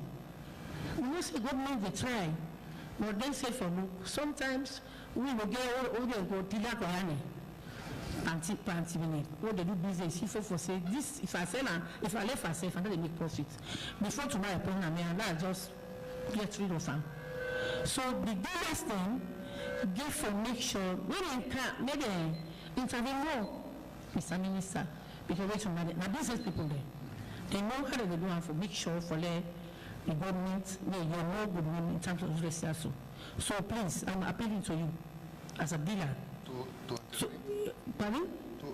To do more interventions in terms of price reduction. Government is trying, but I think as a private person, You need to come again. Please, come again. We already... Hold on. We already deliver in Freetown for free, from Tombo to Waterloo. Beyond that, it's not our work to do. You know, you have to observe retail prices by the observers. Let me finish my 5 minutes so that your time is actually over, but we'll give you 2 more minutes and tomorrow because I think you're making an important point. Give 2 more minutes. Go ahead. Yeah. Okay. I think we all had a money. They were not a money. Yeah, they know the struggle. Up to today, people they made a 600, 700,000 salary. You know they buy rest. If you put at 800, if you say buy 800, you know the parents, you know go eat because pass it direct so it pay. So meeting for say the movement on don't take so the initiative. We are for continue with them, do more engagements so that the people the dealers, I don't know nobody in this country. How many dealers they because I make talk about ETLS, economic liberalization, so that let the business liberal. Now order come, that could be competition. So don't think about talk about so not talk them because we want to sell the other they will sell it's a reasonable price. So, Mr. Minister, I want to stop there. Thank you. As always, they bring and come to life. You always get the ability for showing the reality. If they do work well, you know, we talk about democracy. And to the show is my democracy. It's a what kind of also all constituents because it can for can represents them. And also because we are civic education minister, there's something powerful too for me and to Mary here in Cham. That conversation, they want to say, for provider can platform there. I've been saying to go to the Minister of Agriculture, but I think Auntie Mary has some important points there and now learning. No one lost the momentum. So he asked some important questions there, Mr. Minister. People I show some most of the questions we can around lines and so I'm giving transfers that will come out to the minister. But in 3 minutes, they see if you want to touch on the issue that was just know about the generalized issue. Who's carries to the talk about? With remember when we talk about questions around tax, transports, labor costs, ECOWAS, the implications and anything in the I don't know if you're able for a lap inside 3 minutes, and then I'll go before. Yes, sir. Thank you, Mr. Minister. Thank you, Auntie Mary, for interesting questions indeed. When we generalize, we not generalize. We take price because the demand for this country, and averagely, like MRI it, you know, and an price you take. You understand? But we get price for all the other rice there. White rice in the room. I think white rice you agree around 730 or 740 there. But as you go, the price is down. Yes, it did. We get the list. We will share. But this price we talk about, so the rice, when I am price, the end price is high. For jasmine, for now, we look at as a luxury good. We don't worry for jasmine. You know, so but we look into we primarily focus on what able to afford for it. On transport, as I said, I get the list of transport now. I have a reader, but with the work with my colleague minister of transport for all determine the price there across the country. I'm looking at the general transport. I do an analysis here where they tell you transport plus profits plus rent, all waiting there. Yeah, but tomorrow, when the colleague minister don't talk, we will try to put a final price list. And we go on per district. We will know the distance, we will know how bad the road is. You know. Then for the rent, that not true. It makes a lot of sense for consider as a component. We will consider we will also put for rent per bag. But all of this work, I also recognize the presence of Minta Atina. I got the deputy minister with me. I got the senior permanent secretary and other staff of Ministry of Trade. Now all of us put this together. Now also make people recognize them and say thanks to them. Thank you very much for joining for thank you to the Ministry of Trade, Staff Lead, and Sister the Honorable Deputy Minister for Trade and Industry, people in Sabian.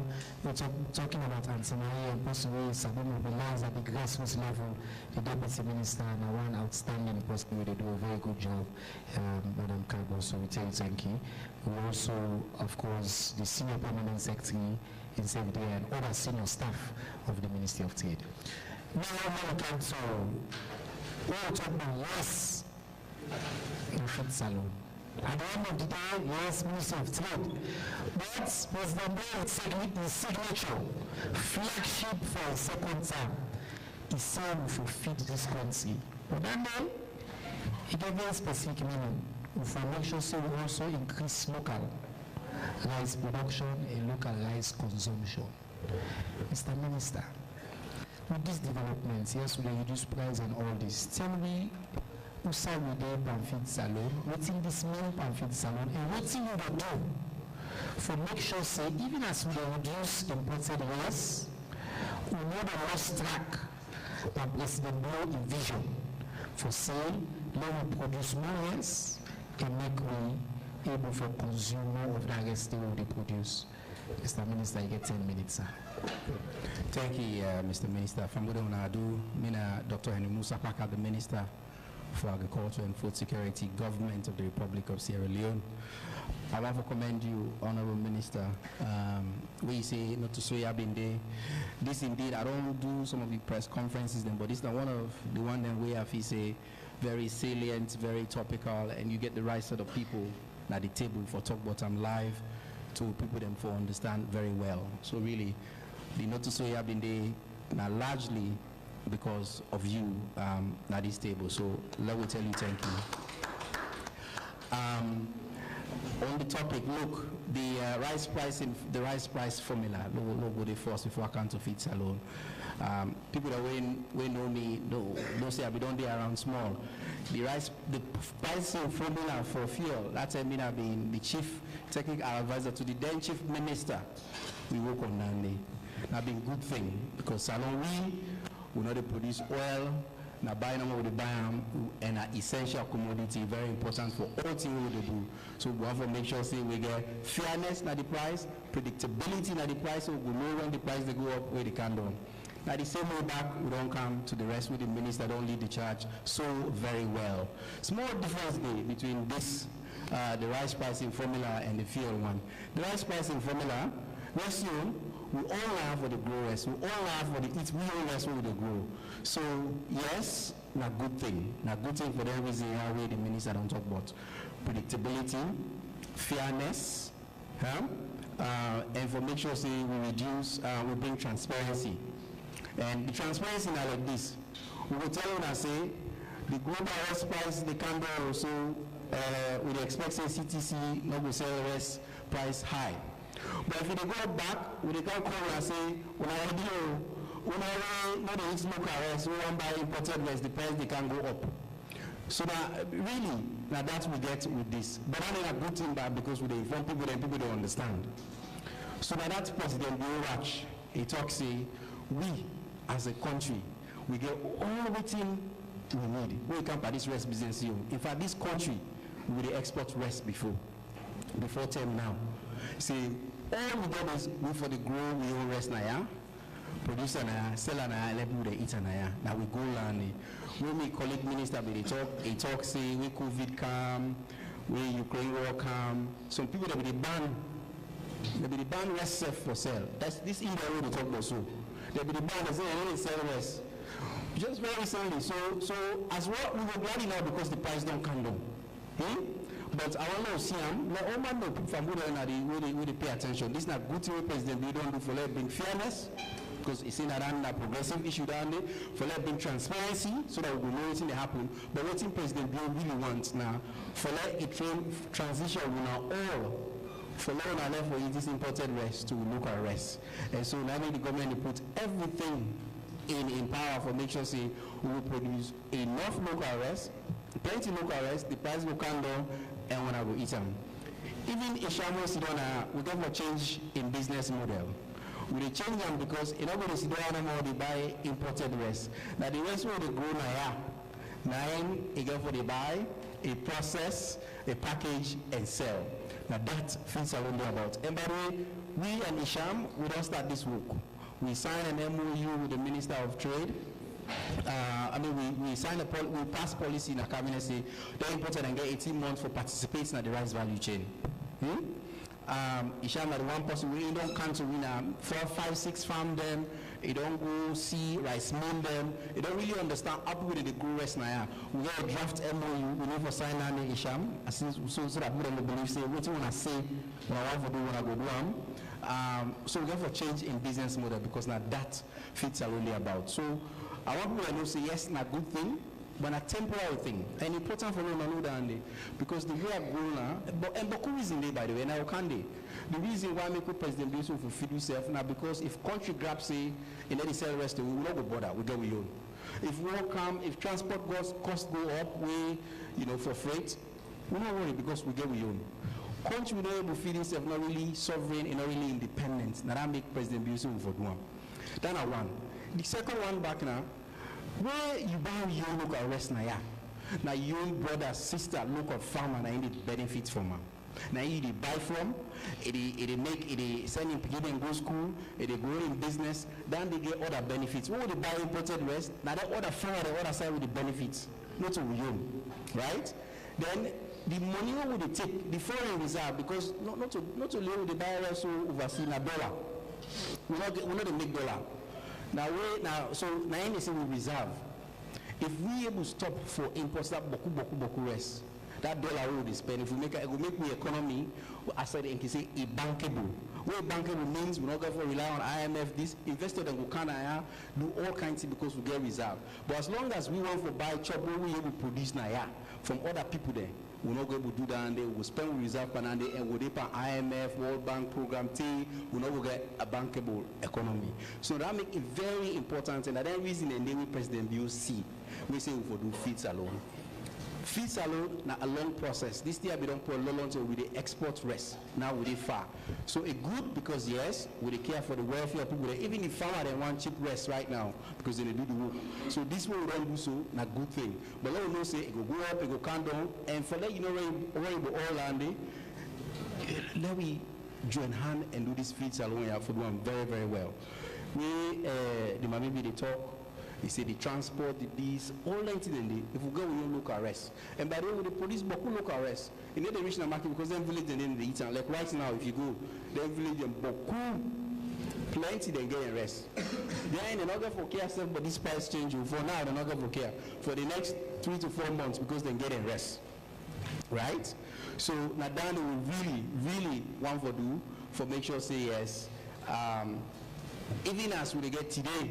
Because the price favorable to get price reduction, the main goal we'll get now, we own rest. But we produce and plenty, and we produce and plenty, the price will come down. Right? And for we, Naya, government they put money inside this, but we want let businessmen they come. We want to sham them, let them decide to then go produce local rest Naya. Either produce or process now, and for do that, they get to be competitive. So it means say, yes, as the local, for me, I like the challenge, not challenge. Where businessmen and kind of want to make profit also.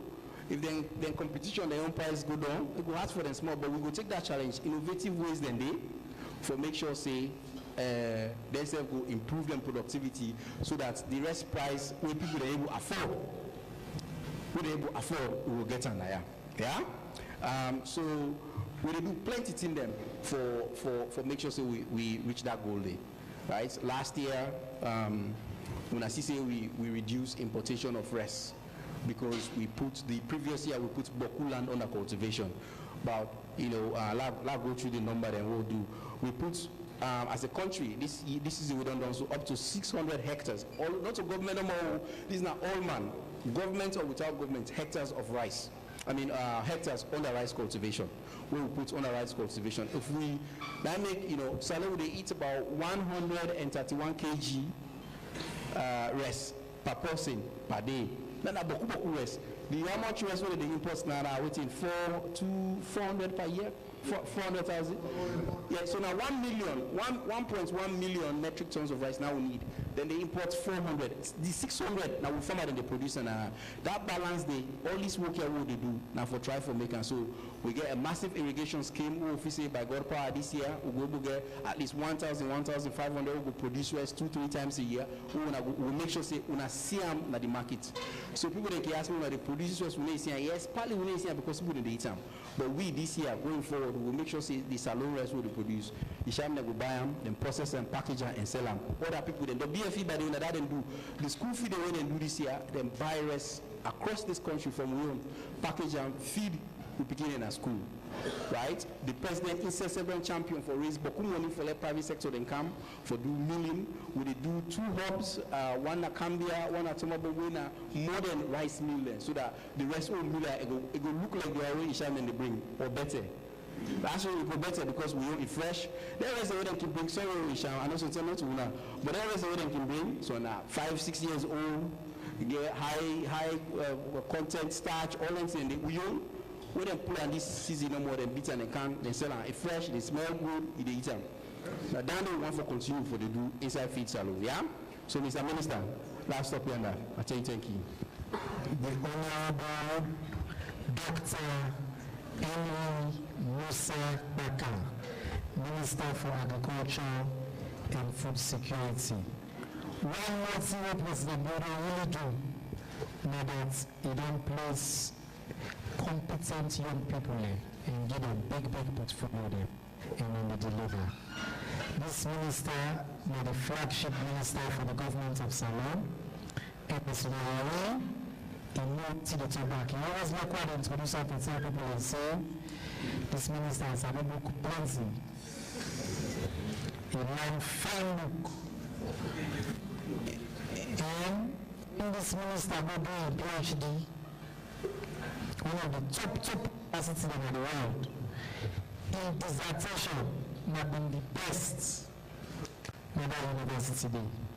These are just young person who plus now, incredibly competent young person. And by the results of your work, they see, President will put a young man who they do the work. Somewhere what he say, like the American parable, they say,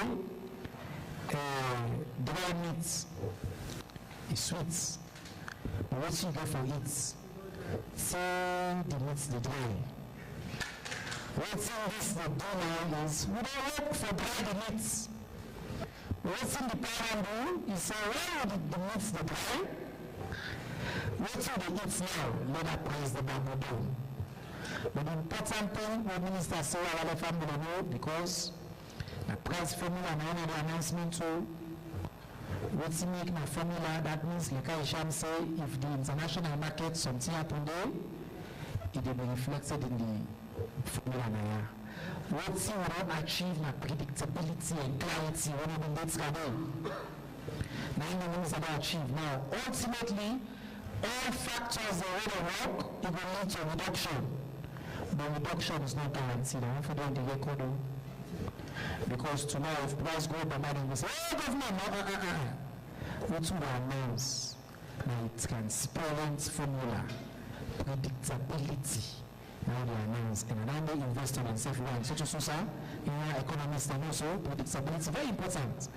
So, then the government will achieve that. But the ultimate goal of the government of Salon, not to follow get more important than Western Salon. The goal, Mr. Minister, the middle, and for now we're able to produce enough of real waste now. We see the people and they call down way.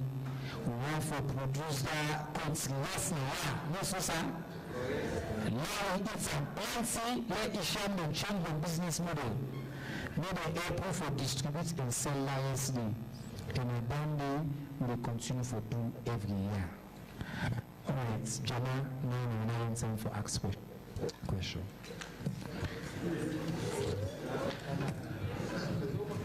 Before I ask, now I read the question that will come online. Maybe them say, if we go up for improve the system for the future, Somebody congratulates the government by saying shop owner. This is Ahmad from Makini. He said congratulations to the government for the reduction, but shop owner may still sell above the price given by government. It's in that enforcement question. Don't ask him.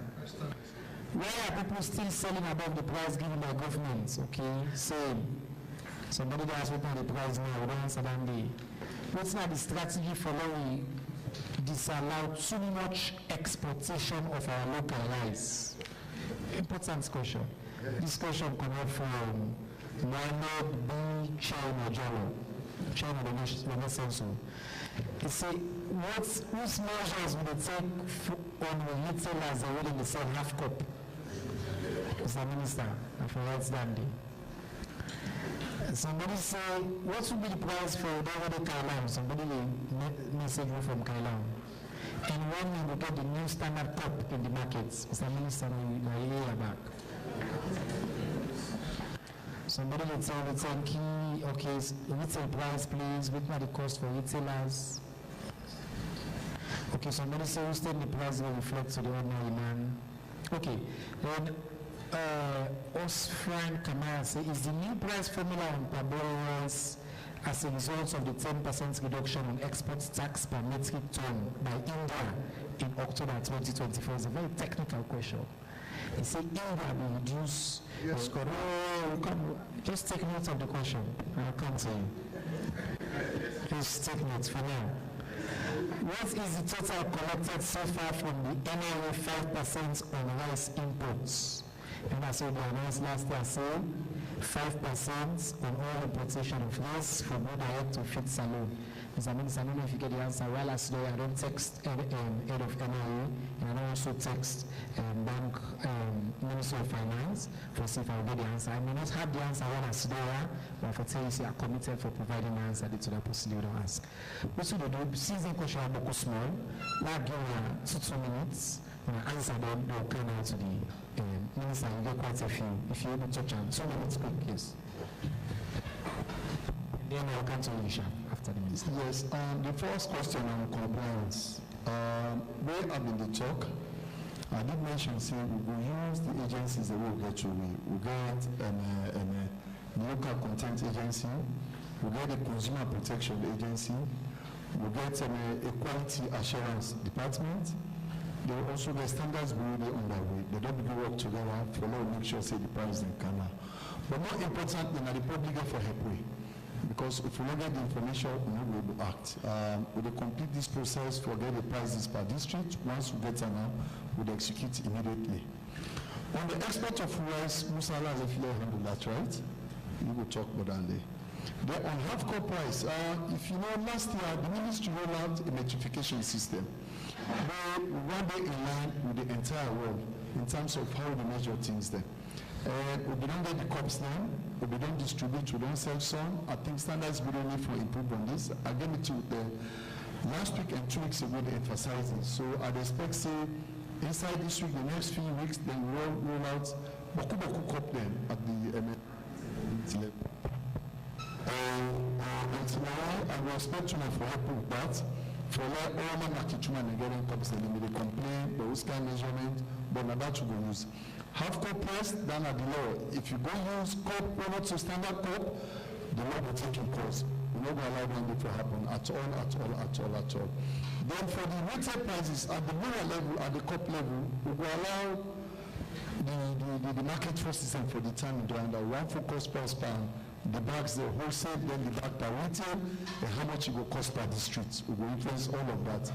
As I say, that information there, we will put all as and then the doctor will emphasize all of these that will ensure transparency and predictability, and also let people know from cartel around the price of rice, all under the help way. All right, thank you, Mr. Minister. Isham, you want to answer the question directly on whether the reduction, the direct results of some reduction in India? Yes, correct. India has reduced the tax by 10%, the export tax. This is like what we can say, this is the international factor. For the local factor, the 5% duty is 25 Leon per bag. But we are happy that this tax is contributing in the agriculture and is contributing in the called agriculture of rice. So this 5% is contributing 25 Leon per bag. But this is to encourage the, I think Dr. Musa can also emphasize on that. This is to contribute in the agriculture of rice and to support farmers. And as Dr. Musa said, we are always ready to pack the rice everywhere in the country. We have mobile machines that can go everywhere in the country, and they can bag up to 40,000 bags a day. But the problem with the local rice is the cost of local rice is still high compared to the imported rice. So we should work together with the government and with the Ministry of Agriculture all to reduce the cost of the local rice. Thank you. Thank you very much. You want to add something, Mr. Minister? And also the quantities available are not sufficient for the Sierra Leone local market, the local rice. Thank you. All right. Minister, thank you, Isham. Just a question in there, but I'll just talk on the cost of local rice. The reason why people in the left now, India and the growers put on a ship and contain it's cheap now because the government and over a long time ago they don't subsidize the farmer then. Plenty don't give them money. We as of now we not get that kind enough money for subsidize your farmer and put all anything in place. We will make it you will grow rest in India brand kind of cheap. So but we work on them and then at the reason we feel a civic responsibility.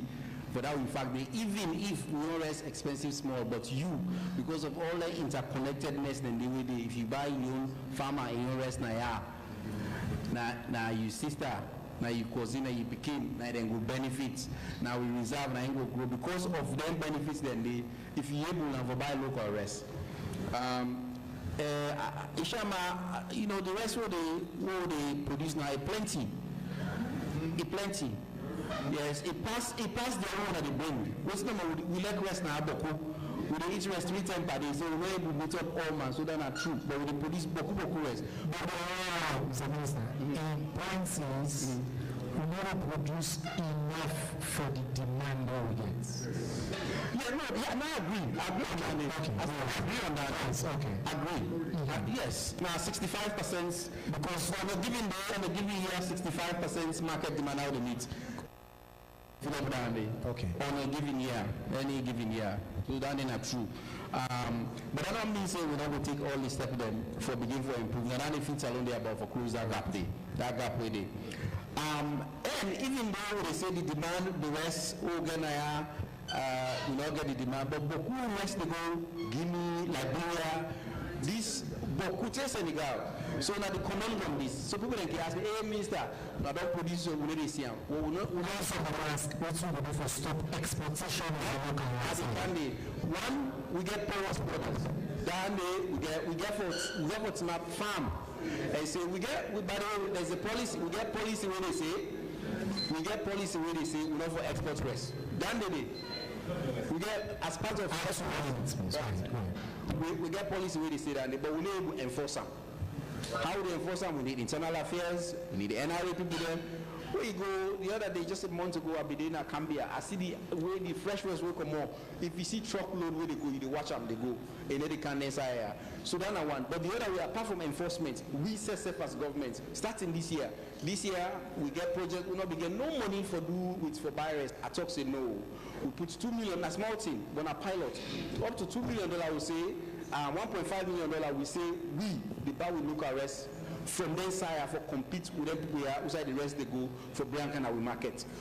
Next year, this 2025, we will double that amount there and we will approach Ministry of Finance for say this is not a big thing we for do. What's make them people where rest they can and they get because when this is in the camp, then they can talk to the farmer and give them small team. So the farmer then owe them. So when they're not done, then the harvest can go. Partly also, we not get them big rice mill and for mill quickly make her into the way we look and we work on Nandi for change Nandi. And then side and Cambia, Tomado, Tonkolili, we put rice mill and they so that if you produce your rice 1 million, you go mill and sell them inside this country. So we work on all and both enforcement, incentive, and for we own activity then SSF what they do.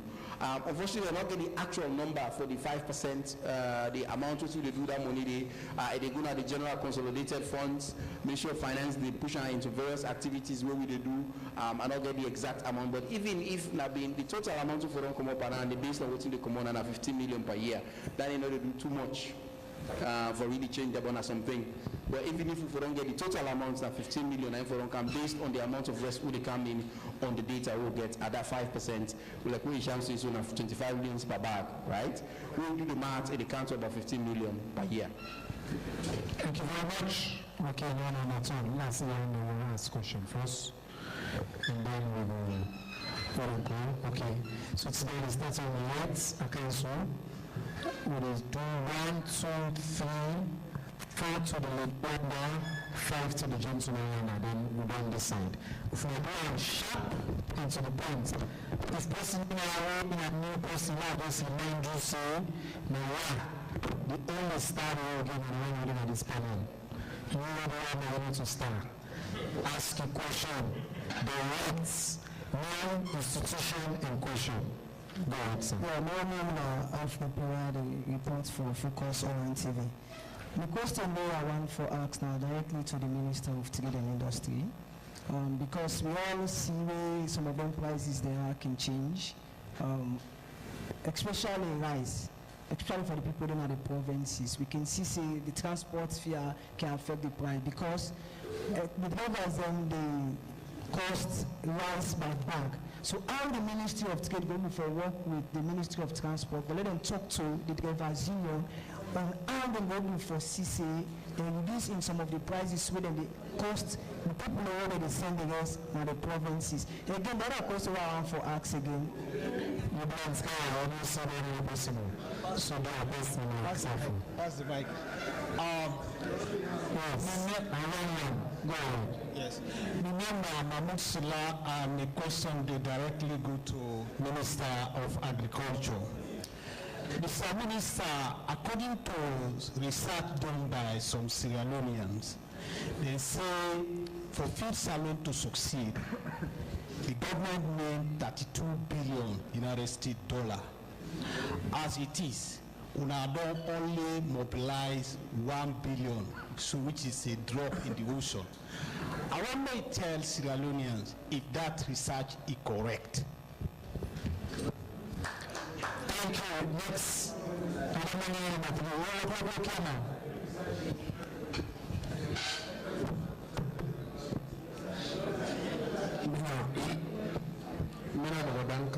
I write for New Citizen newspaper.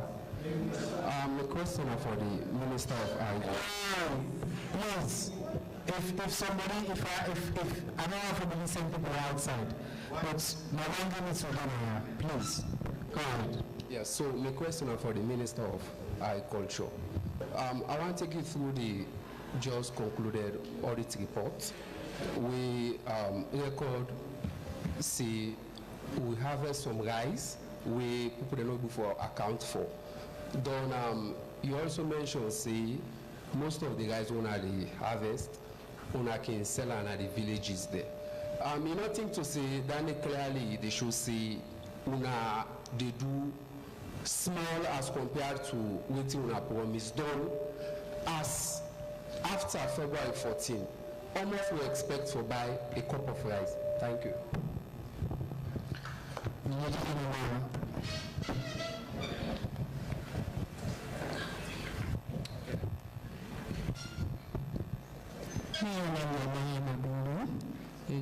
I report for News Times Daily.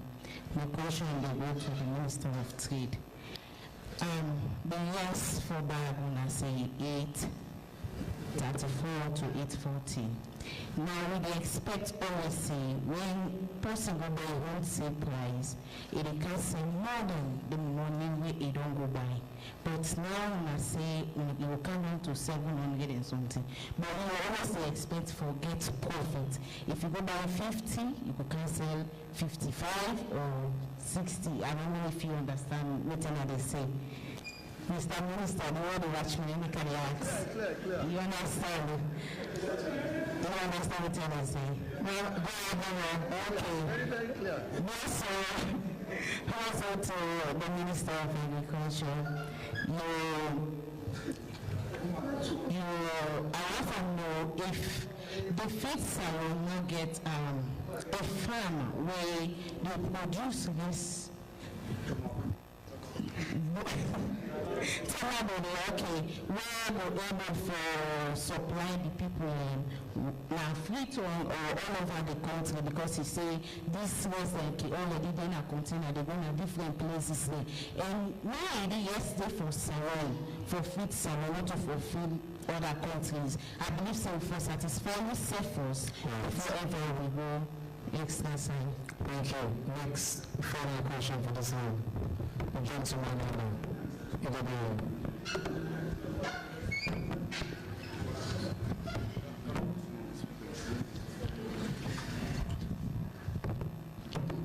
Good afternoon.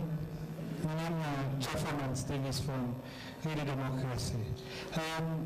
Minister of Trade, you talk about when I don't put price for rest, but you don't talk about punishment if person said otherwise. And again, the person from CTC talk about if, say, if stability in exchange and forex, I think, or freight, something like that, then go make sure, say, the price stability there. When means, say, if they hope about stability on anything, in order for be considered, make a want for ask about what do you want to think about this and how I want to go about that. Minister of Agriculture, talk about so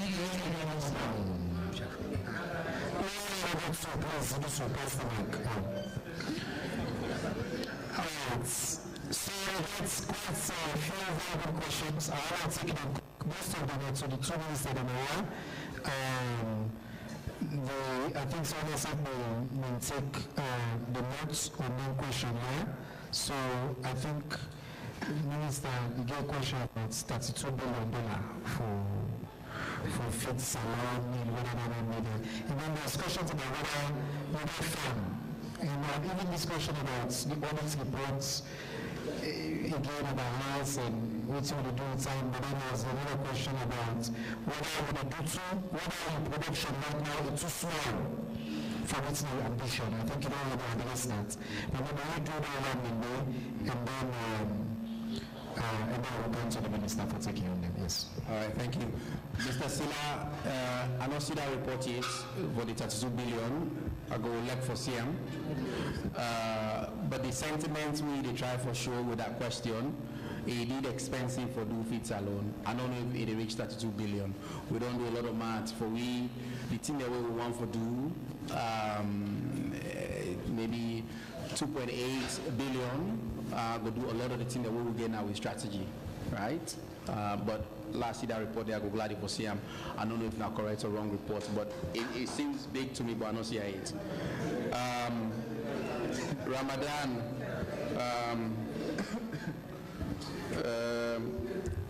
So we really want to see the dynamics with the local arrest price as a result of this price decrease. So I don't ask me people them. That will just they ask. That will do the next month or so. That will just understand what's in the happen with the local arrest price. Now an academic process for me. I want to understand them. So I'm not going to tell you what's in the price could be February 14 at all. I not talk say we the harvest rest and sell them. And now I just combine these two questions. We Mariam asked Fisalo will not get farm. I talk say we do the government or Sierra Leone, we put 600,000 hectares under cultivation. The way we do feeds alone, now we create the enabling environments where if you set up 100 hectares, if you want to do 30 hectares, you could do one. If you do one, not to me they can't control you how what you for do with your rest. I'll let people understand it very clearly. Government not get rest farm, we not get feeds alone rest farm no day. Yes, government is support farmer them through project and donor money for say yes, hunger day, hungry day with the support now. But now a small drop in the ocean. The real goal now for look at private sector they want to invest. So now people say we they make road, we they do irrigation, we they invest in rice mill. So that private sector can do them. When they can't do them, then a business, then go on for make money. Right? So I don't know, it's we need to come regularly now for the communicate how we want to do this. Rest different from education. Education as social service. But rest, we are very willing for pay to them farmer that we import West Canada. So that means if we are willing, that means a business person self business opportunity, they go take money, do it to them, they do it as business and make money. Right? So I think say, you know, so feed salon farm not they as feed salon we get program that will they do a project, who they support, yes, and will they do Boku enabling environment in irrigation, rice mills, with they give good fertilizer, all in but only enough for the individual that we then say they want to be farmer and they look for small support from government. Right? So now that audit report, I don't read the audit report, but I don't see again. For say we didn't produce West and sell an village, we didn't sell West, we know they sell. It's unaccounted. Unaccounted? Yes, it's rice harvested or unaccounted for. Well, by us? Yes. Well, I don't understand. Again, if the ministry know they grow rice for anybody now, farmer then they do their own rice. How so? How do they grow? Like, as least, you know, tell people that how you pass the best. So, what's the idea is that there's a amount of less own and plants. But someone is in the plants.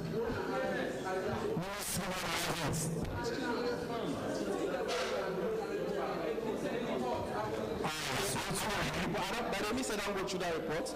Me I not catch this particular salary they talk about. Please, I will look to see him, yeah? Thank you. I think two broad questions. One around transport, and the things like transport play in the price. The board say about whether I have engagement to drivers, but you want to add, say also the checkpoints the way driver in the connect store, because by the time they connect Freetown, say they will reach both to the people. And when they go so many checkpoints that will charge them for us, and they say they need to go back to the local test to the checkpoint back. So I want to make sure so this price reduction it reflects this. And then connected to that, another question punishments.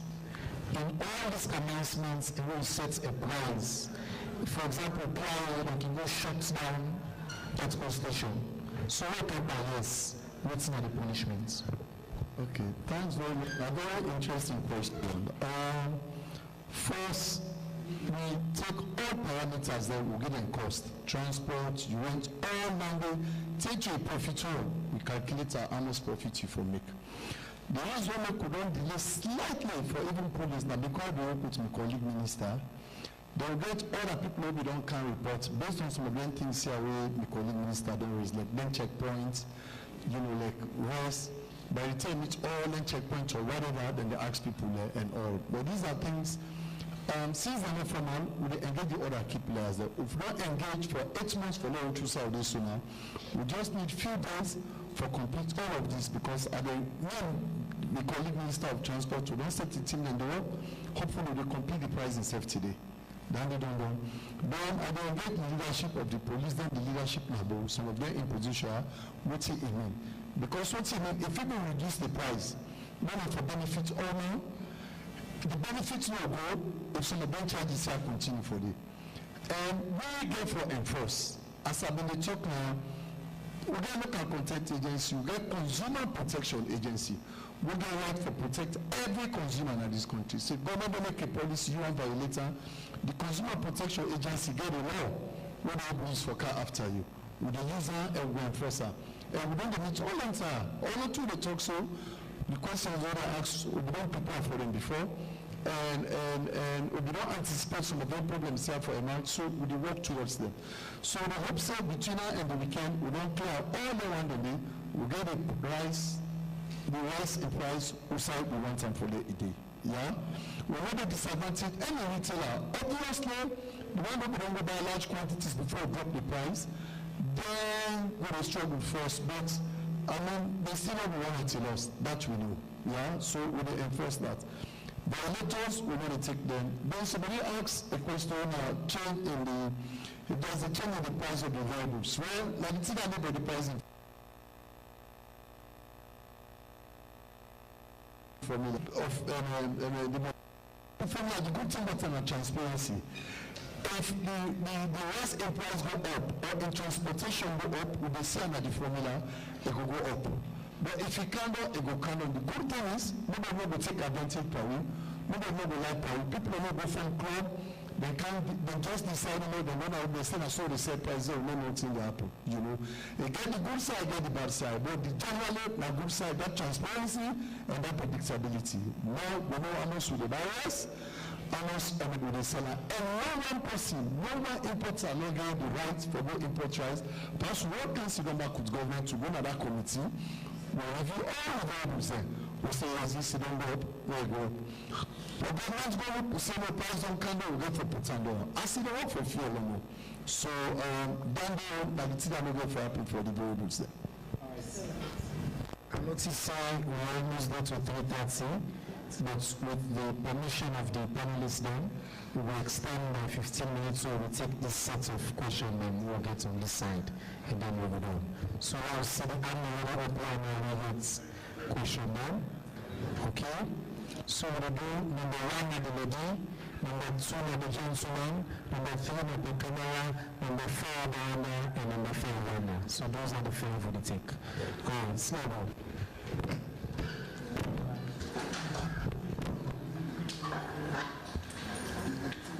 Good afternoon. My name is Fatma Mohamed Bangura, the report for New Age newspaper. The question will go to the ministers.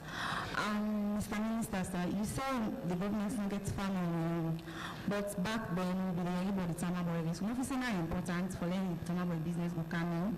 And then also, when we expect the Tamabo, if it's important for everything. For the Tamabo, a non-issue for the rest, for looking will come in. Okay. And then also, when we expect the reduction of the rest sympathies. Okay, thank you. Next, Ms. Mayor. Ibrahim Sarasisi, Voice of Salon Radio. Mr. Minister of Agriculture, in the last 10 day government press briefing, you be talk about mechanization. And where you be focus on machine business for the country. And within the audit report, we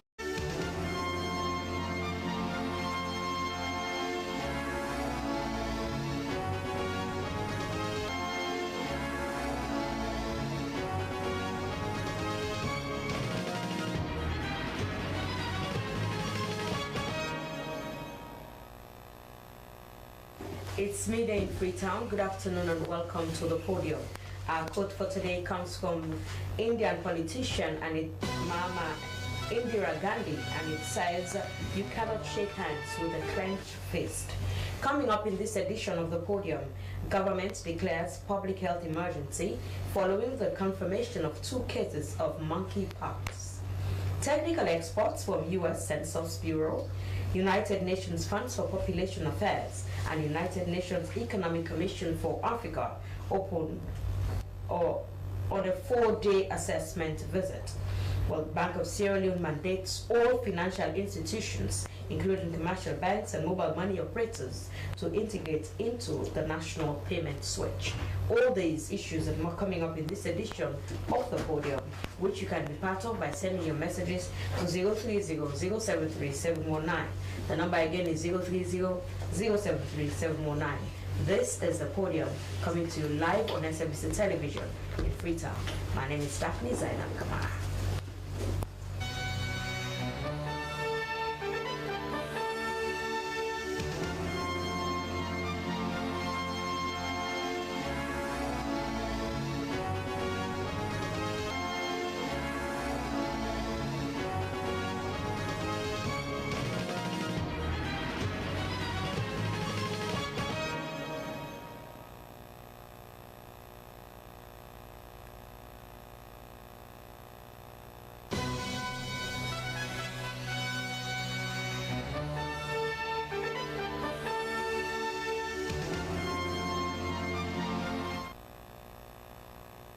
Welcome to the podium. First on the podium this afternoon, government has declared a public health emergency following the confirmation of 2 cases of monkeypox in the western area.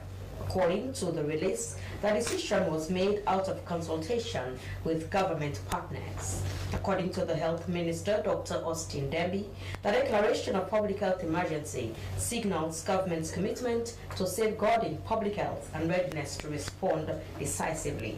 The declaration, he noted, was to allow them act immediately to mobilize resources needed to contain the disease, prevent further spreading, and provide quality care to those affected. In the studio, I have the Health Education Manager, Ministry of Health, Harold Thomas. Good afternoon, sir. Welcome to the podium. Good afternoon. Thank you. First of all, can you tell us more about why the reason for the declaration of a public health emergency? Yeah, we had initially had a confirmed case of mpox in a 27-year-old male in Western area rural. And according to our protocols, the International Health Regulation and the Integrated Disease Surveillance and Response Guidelines, one case of such diseases like, mpox or chikungunya, Congo, Crimean fever, or Ebola is an outbreak. So we decided to declare an outbreak. And we were also trying to make sure that we monitor that case. When we had another suspected case, which turned out to be positive from the Western area, urban, that's a 21-year-old male as well. And then, so we are now having 2 confirmed cases. And so we have activated the emergency operation, center, that is the EOC to a level 2, which is the second highest level in the incident command or management system. And then we have declared this as an outbreak and an event of public health importance.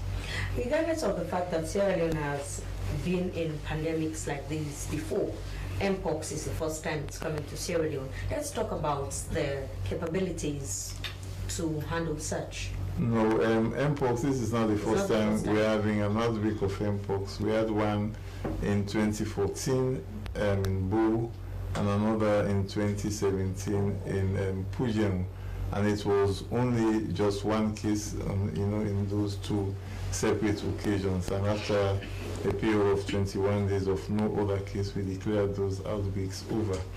And then you would also recall that before the African CDC declared mpox as a disease of continental concern, and then a few days afterwards, WHO declared mpox as an event of public health importance.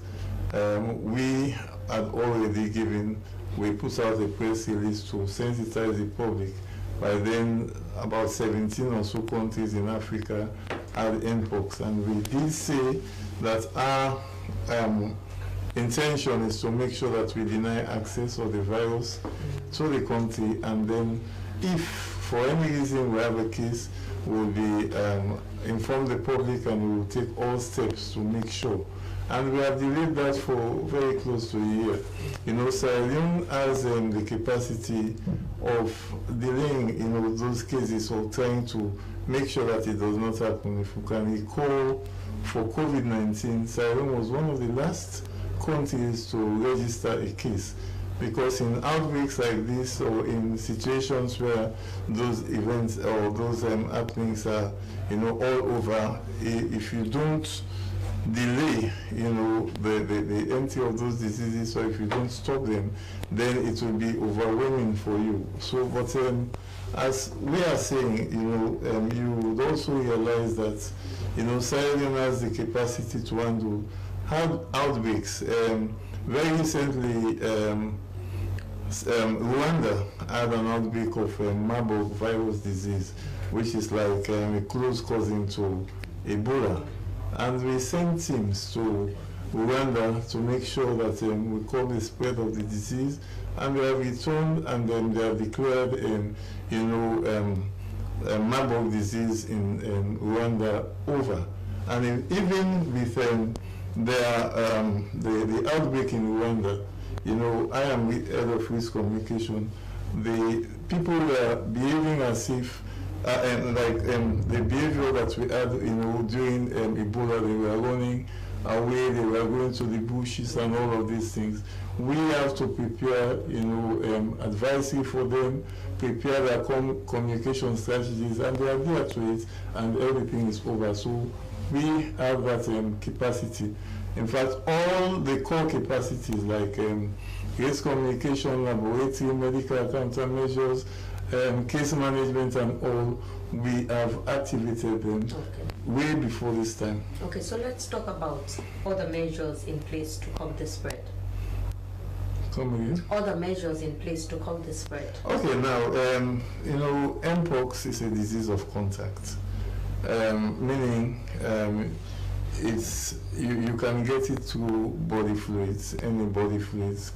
It could either be, you know, blood or semen or urine, etc. So what is advisable is that you avoid contact with an infected person.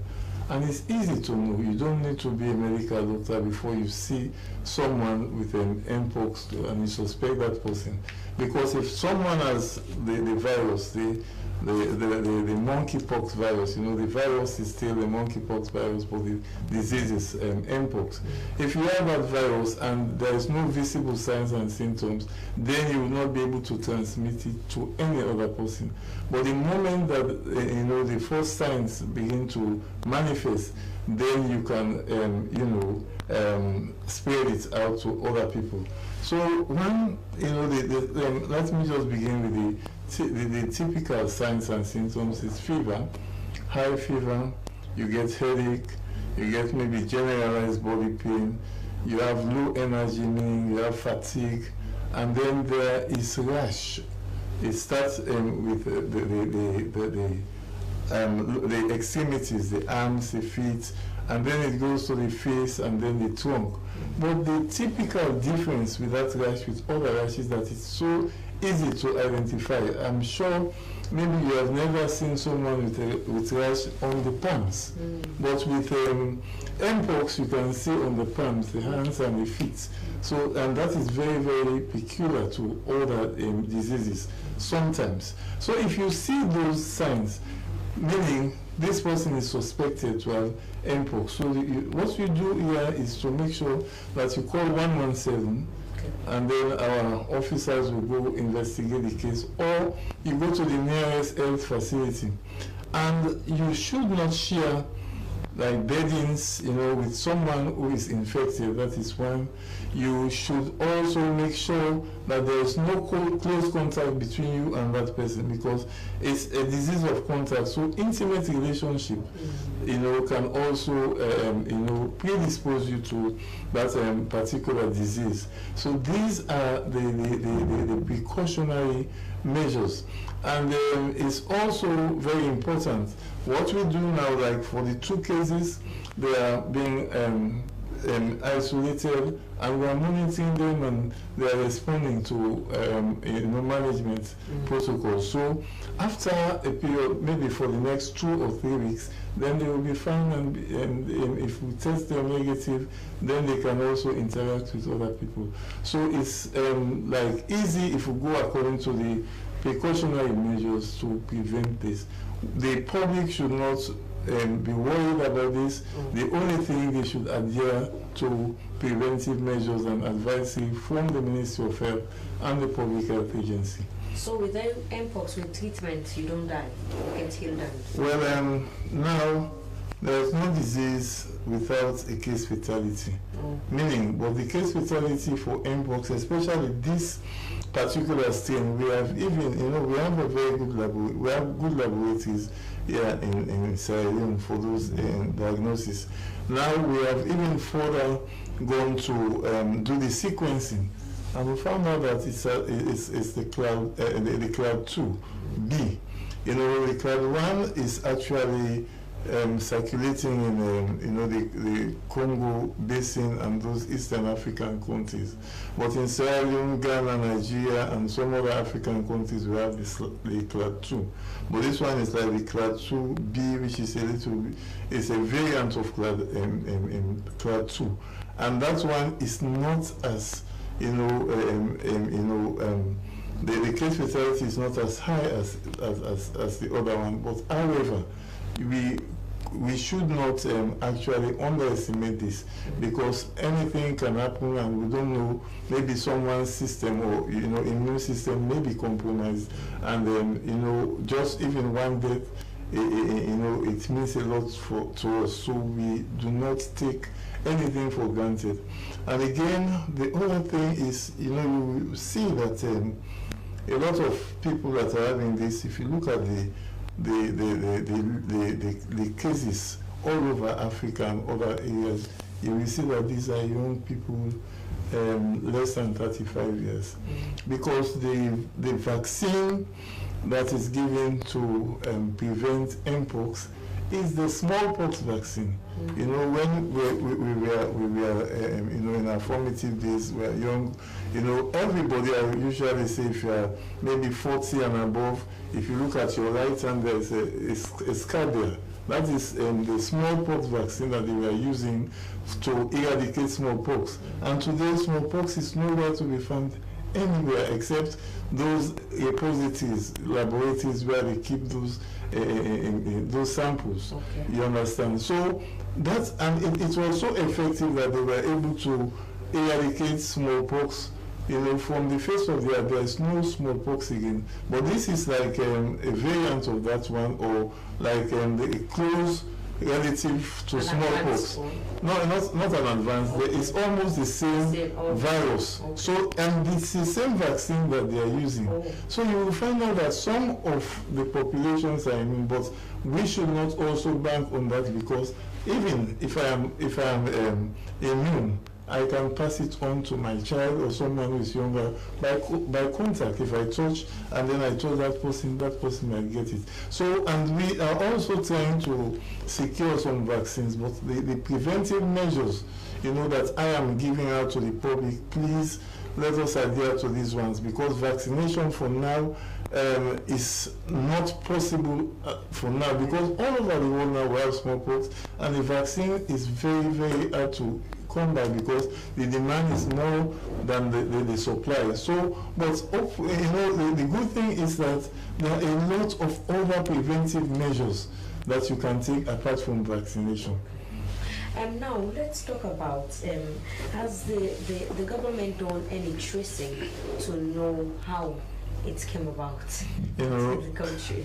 Contact tracing, so that we close those gaps and don't allow it in anymore. Contact tracing is just one co-function of surveillance and epidemiology. So we have a very strong surveillance system in the Ministry of Health and the Public Health Agency. So they have wasted no time to line list, the contacts, and they are still trying to trace what we call a phylogenetic trace. So if we trace that one, we will know where it comes from.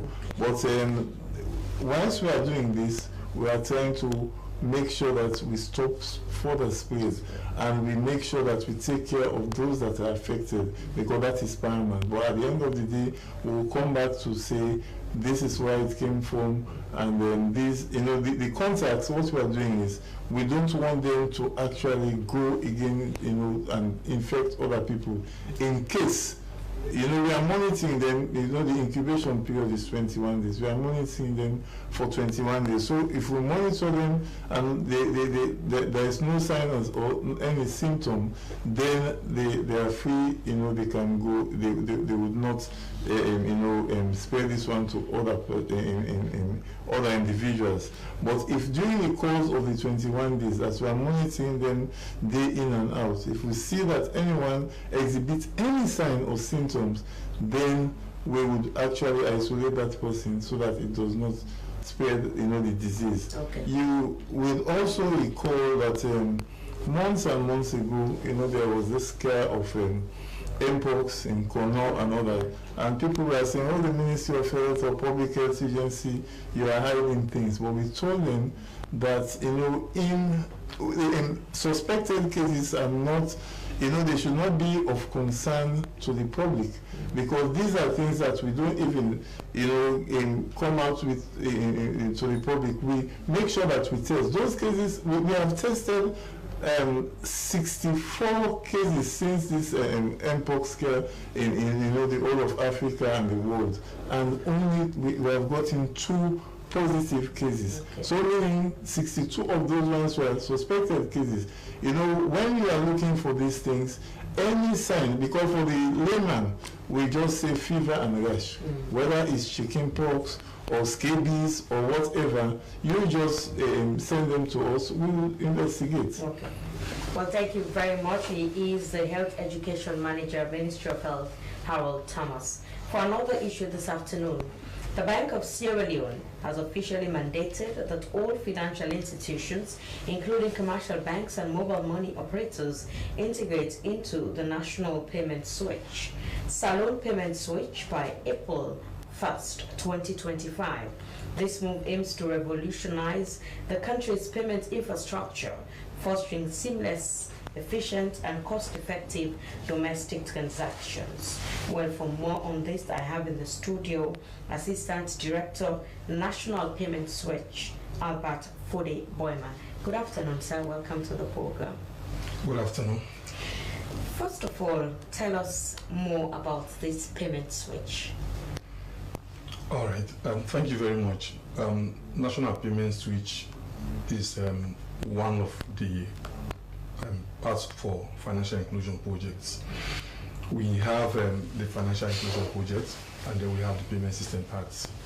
So the national switch is one of the phases of financial inclusion.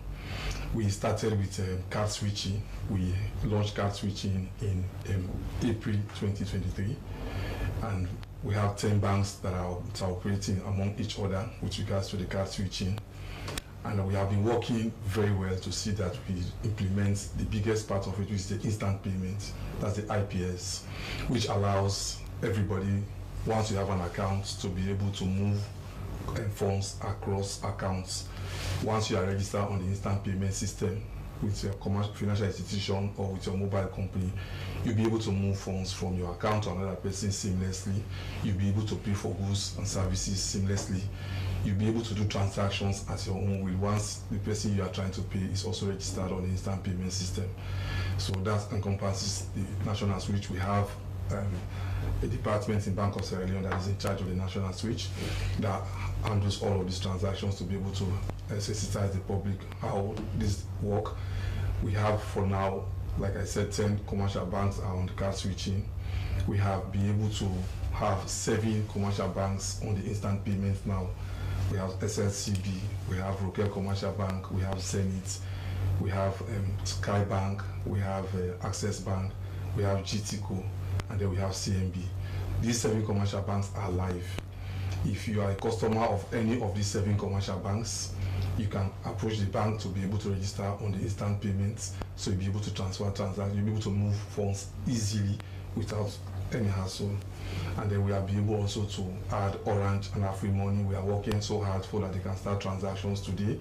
So if you are also registered on Instant Pay, any of the mobile companies, to be able to move money across the wallets through the National Switch platform. Okay, now let's talk about modalities in place for all of these banks to comply, because the 1st of April is not far away. Yes, the Bank of Sierra Leone, the governor, issued a directive to all the commercial banks to be able to join the instant payment platform. Okay. Because initially they have a bilateral arrangement that they have amongst themselves to be able to transfer funds from either one bank to another bank or from one mobile company to another company. But because of the investment in the national switch, where we are providing a platform that will be able to bring everybody on the table, you don't have to have a bilateral. This is now a national switch that everybody can connect to and be able to do transactions seamlessly within the financial landscape. So we have issued a directive in December urging all commercial banks to ignore the bilaterals that you have, to be able to connect to the instant payment and give access to people to be able to transfer across the financial landscape. So by April 1, the directive has already been gazetted, and once you put a document and gazette it by law, you have to comply. So the commercial banks and the MMOs, they are ready to comply, and that's why they are working so hard. If we are about 7, we are also expecting EcoBank and UTB to join the platform this week to next week latest. So by that, we have 9 commercial banks, and we'll now remain with about 3 or 4 commercial banks who will work towards from now to the 31st of March for them to be on board the instant payment, so that we can have all the financial institutions, the commercial banks specifically on board. And then we are working hard to bring Q Money on board, because another mobile money platform. So we'll be able to have all the commercial banks and all the mobile money operators to be on the national switch, which gives everybody the opportunity now to be able to transfer across the network.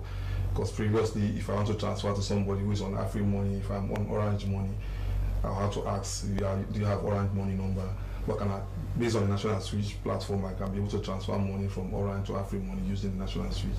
How workable would that be? Because we know what obtains in Sierra Leone, even to send text from Orange to AfriCell is a difficulty, regardless of talking about money. Yes, that's what we are saying. We have been able to bring a sophisticated platform. This is a well-designed platform. But this system now provides for everybody to connect. And once everybody is connected, you'll be able to transfer across the switch. The switch allows Orange and Afri Money to be connected, so that you'll be able to transfer from Afri Money to Orange Money, or from Q Money to Afri Money, or from Afri Money to the banks. That's why we say you can transfer from accounts to accounts, or from accounts to wallets, or wallets to accounts through the national switch.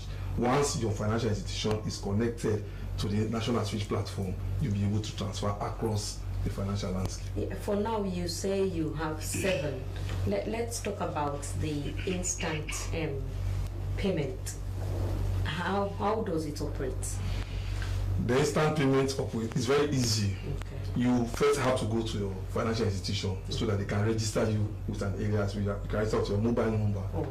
So they can use your mobile number. We all know anybody that have an account with a commercial bank have a mobile number attached to that account. So you have to go to your financial institution and ask them to register you on the instant payments platform. Okay. So they will use your phone number and they will ask you questions. You have to update your NIN, and then so that you'll be able to do transactions. So they will ask all of these questions and be able to register you. Once they register you on the instant payment, you'll be using any of the bank's app. If, for instance, in Rokel Bank, Rokel have an app. Exactly, they have an app that you'll be able to use to transfer money from your account in Rokel to any other account in SMB, let's say another bank. If, for instance, you are in Zenith Bank have an app that they will download for you that you'll be using. Like, for instance, you have Orange Money app. You can go to that Orange Money app. They will be having instant payments platform on the app. So you can go to that app and go to instant payment. If you know I'm registered and I have to pay you, and you're also registered on any of the financial landscape, I can use your alias, your telephone number to be able to transfer from my account to your account through the instant payments. Okay, so what are the benefits of this payments? Instant payments is very beneficial. It allows for easy transactions. It allows to access to finance instantly.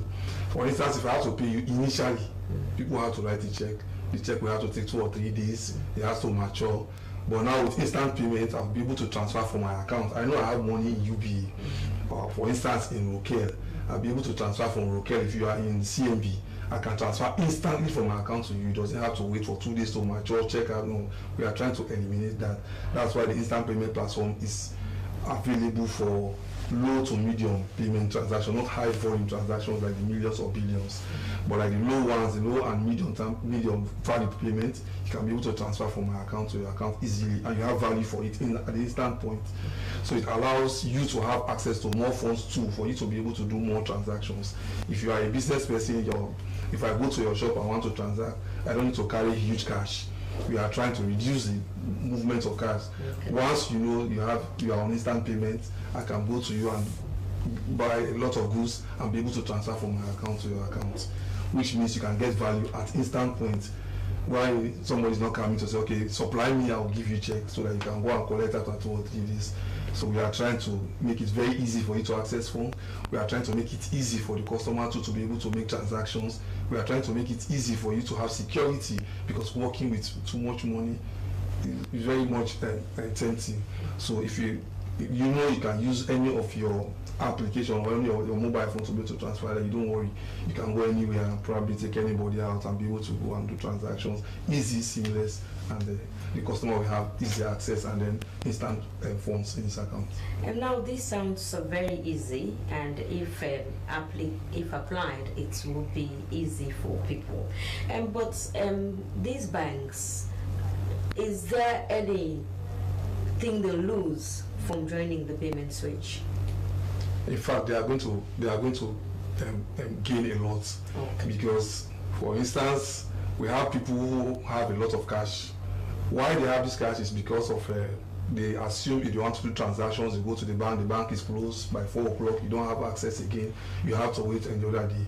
And there are some people who might want to tap into immediate opportunities. So what you have to do is to just know when your money is in the account, you can have access to it 24 hours, so that you can do transactions at every cost. So the banks now have a lot of this cash sitting with them, instead of somebody having cash at home sitting there just because he wants to go back anytime he wants to use, he needs those cash, and the banks are closed by 4 o'clock, they don't work over the weekend. The instant payments is 24 hours. We work over the weekend. It's live 24 hours, so you can do transactions at any point in time. It's safe, it's secure. You don't have to worry about anybody breaking into your house to carry your money. You know you can transact at every point in time. So the banks are going to gain a lot, because everybody is now going to carry their money to the bank. Hopefully they can use their phones or other platforms to be able to do transactions. You don't need to have cash. So banks can make use of the cash that they are holding, maybe to do some other financial intermediation. So what about the customers? Because most will prefer the traditional way of cashing out, because they know that most of these apps you pay fees, and some people do not like paying for even a dime for any service. Yes, it's very beneficial again to the customers as well, because we are trying to reduce the insecurity you pose by carrying cash. Once you know you are carrying a lot of cash, even you yourself, you get afraid of yourself. You don't even want to go out, you don't even tell people. So it will be very much insecure if you carry a lot of cash. So your own benefit is at least everything will be easy. It will be seamless. And you then have you lose access. a little by Yes. paying the fees. No, of course. The bank's making more profits on your head, or the apps you use. No, they are not making much more profit. You know, the banks You pay for any transaction you do on SimCorp. Yes, because it's a platform they are investing in. But the fees is really, really, really minimal. It's really, really minimal. Do not want to pay even minimal. But look at this scenario. If you are, for instance, going to pay somebody at Abacha Street and you are staying at Lumley, and then you have to take a motorbike, you risk yourself by traveling from that point to another point, and you have to pay more. If you pay a motorbike to come to your bank, you pay more. So this one is really, really minimal, and it gives you comfort. You transact in comfort. You can be in your room, you can be in your bathroom, you can be anywhere. You can do overnight. For instance, if I have to pay you and I forget, and probably I remember midnight, what I will do, I will just take my phone, oh, I have to pay this person, let me just transfer. So in the morning, you will see the alert. And you have instant alert. Me that is doing the transaction, I have my alert, I know that I'll pay. You too that is receiving the money, you have your alert, and know you have received funds. And you can use the same funds in your phone too to be able to do transaction at any point in time. Okay. So we'll come back to you and talk about penalties involved if by the 1st of April some banks do not comply, or even the mobile money operators. Well, the podium is going for a short break. When we come back, we shall be talking to Statistics Sierra Leone. Stay with us.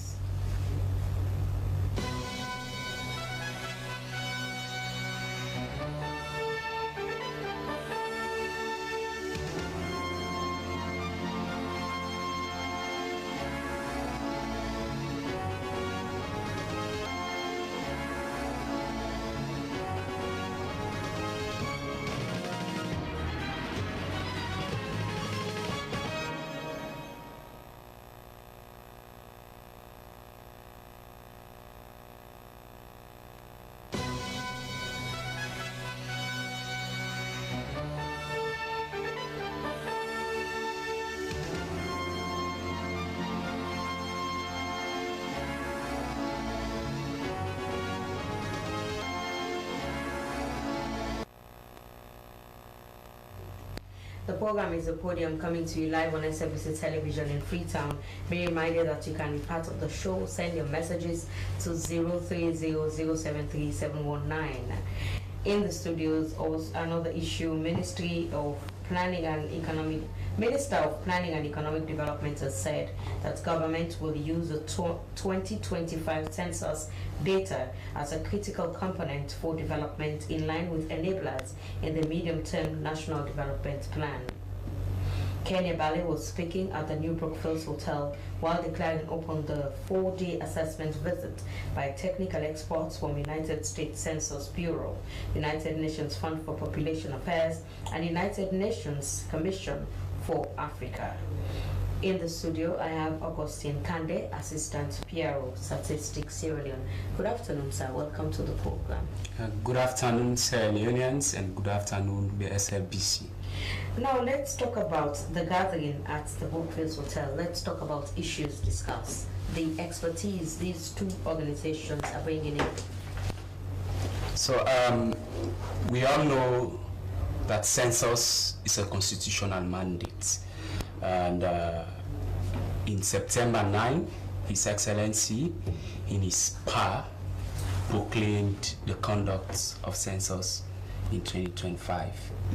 And since that period, Statistics Sierra Leone has engaged in several preparatory works and activities to ensure a successful 2025 census, ranging from constituting the census organogram, that is the advisory committees, the technical committees, and the publicity committees.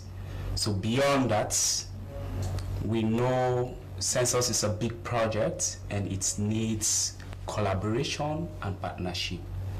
So in line with that, we have received technical experts in various statistical capacity from the United States Census Bureau, the UNFPA, and the United Nations Economic Commission for Africa.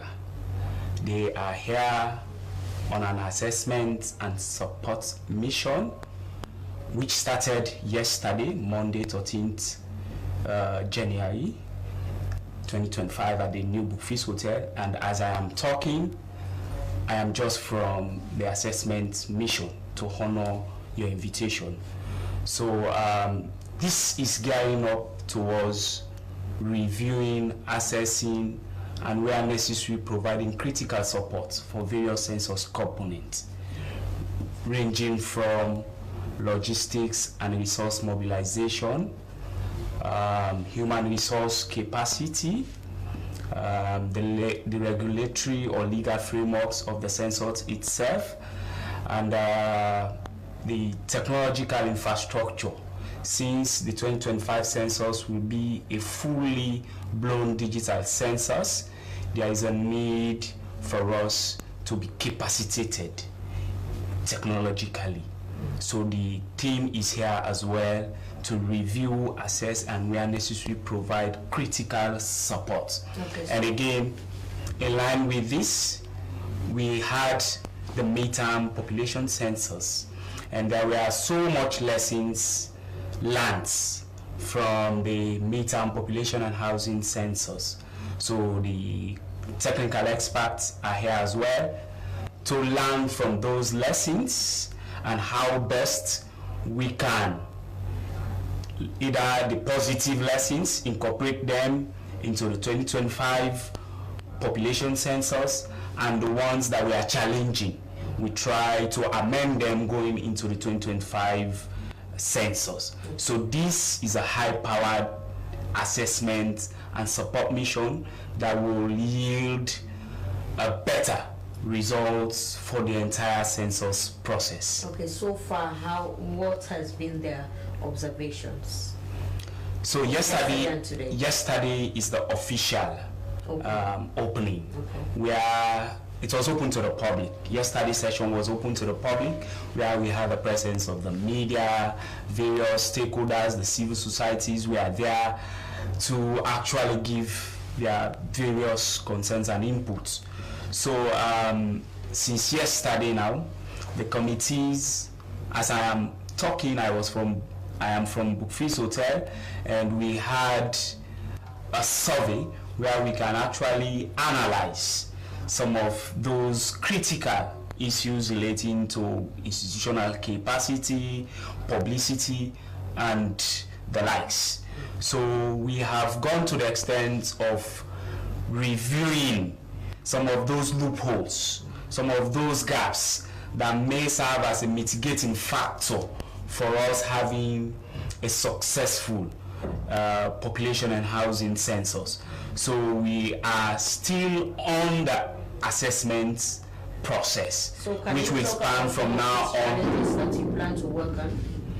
So the first thing, since we are trying to make the 2025 population and housing census a fully blown digital census, we all know the digital or technological capacity of our country. So we have actually looked at ways how we can try to improve the network systems and also the applications that will be used, comparing it to what was used, because the midterm census was just a learning process into involving ourselves into digital data collection. So we have picked out those faults, either the apps that we are used were not accurate or did not actually function as required. So all those things has been assessed as I am talking, and we hope to assess more of those challenges that will affect the process. Since it started yesterday and it's ongoing today, we hope to end the process on Friday, 17th January. And at the end of the entire session, I will now be in a better and good position to give you all those challenges that have been actually earmarked from the process, and what are those processes that will be used to address those challenges. So that will be actually made known to SLBC after the entire process. So for now, you cannot tell me about the expertise these two people are bringing on board, these two organizations. The expertise, they are bringing statistical and technical expertise to the drawing board. Just like I mentioned, we have various components that we are actually trying to strengthen and capacitate going into the 2025 population and housing census. So the Statistics Sierra Leone being the principal institution responsible for all data collections in this country, the experience we've used for the years to actually be as successful as we are will be brought to the table, and the expertise coming from the US Census Bureau, they have their own ways of looking at things statistically. So they will also bring that to the table. We now sit and analyze some of those things and see how best they fit our standard, because this is about our country, not theirs. So whatever they may bring may be good for them, but we also have ways of looking at it and making our own input so that it fits our laws of this country and how best we can get a successful 2025 census. Okay, so this is just gearing up to... Yes, it's a preparatory... So how ready is Statistics Sierra Leone for this 2025 census? Statistics Sierra Leone is fully ready and committed to conduct the 2025 population and housing census. We are waiting on the government. They have made their commitments to actually support the census process. So we are now waiting on the disbursement of some of those resources that will actually boost us as an institution to carry out our activities. But we have done several plannings, we have done several, we have engaged in several activities to ensure that we are fully ready, prepared and determined. We are only waiting now on government to fulfill parts of their own commitment. Then we kickstart the full census, the 2025 census, fully now. Okay, thank you very much. Continue to stay with us in the program. He is the Assistant Bureau of Statistics, Sierra Leone, Augustine Kande. But still with me in the studio is the Health Education Manager, Ministry of Health, Harold Thomas. Well, Harold, as we are rounding up, let's go back to the precautionary measures, because most Sierra Leoneans that the SLBC spoke to yesterday do not even know about monkeypox, you see. So let's talk about what people should do to prevent the disease.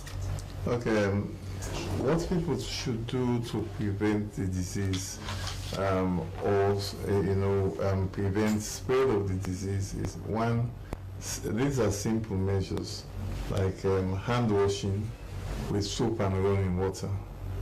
And then also we should make sure that if we see anybody with visible signs of rash, or anybody with fever or tiredness or swollen lymph node, we should make sure that we do not have any body contact with that person.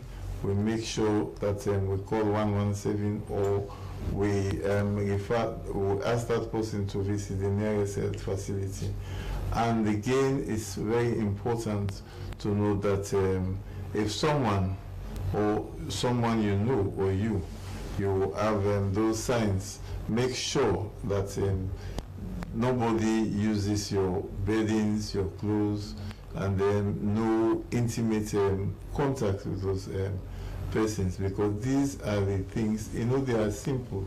When once you do not have any visible signs and symptoms, even if you have the virus, the monkeypox virus, you cannot transmit it. So that is very good.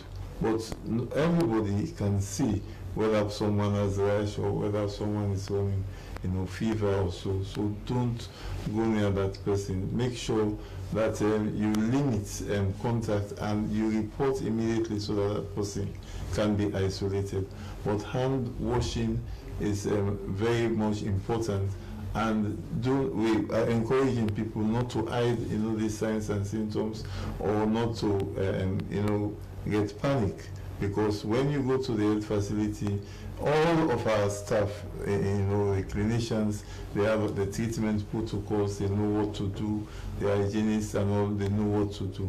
So it's important for us to just, if we can cooperate, and then if we are doing like contact tracing or line listing, if someone is infected, we should actually cooperate to give correct information. For instance, if you have contacted 10 or 15 people and you say no, it's only one, you are exposing or predisposing those people to the disease. So these are precautionary measures that we should actually take. And again, the other source also, we get this thing, it's a zoonotic disease. You can get it from animals as well. Animals can get mpox and humans can get. When it's in the animal world, there is no substantial health problems with them. They do not get sick or die. If they die or get sick, it's as a result of other causes. But when it is transmitted from animals to humans, we call it animal to human transmission, then that's where the problem starts. Because from the human now, we have sustained human to human transmission. When it's transmitted to human, as in what is happening right now all over the world, it's I will call it sustained transmission. It will take light years for this thing, for us to get a handle on these things. So make sure that you don't interact at this time with wild animals like squirrels, like those rodents, small rodents, squirrels, rats, and other animals, and non-human primates. Those animals that looks like humans but they are not humans. You have monkey, we have the baboons, chimpanzees, and others. So for now, let us make sure that we don't interact with them or do not consume them as meat, because the problem is if they are infected, when you are preparing, you may actually get the infection. It's not when you are eating it, but you should make sure that for now we avoid. There are other protein sources or animal protein sources that you can use for now, because as of now we do not know up till now whether it's as a result of an initial animal to human transmission or human to human transmission. We are trying to even find this out. So let us make sure that we adhere to these precautionary measures. Okay, now the emergency line 117, how is it fully operational? Because we know the challenges in previous times. Well, you can just try it at any time. You know, 117 is a system, so most people think that it's just like having a phone that, you know, that's like me and you, but it's a system. It can accommodate maybe 50 or 100 calls at the same time. You know, we have different, you know, people working within that system, and they have the capacity to reroute these calls to maybe physicians or the laboratory or other people that may be of use, you know. So 117, and it's toll free. So we should make sure, maybe if you call, and I would also advise not to misuse 117, because what they are doing now is to do prank calls. And immediately, maybe some people will use abusive language on the receivers, maybe 2 or 3 times. And sometimes they are human. So maybe the third call or fourth call that will be coming, maybe a genuine call, maybe that person will not pick. But actually, the 117 is effective. We have upgraded that system, and it's toll-free. All right. Thank you very much, and Al Thomas from the Ministry of Health. And to you, Albert Fode Boima, let's talk about penalties involved if these banks do not comply. Well, Sierra Leone, like every other nation, is a country of laws. We have the Finance Act, we have the Payment System Act.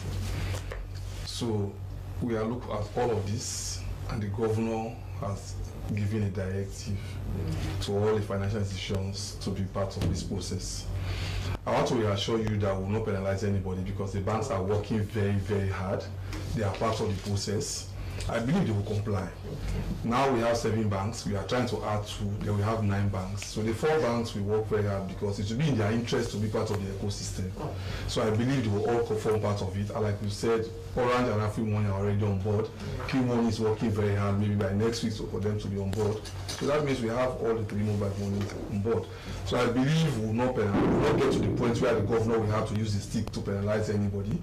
The banks have been working very well with you. They have collaborated with us very well to make sure we'll be able to deliver this. So I believe we'll get there, and all the financial institutions will be able to be on board, so that we'll be able to conduct financial transactions across the ecosystem seamlessly. Okay, thank you very much, Mr. Boima. And finally to you, Augustine, let's talk about the date for the census. As proclaimed by His Excellency Retired Brigadier Julius Marabio in September 9, December 1 has been set aside as the census night. And what that means, the census night is very critical for the census process.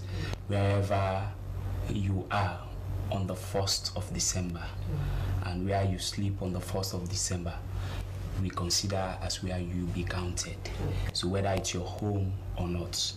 And December 2nd is the actual census data collection date, and it will run for 21 days.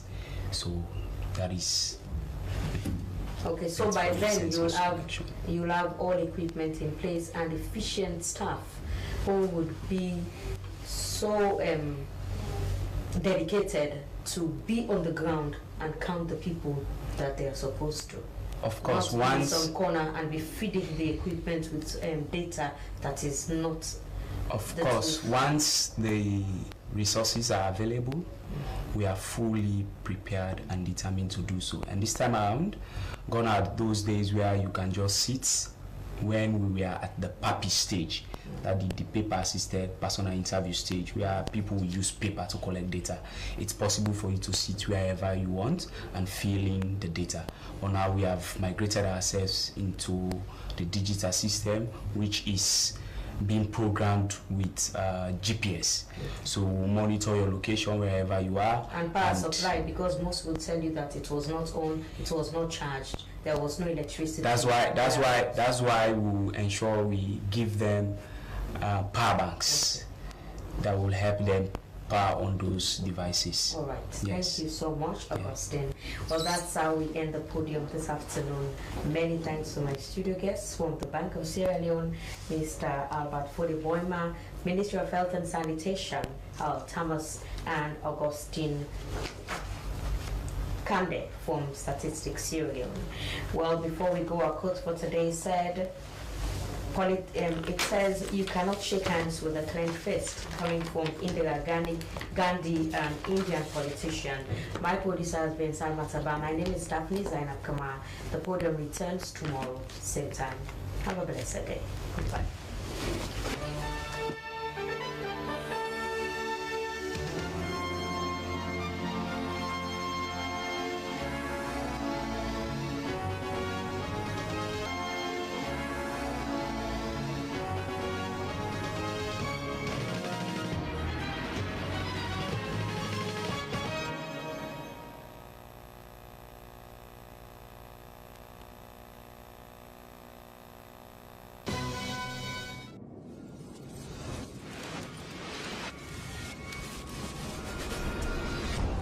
in Sierra Leone, and as a prompt action demonstrating the government's commitment to safeguarding public health and readiness to respond decisively to the outbreak.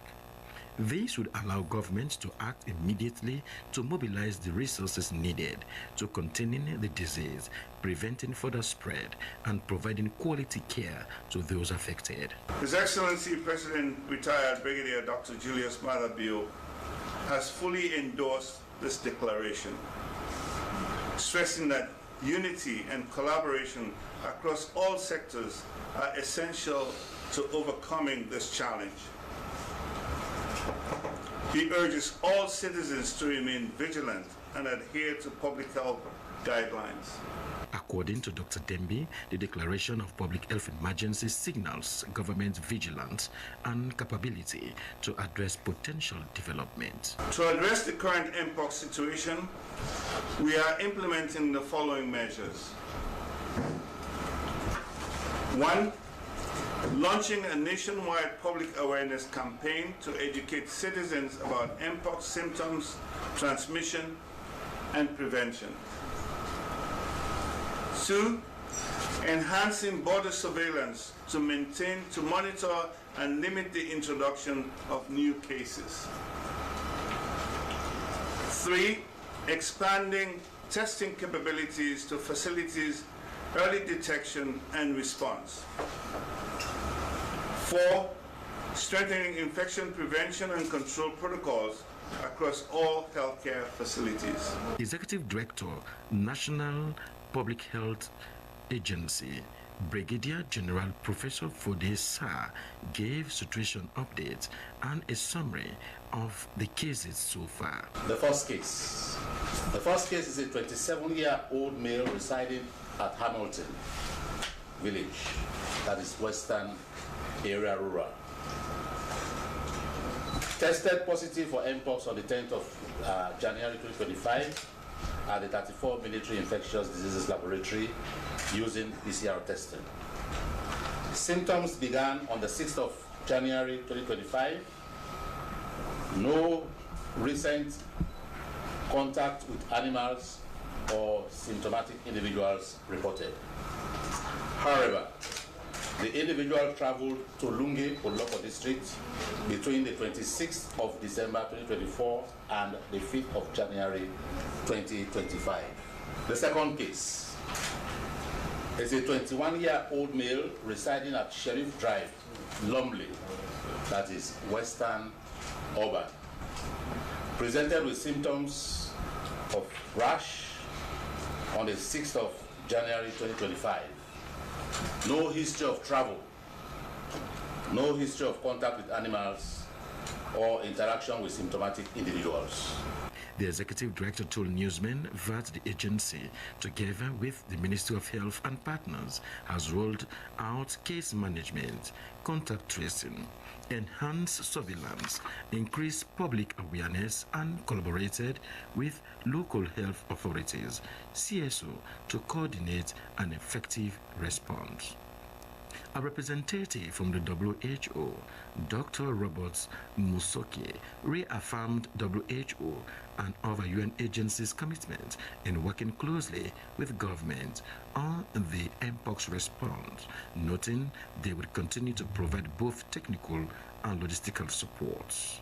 Sierra Leone has previously experienced outbreaks such as the 2024 Ebola virus disease epidemic and recent COVID-19 pandemic. Ibrahim Samura, Freetown.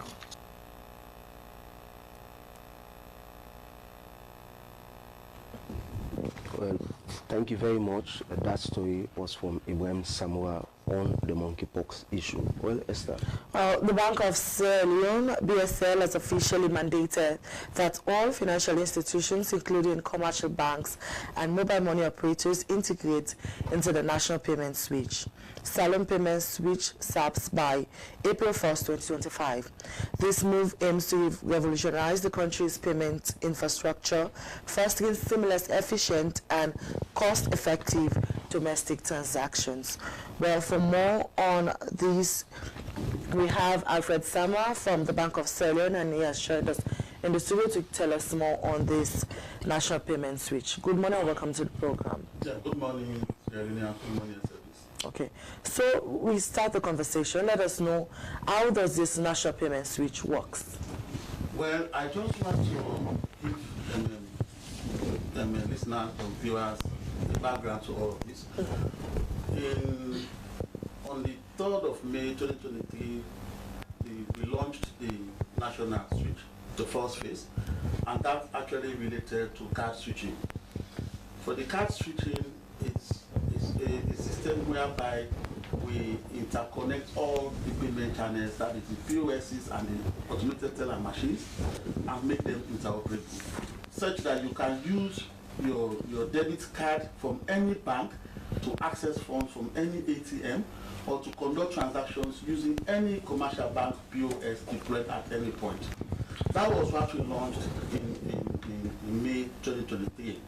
Now the next phase of the project was to handle the instant payment, which is actually like the game changer to all of transactions processing generally. So what does the instant payment do?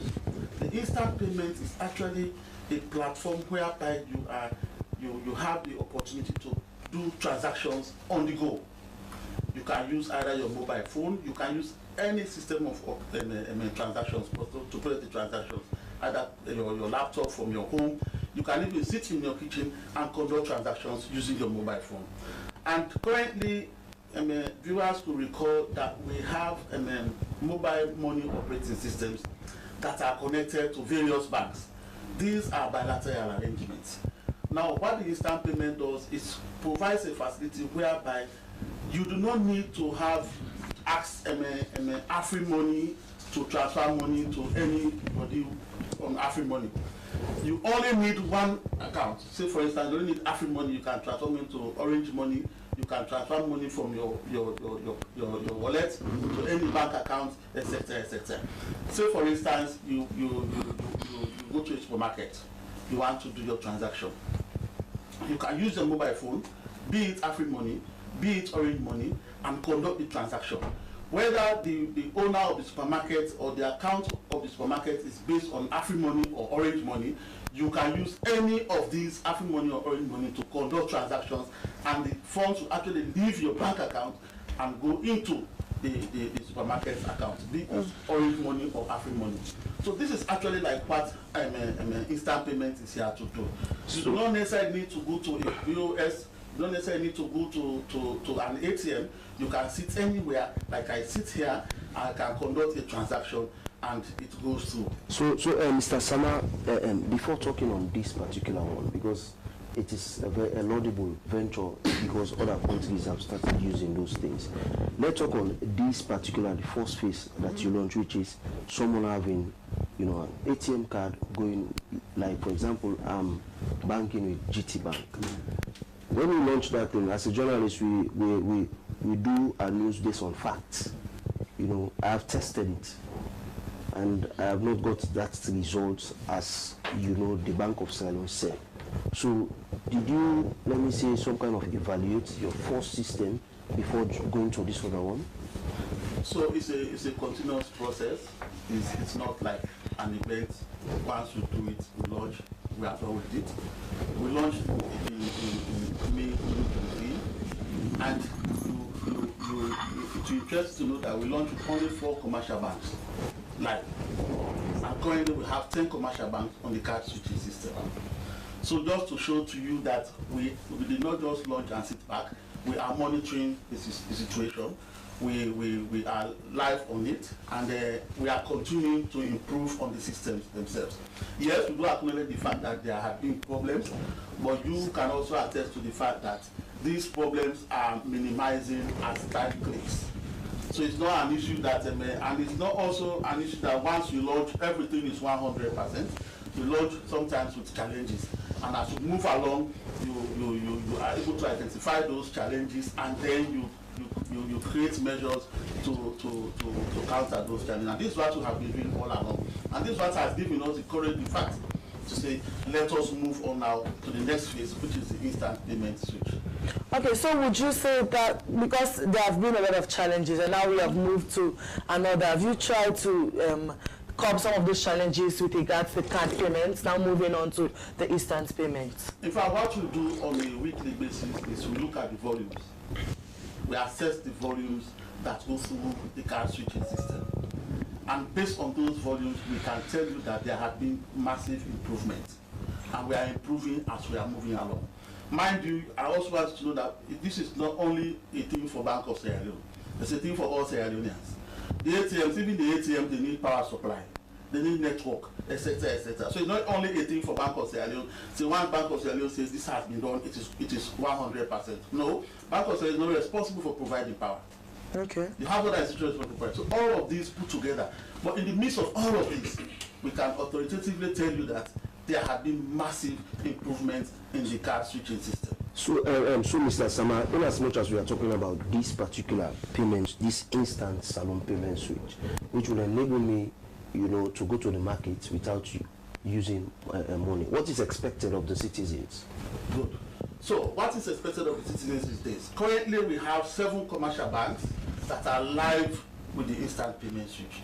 And these banks are Sierra Leone Commercial Bank, Local Commercial Bank, Zenith Bank, Sky Bank, Commerce and Mortgage Bank, GT Bank, and Access Bank.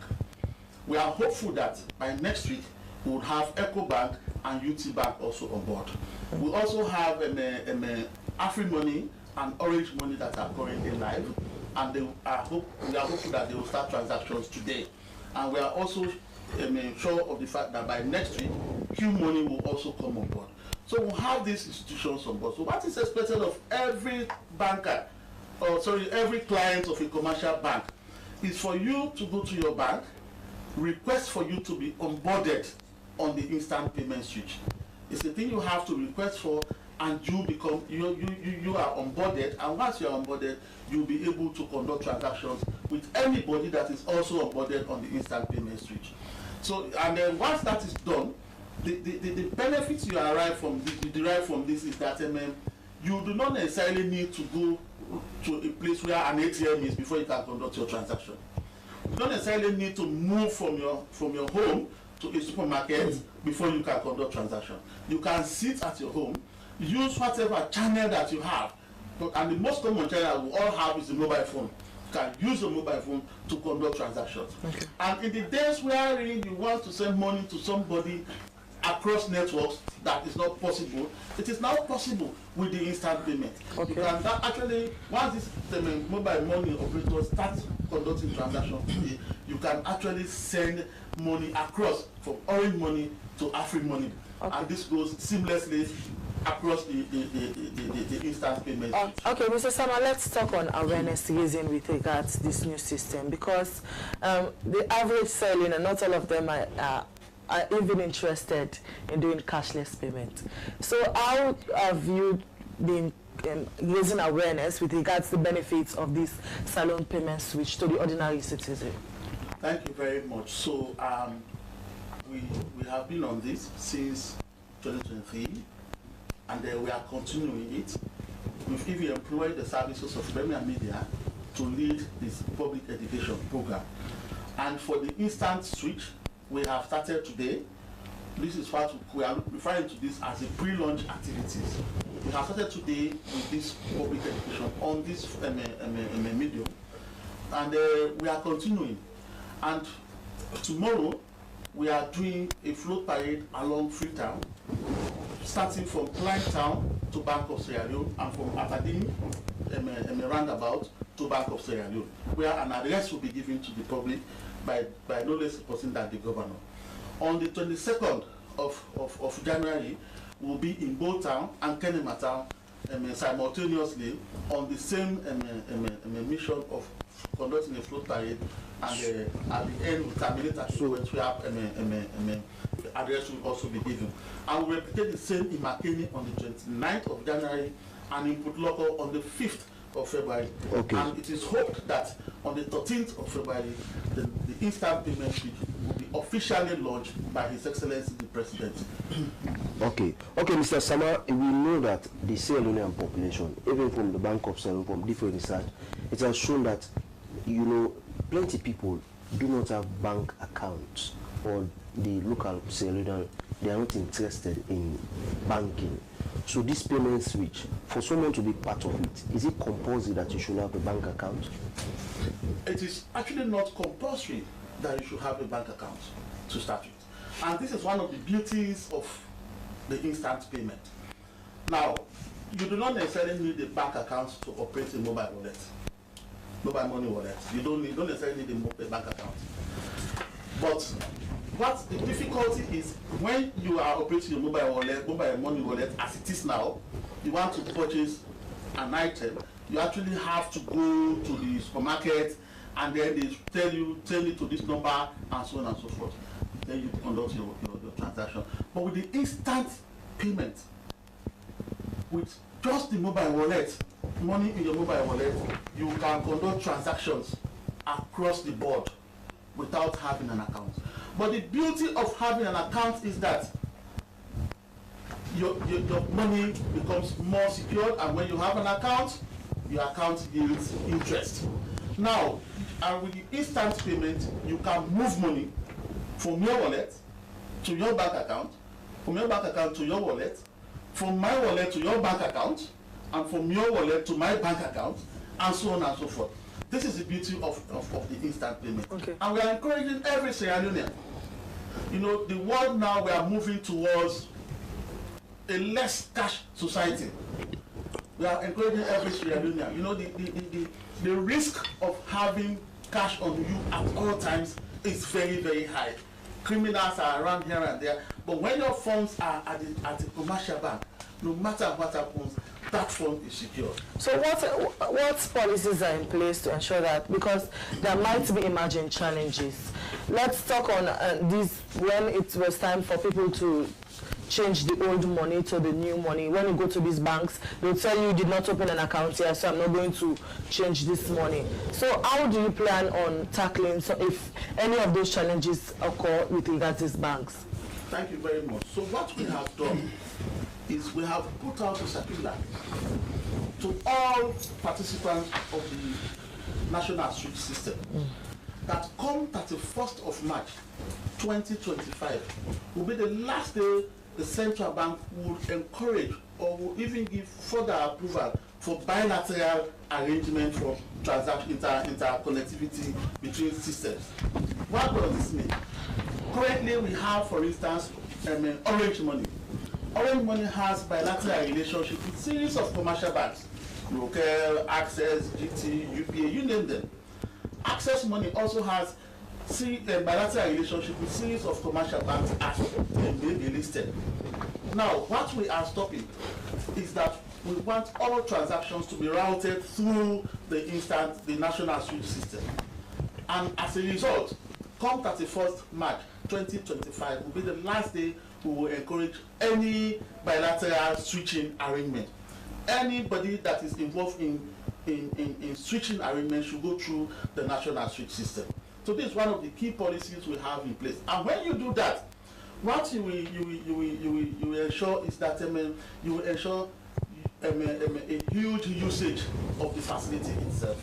Okay. And it will serve as a means of security for your transaction that you process. Okay, so thank you very, very much. It is Alfred Sama. But before I go, sir, please, I don't want viewers to know that with the instant payment, your transaction is conducted easily, at a very fast rate, and very convenient and very safe. Okay. Please enroll, go to your bank today, the banks that are listed, SSCB, Rokel, Access, GT, CMB, Sky, Zenith. Go to them today, ask them to onboard you on the instant payment switch. Okay, so thank you very much. He is Alfred Sama from the Bank of Sierra Leone. So viewers or Sierra Leoneans, you know, we're about to go to a cashless economy. So thank you very much. Well, to another hot headline story of ours today, after several engagements between the security institutions in the country and bike riders, the Sierra Leone Police, the Sierra Leone Road Safety Authority and the Bike Riders Union have reached an agreement for the restriction of commercial motorbikes from plying 35 streets in the Central Business District. During the agreement meeting at the police headquarters in Freetown, the bike riders promised to comply with the demands and laws in their communique. For years, Freetown CBD has been overturned by chaotic traffic, with motorbikes often seen as both a necessity and a nuisance. This proposed ban, supported by the UNDP, the international community, civil society organizations, and several citizens, seeks to end the gridlock and curb the accidents that have plagued the city. But such a dramatic move also raises urgent questions about its social and economic consequences. In the studio, we have the Deputy Head of the Sierra Leone Police Media, ASP Mohammed Bobsin Selu, and the National PRO of the Bike Riders Union, Mohammed A.T. Nabiu. Good morning, gentlemen. Yeah, good morning. Good morning. Also, the National Coordinator of the Civil Rights Coalition, Alfonso Manley, he says that this move has been done over and over without success, and that there is no strategy to prevent bikes from using the CBD. Alfonso Manley is also with us in the studio. Good morning, Alfonso.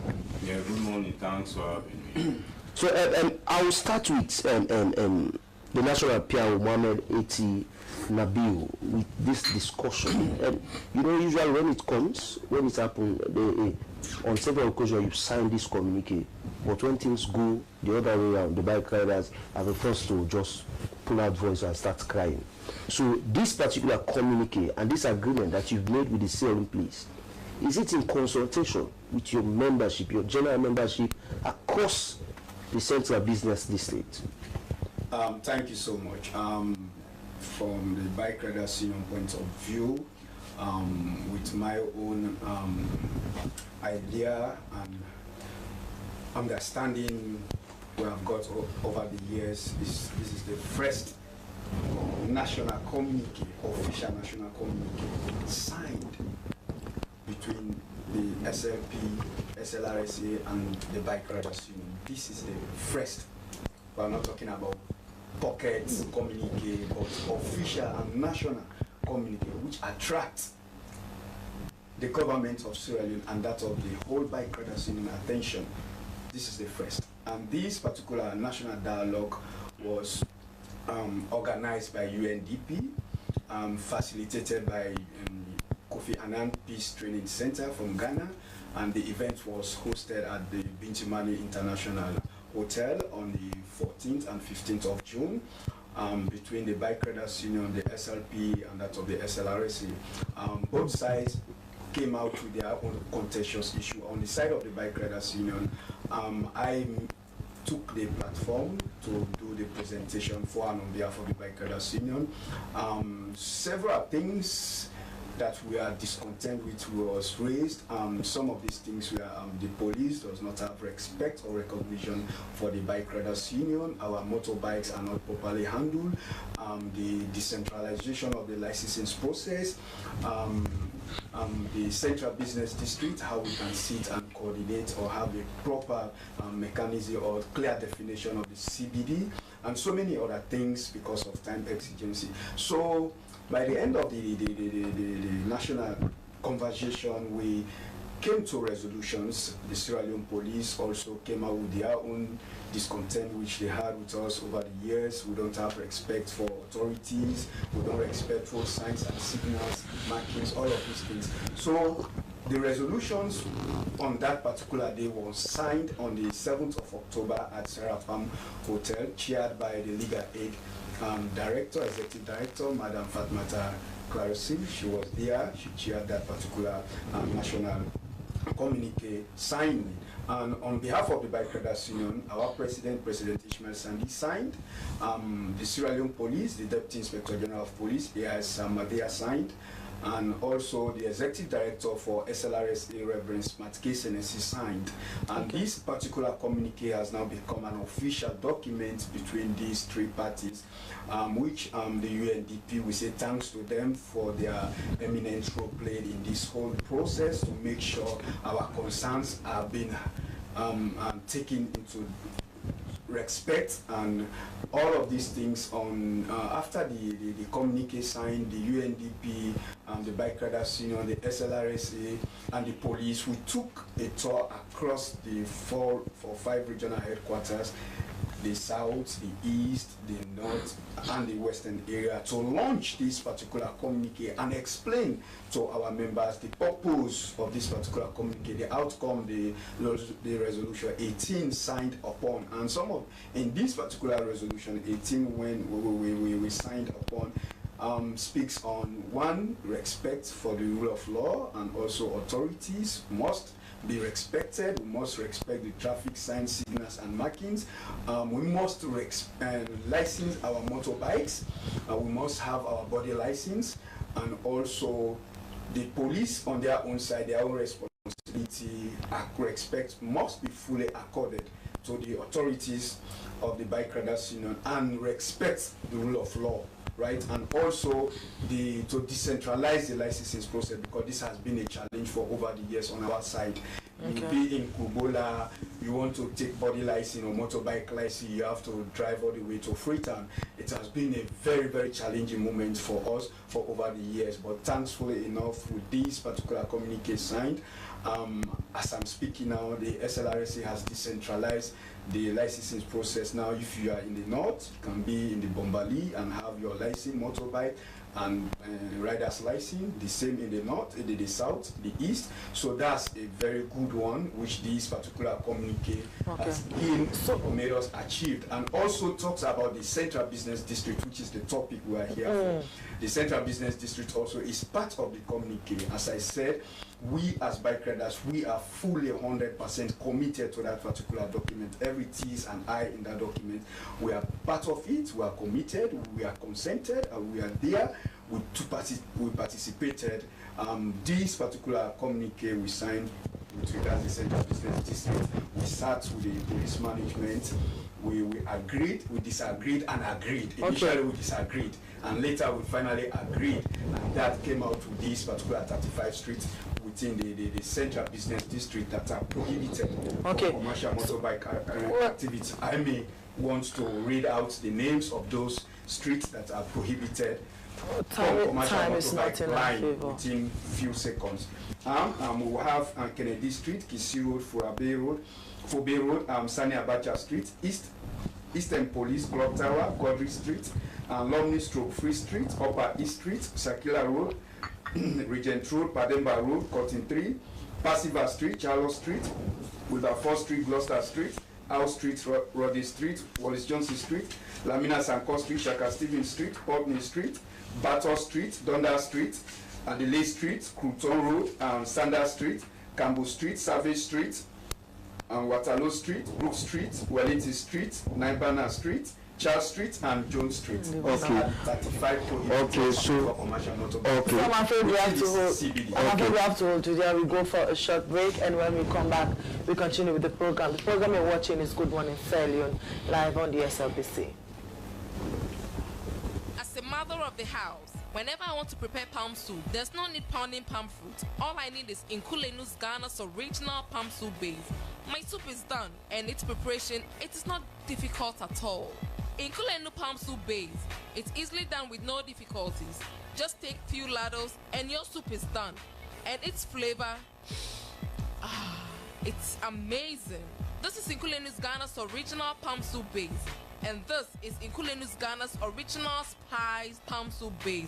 Iron fruit and turkey berries are naturally added. Also available brown gold natural cocoa powder, sunny gold brown sugar, neat fufu flour, shito, pisa, and moringa. All available at Nyami Ado Enterprise, 1 Lower Waterloo Street, Freetown. Nkulenu palm soup base. Ghanaian original taste.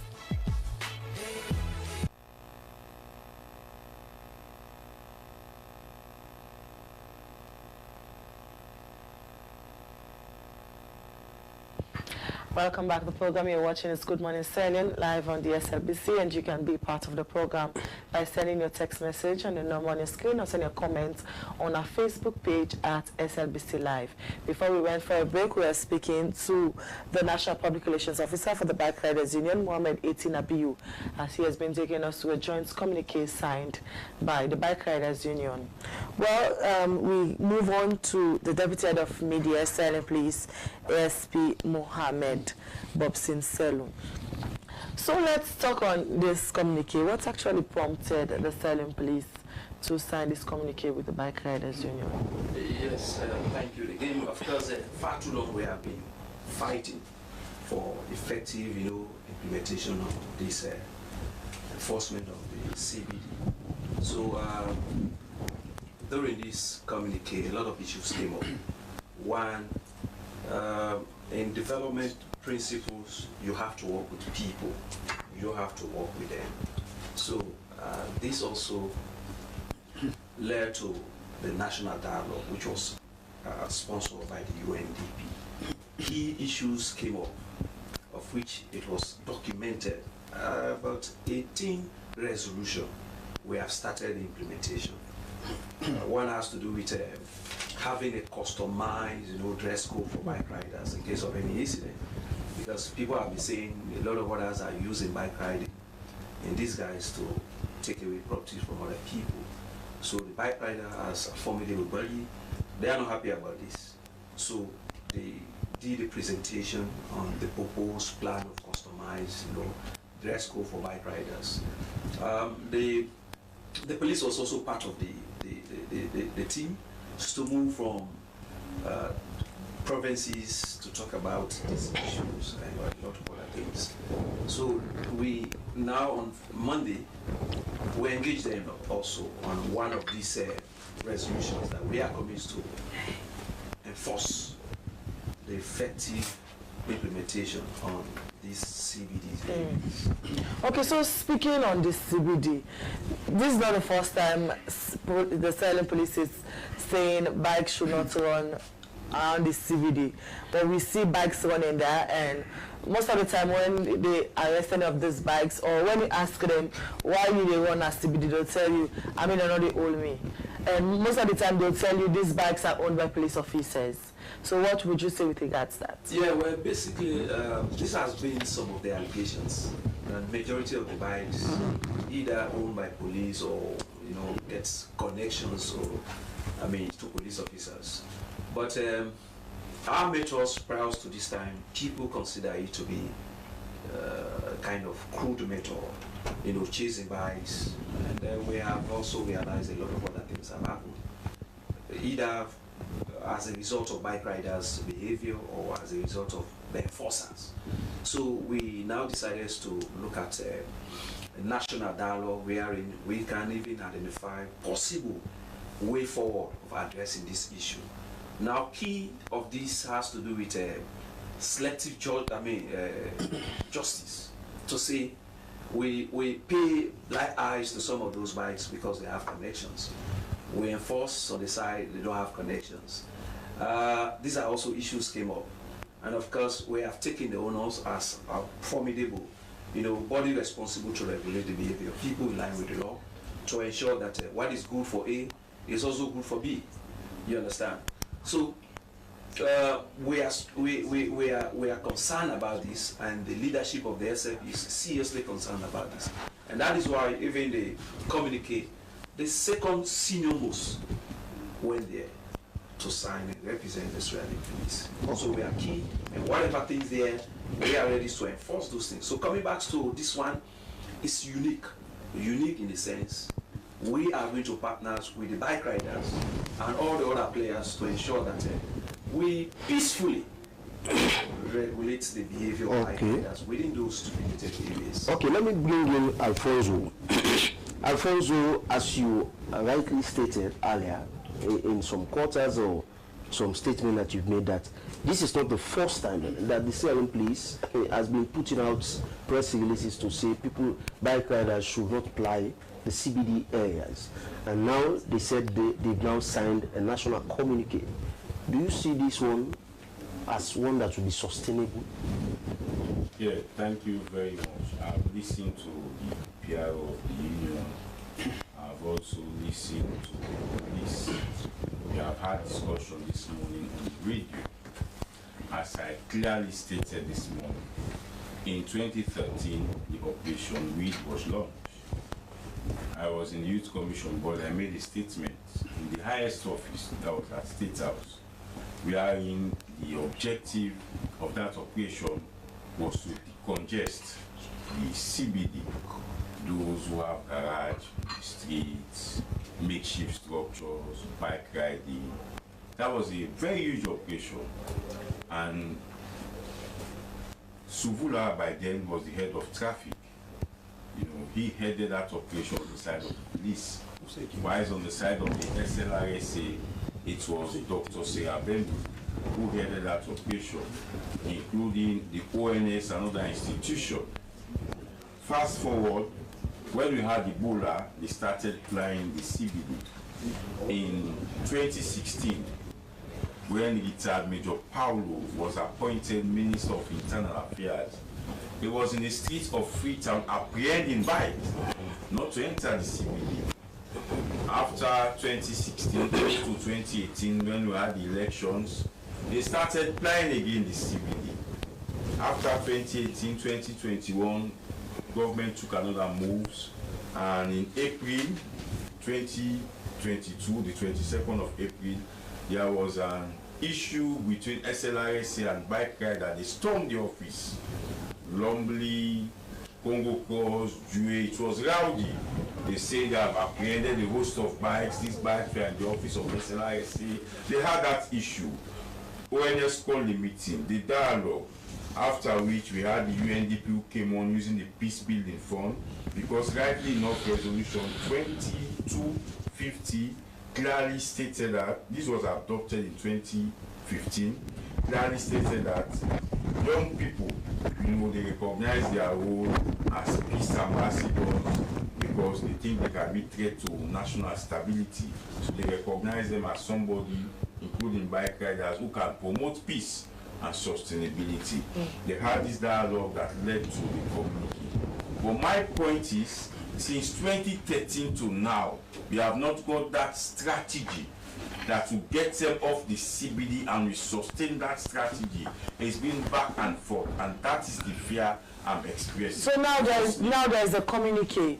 Do you see this communique as a way of decongesting the CBD? I do not see it that way. Firstly, where do we have some of these parks? Those alternative routes they should use, are they motorable? Thirdly, I will tell you, I have witnesses. When lawyers, they handle several cases, we have court at the 14th, we have the other one at Pademba.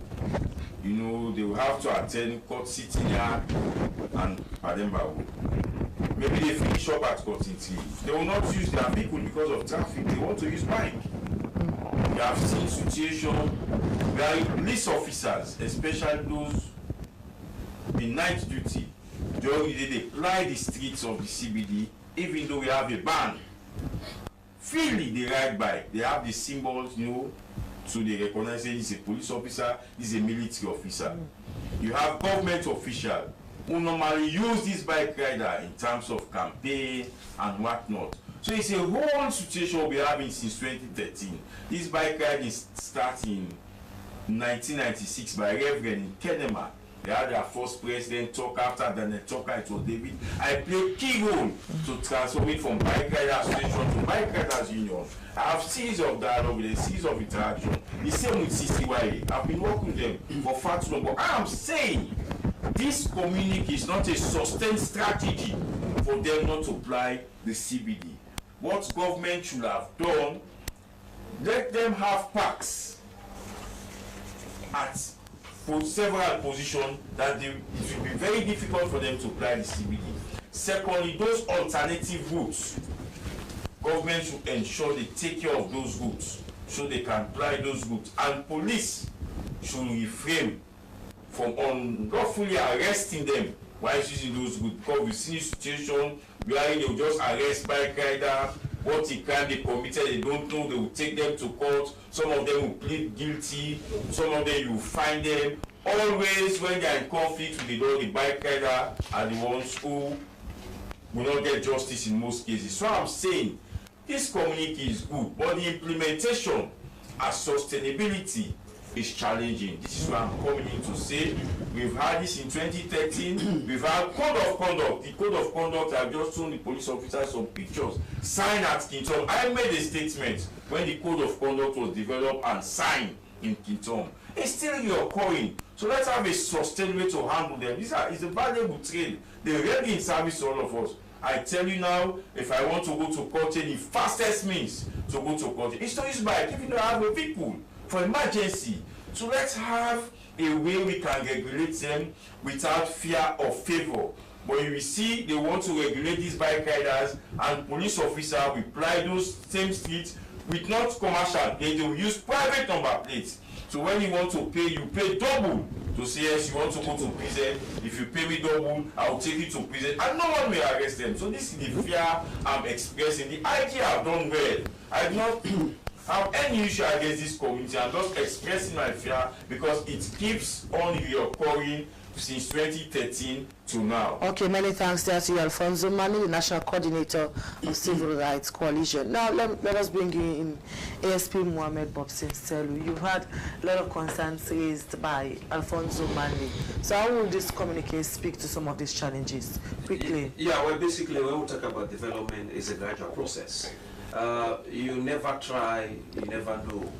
According to him, sees of these things. But this one, I will refer to it as unique nature in the sense because parties concerned are also part of the enforcement of these regulations.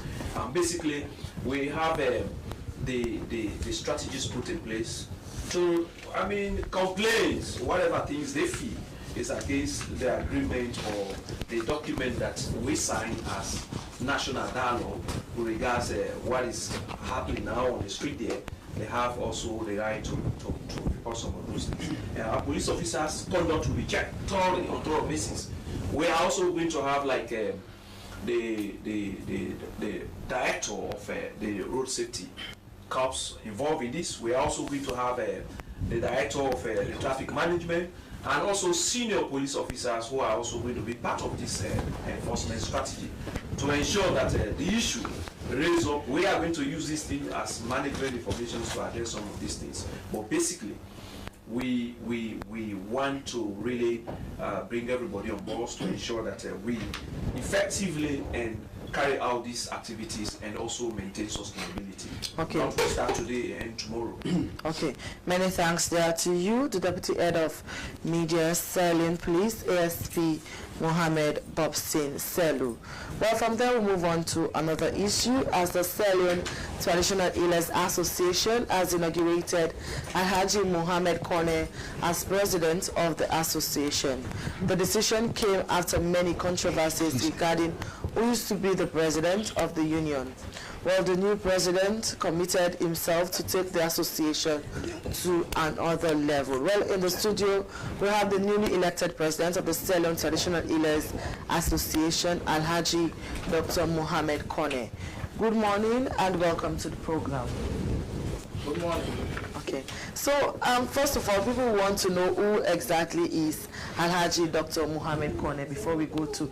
Let me first congratulate you for winning the election.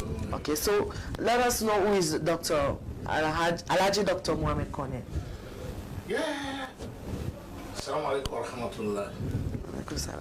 Good morning, Slbc. Good morning, all Sierra Leone people. Good morning, all the traditional healer. I am Dr. Alhaji Mohamed Kone, National President, Traditional Sierra Leone Traditional Healer Association. And this Alhaji Kone, where you see me, is a native doctor. So, the man who come to this country here for go study at Harvard over 22 years. For know about this man, so you give me small space, let me explain small. This is Alhaji Kone, a man who go study but go side the small. I studied for starting at Beginland University.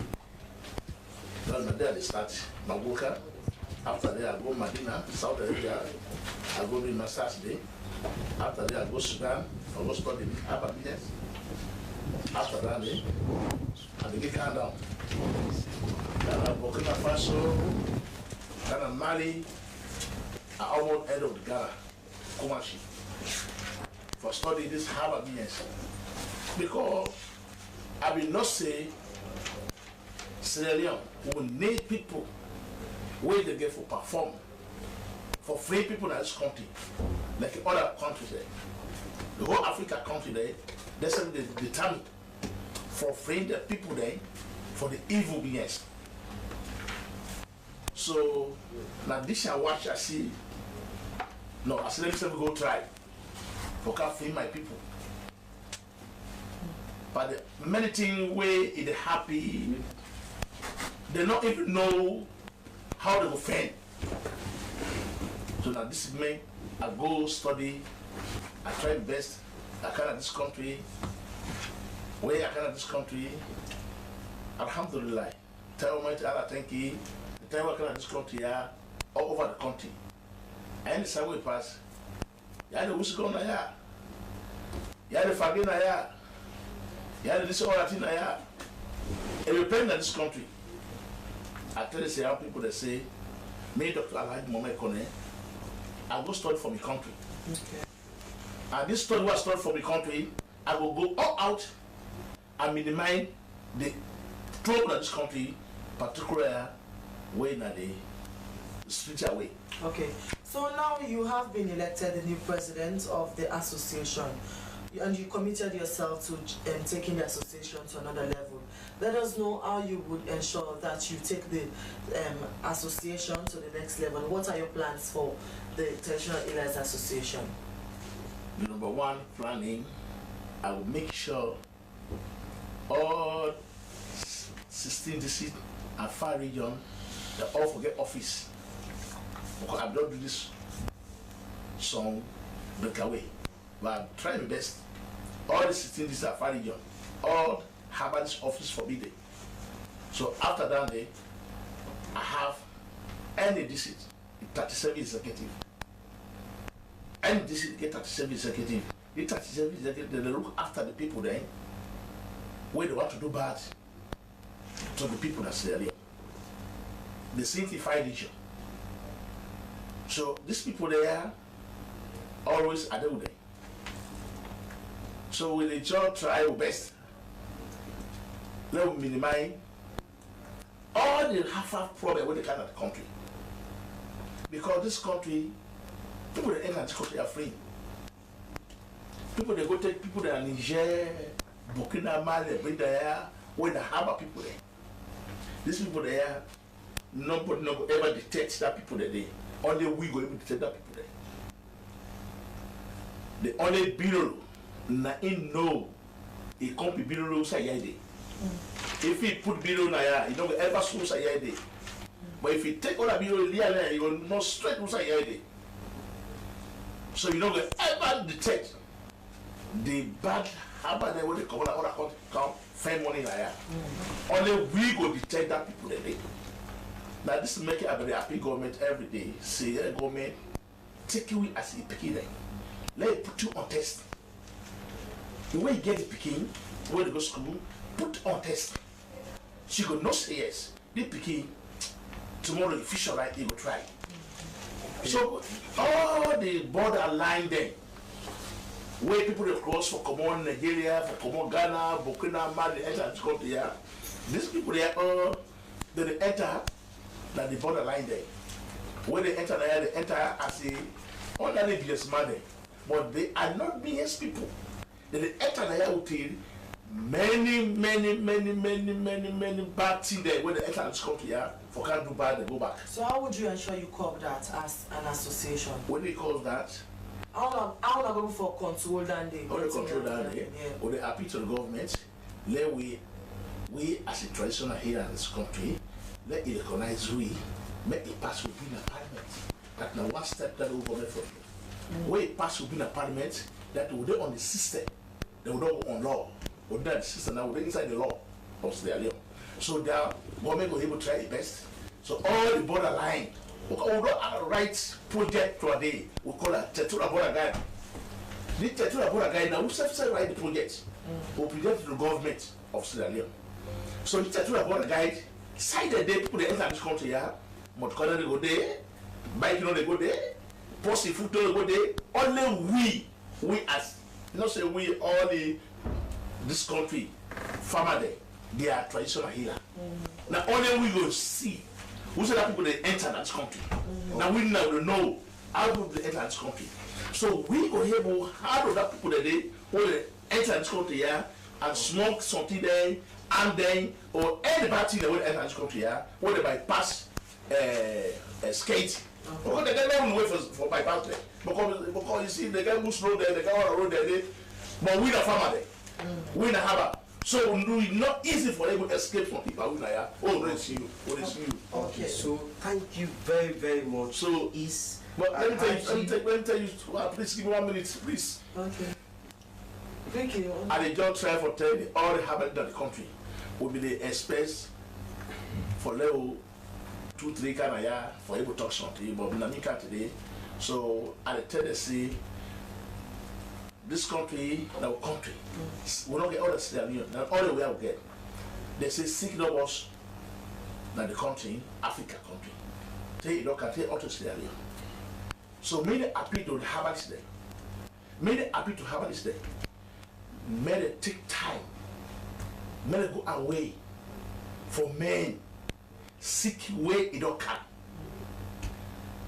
When you get somebody, you get that kind of type of city, what they call monkeypox, this and that, refer to the hospital. Okay. Not just say come in and lift mass. I mean, man, you go boy, broke the leaf there, you put up. You don't say you don't expect to read this minister. That monkeypox, anyone way boss, the virus that they come out. Okay. When they come out, they scatter by all other people there. Okay. So therefore, I appeal to the harvest in that country. They will take time for that day, and they will all come to one. As one body, let us able free our country for any evil and bad people there in the country. Okay, we hire doctor there. Dr. Sulma Kabade with the highest. Dr. Sulma Kaba and Dr. Sekuba Tawari, Dr. Mohammed Gaddafi, Dr. Mamadi, Dr. Dibajaro. These doctors, they nice country as a professional doctor there. They are professional doctor there. So please, would they appeal to the government? Let government recognize you in this country. Okay. Let him put you on test. Let take you out we go perform in this country. Let everybody gonna say yes. How many people in this country? Like other people in Ghana, Nigeria, other countries. They perform fine. They don't think medical doctor in the hospital there. Okay. We say medical in prayer we near that medical doctor there. Okay. So let's go and make something. We say people go free. Okay, many thanks there to you, the newly elected president of the Sierra Leone Traditional Healers Association, Alhaji Dr. Muhammad Kone. And I believe government is listening to Mr. Kone and Dr. Kone, because they are appealing for government to recognize them and pass the bill that they are craving for. So government, this is a wake-up call for all authorities. Well, we'll move to another segment, which is the review of the headlines of our local tabloids. Well, my first take here is the Anko newspaper. It opens with a banner headline that says, our most important currency is credibility. Insights from the bank governor. The photo of the bank governor there, 2024 confirmed as warmest year on record. Cyber laws and censorship growing threat to press freedom, MRCG reports. International experts arrive in Sierra Leone to assess 2025 digital census readiness. These stories and more you see in the Auko newspaper. My first speaker is the Premier newspaper, and its banner headline says, Rise in Blindness, a public health emergency. Fisheries Ministry intensifies effort against illegal fishing. Court Martial Defense opens case for second accused. Fairway College, Bombay Road Organization. Fobe Bombay Road Organization officially launched. Well, for more on that, you go in for the Premier newspaper. The next one is the AYB newspaper, and it says, Stop the campaigns, focus on President Bio's big agenda. President Bio's agenda, the photo of Umo Napoleon Koma. And you have first female National Student Union president sworn in. Global ranking, Sierra Leone passport declines. These stories plus more you get in the AYB newspaper. My final pick here is the Night Watch newspaper, and its banner headline says, APC austerity versus SLPP promises. Bio has grown too powerful. Well, that's the banner headline for the Night Watch newspaper. For more on that, you go in for it. Well, viewers, that is how we got the cutting down of today's edition of Good Morning Sierra Leone from Broadcasting House in Freetown. I want to say a very big thank you to our studio guests, and also thank you to our production crew, especially our producer, Daphne Zainab Kamara. But before we go, let's take the quote again. It's from an American writer, Mark Twain, and it says, it is better to keep your mouth closed and let people think you are a fool than to open it and remove all doubts. Well, Good Morning Sierra Leone returns tomorrow at exactly 9 o'clock. We have been your presenter. I am Esther Sako. And I am Emmanuel Samuel. Also, I want to say a happy birthday to my dad, Alfred Didi Samuel, as he clocks 70 today. Oh, congratulations. Well, bye-bye. Have a wonderful day. As a mother of the house, whenever I want to prepare palm soup, there's no need pounding palm fruit. All I need is Nkulenu's Ghana's original palm soup base. My soup is done, and its preparation, it is not difficult at all. Nkulenu palm soup base, it's easily done with no difficulties. Just take few ladles, and your soup is done. And its flavor.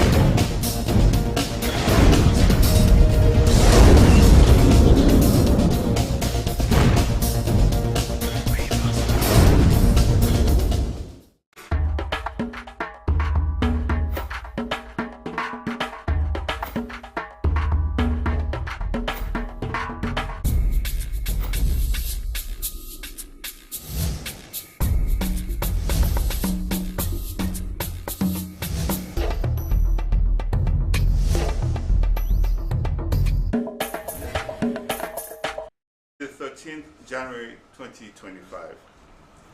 Distinguished members of the press, partners and citizens of Sierra Leone. The confirmation of 2 cases of Mpox in the country has prompted immediate action. As mandated by the Public Health Act and on behalf of the government of Sierra Leone, I am declaring a public health emergency. This decision, made in consultation with His Excellency the President, retired Brigadier Dr. Julius Maada Bio, the technical team at the Ministry of Health, the National Public Health Agency, and technical partners, including the World Health Organization ensures a swift and coordinated response to this emerging health threat. The emergency declaration demonstrates the government's commitment to safeguarding public health and readiness to respond decisively. It allows us to act immediately to mobilize the resources needed to contain the disease, prevent further spread, and provide quality care for those affected. It also signals our vigilance and capacity to address potential developments.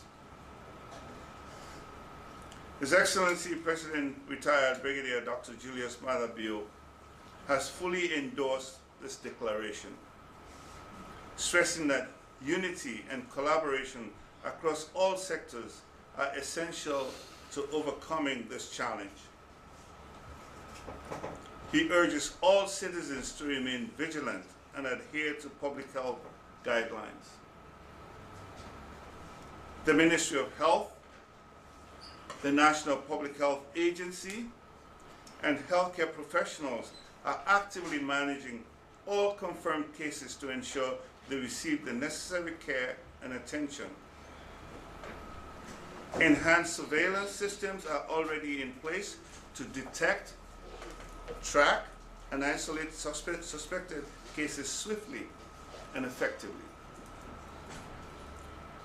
Sierra Leone's experience in managing previous outbreaks, such as the 2014 Ebola virus disease epidemic and the recent COVID-19 pandemic, has significantly strengthened the public health response capability and capacity.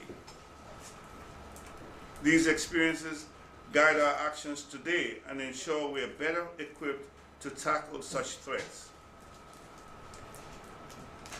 The expertise of our health security teams has also been recognized internationally, enabling Sierra Leone to assist other nations in managing public health emergencies. This emphasizes our readiness to control challenges at home, whilst reaffirming our commitment to regional and global health security. To address the current mpox situation, we are implementing the following measures. 1, launching a nationwide public awareness campaign to educate citizens about mpox symptoms, transmission, and prevention. 2, enhancing border surveillance to monitor and limit the introduction of new cases. 3, expanding testing capabilities to facilitate early detection and response. 4, strengthening infection prevention and control protocols across all healthcare facilities. These interventions reflect a comprehensive and proactive strategy designed to protect every Sierra Leonean.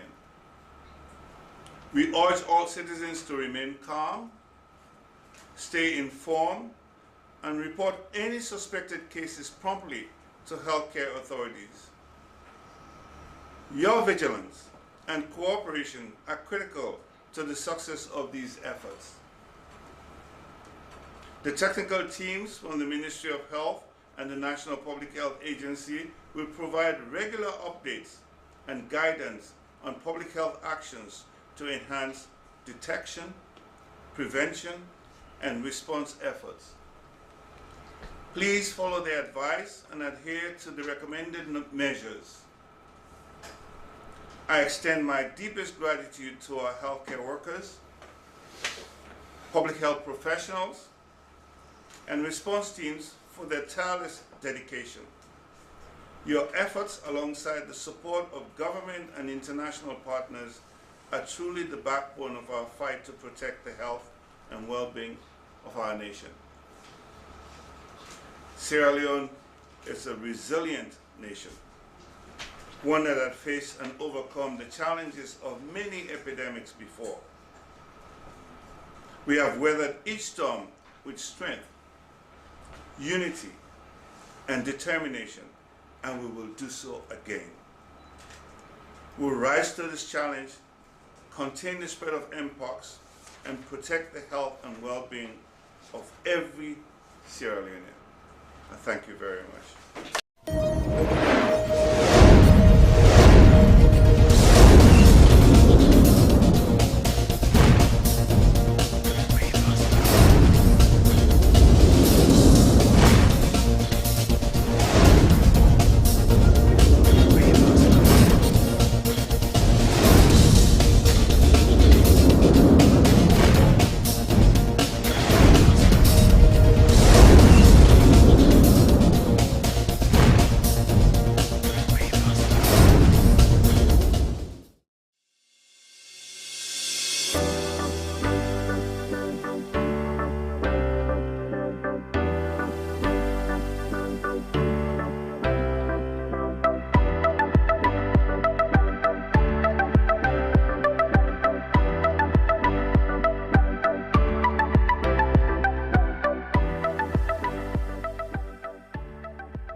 We are the national broadcaster, and I am Sulaiman Baba Toure, a reporter and presenter at the SLBC.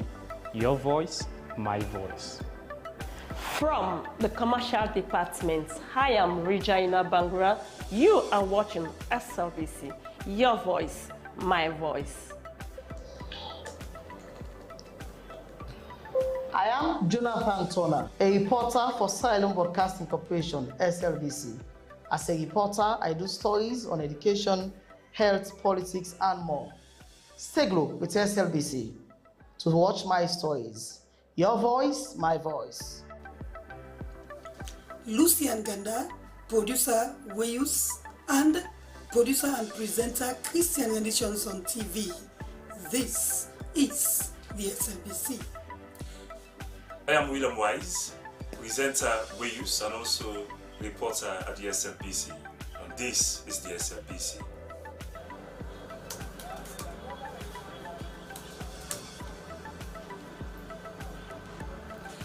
I am Salma Tabak, television executive producer. I produce programs on both radio and television. I'm a news anchor, a presenter, an announcer on radio. I enjoy what I do because I serve a public service broadcaster. It's a pleasure to work with the SLBC. I am Tilly Koma, Head of News and Current Affairs Unit, Sierra Leone Broadcasting Corporation. Our news hour now covers several segments. We have entertainment, business, weather, sports, ferry schedule, and human interest stories, not forgetting politics. We are doing all that to keep you people posted on what's happening all over the country. Thanks for being with us at SLBC. Keep blue. We are the best.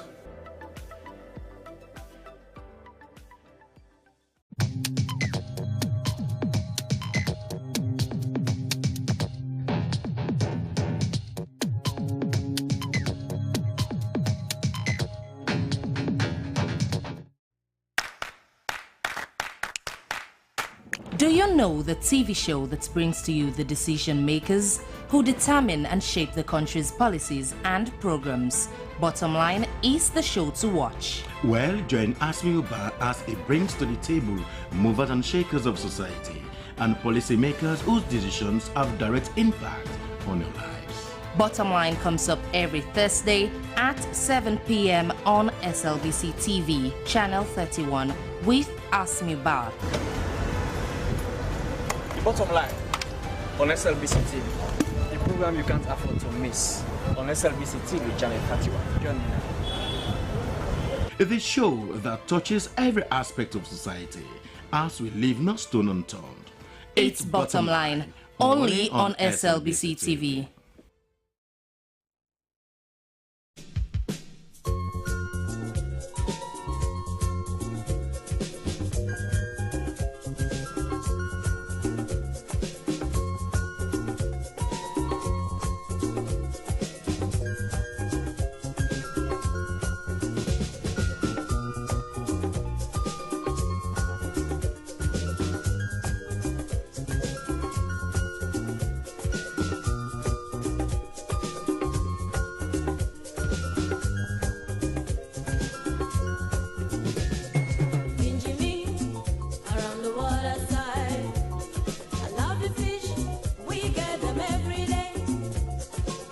Kinjimi, around the waterside. Lovely fish, we get them every day. So if you wanna get your bonga fish, you better take a walk to the waterside.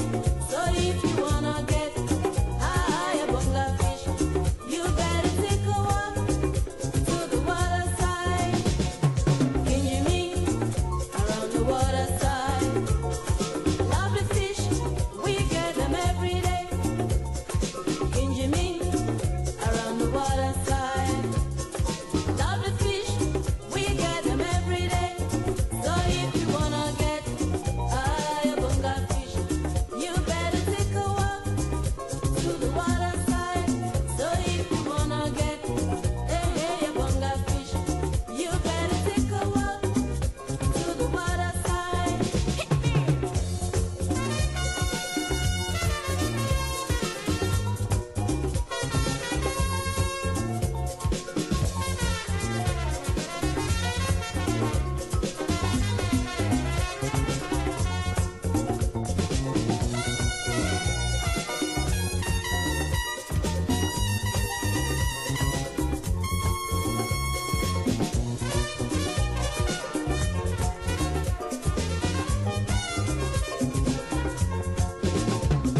Kinjimi, around the waterside. Lovely fish, we get them every day. Kinjimi, around the waterside. Lovely fish, we get them every day. So if you wanna get your bonga fish, you better take a walk to the waterside. So if you wanna get your bonga fish, you better take a walk to the waterside.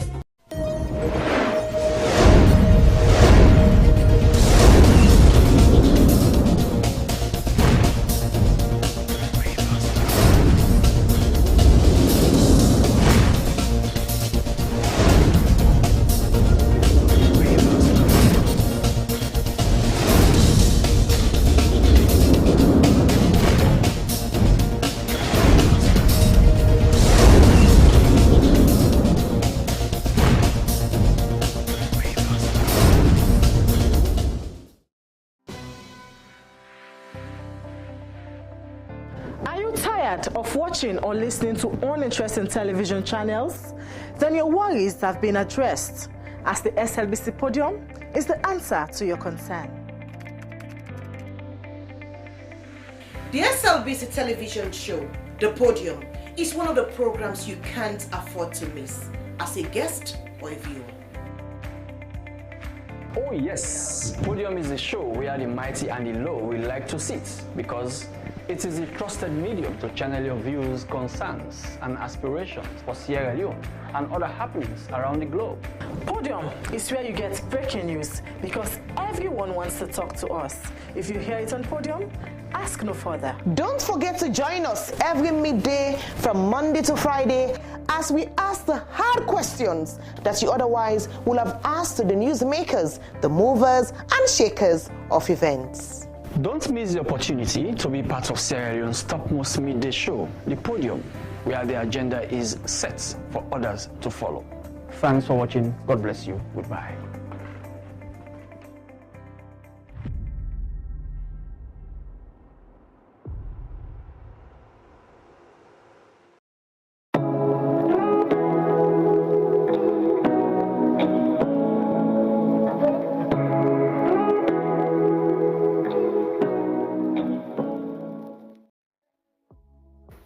Life no go ever sweet without that thing what we call love.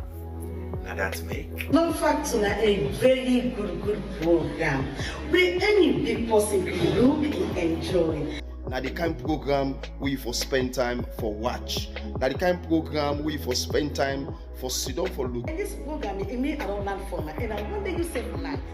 The Love Factor show is about family, love, counseling, relationship. So we dey build and maintain relationship This na program, also will they cancel you. For let you know how for them with your partner. Let you know how for settle disputes between you and your heart to heart. Well, you do your it for yourself. Join the Love Factor team every Sunday, 10 p.m. for help make we all enjoy love and peace.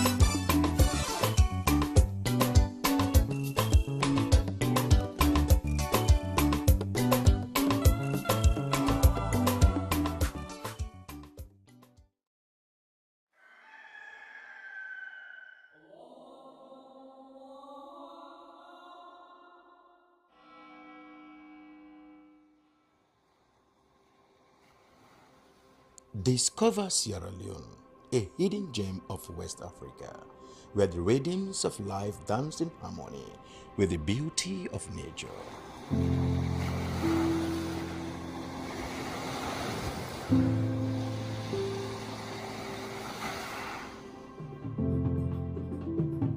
Feel the heartbeat of our culture in every beat of the drum, in every step of the dance.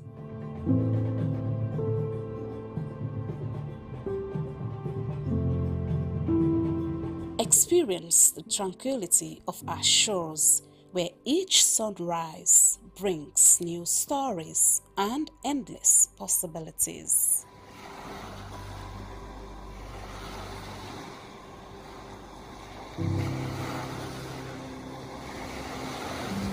Immerse yourself in the vibrant tapestry of our daily life, where every color tells a tale and every face a friend.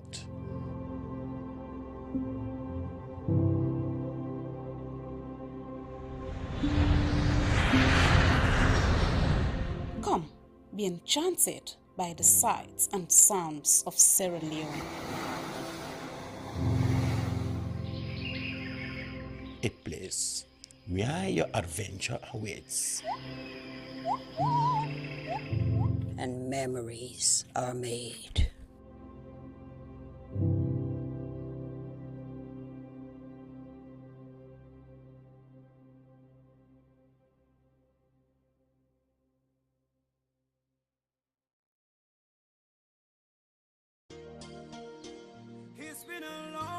In a small village in Lira, in northern Uganda, a joyous celebration is about to take place. A bride has come back to her home village to partake in probably the most important ritual in a Ugandan marriage, the introduction, or kwanjula. The whole village is invited to witness this colourful and vibrant spectacle. Many cultural dances are proudly performed, and many gifts are exchanged between all the members of the two families. But few Ugandan weddings take place without a certain degree of negotiation, ranging from simple requests for the bride's well-being to hard-fought demands for livestock and cash for the bride's extended family. So even while the celebrations continue, the bride price, or at least the livestock part of it, needs careful inspection. Then, in a nearby house, the families meet to check that a list of demands have been met. Amid the smiles, there is often a tension that runs through the meetings. Has the price demanded for the bride been paid in full? Lists are ticked, and careful records are kept. Envelopes of money are passed from hand to hand. Once the checks are over, the groom is formally introduced and welcomed to the gathered guests, and the party can really begin. In many cases, it ends there, and the couple go on to lead happy and healthy lives. But in a striking and worryingly large number of cases, bride price can lead on to misery, poverty, submission, and violence. Which leads us to ask the urgent question, what price, bride price?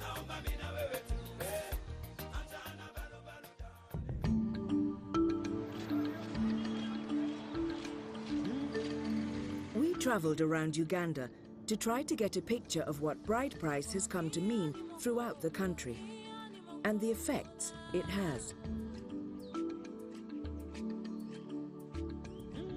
We first spoke to Florence. She lives in a village close to Tororo, in eastern Uganda, one of the poorest parts of the country. She was 17 when she first got married, and her husband was a neighbour. Her parents asked for 3 cows and 3 goats for her. But soon after their marriage, his character started to change.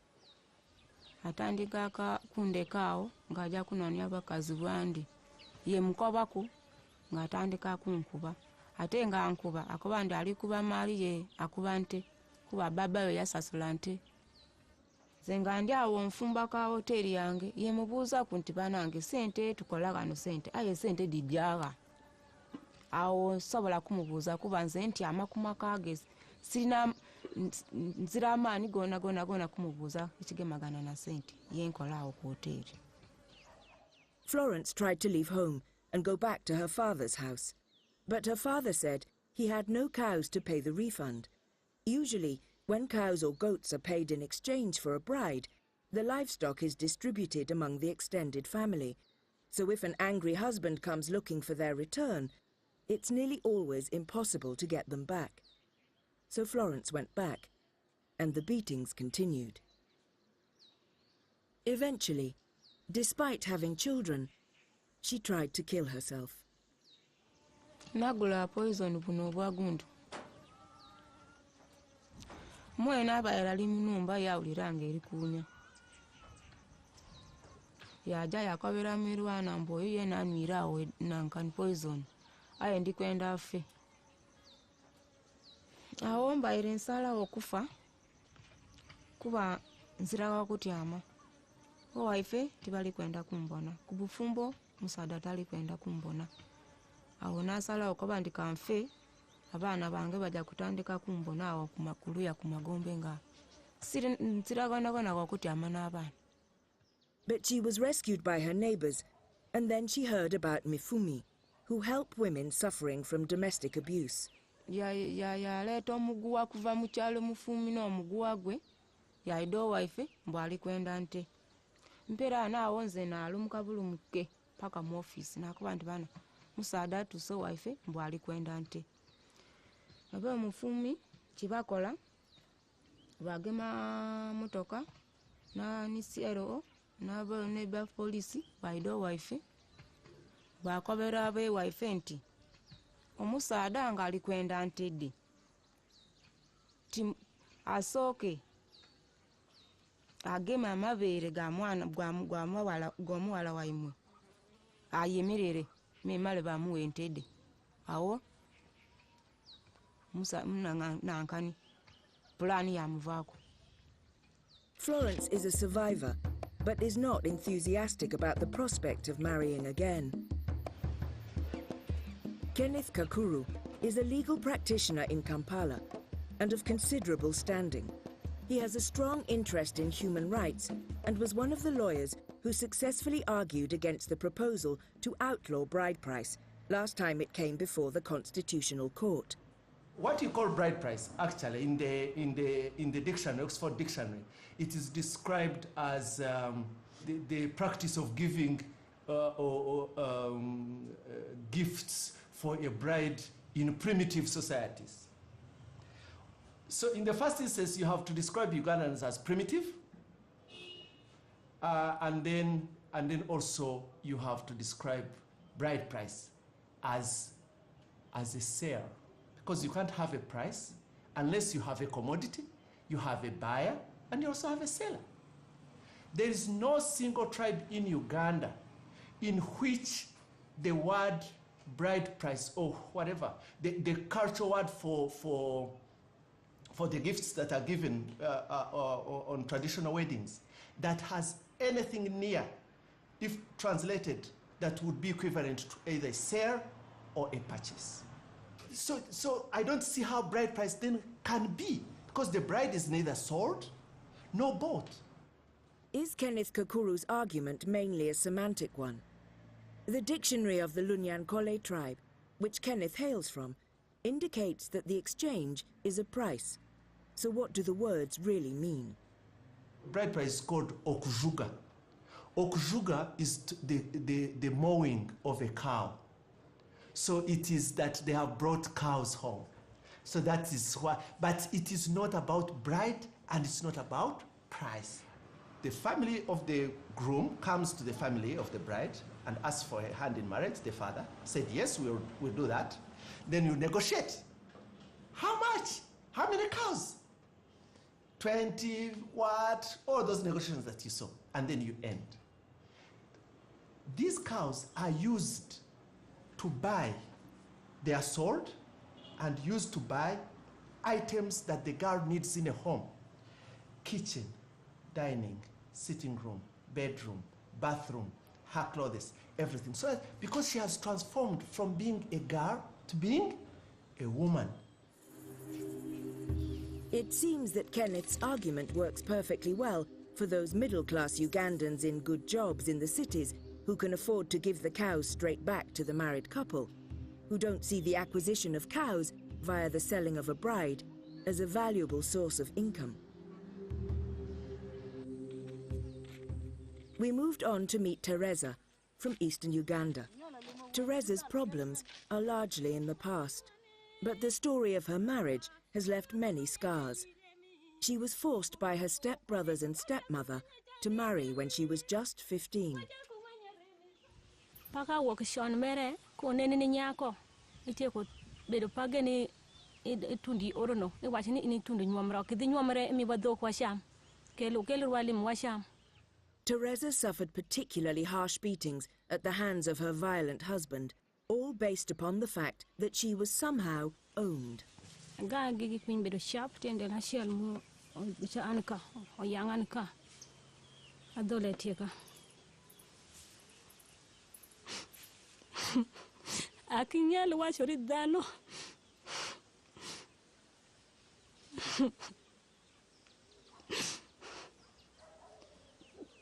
Alimulitu maduong suwa. To menya tero go chik. To go ngwecho. Ka go duoko timako go. Jemo lawi gimogo je kirinyi kwaya je kaparani kisi gimoro je kaparan tawona penjere ni awona panga e pinyi me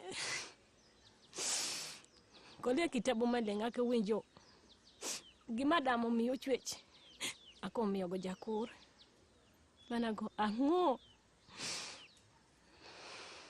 Teresa eventually managed to leave her marriage, and her husband immediately demanded his bride price back, even though he forced her to leave her first children behind. After experiencing so much hardship, Teresa has since become an advocate for women in similar situations and is determined that her daughter does not suffer in the same way. Jofuro chemo majo nyalo chamo. Wege jofuro chemo pa jo majo nyalo chamo. Odoko ka jo nyuomo. Wawegi wa jonyuol gi jonyuol nyuome no bedi maber manya dhano gi dhano mungoye mbaka iye.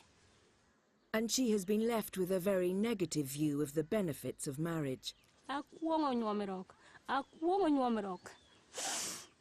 Gima nyuome rok otimuran. I couldn't anymore. I wanna dong aku nyitendo paran gingger paran.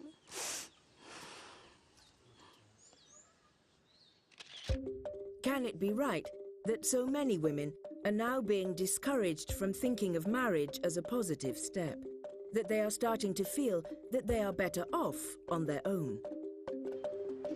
Back in Kampala, we visited a member of the Court of Appeal of Uganda, Mr. Justice Stephen Kavuma. He doesn't fully accept the concept of a price for a bride, but when it comes to the potential demands for refund, he seems quite clear. If I give you a gift, if things will go sour, I don't, as of right, think I should come and say, hey, I give you a gift, you bring it back.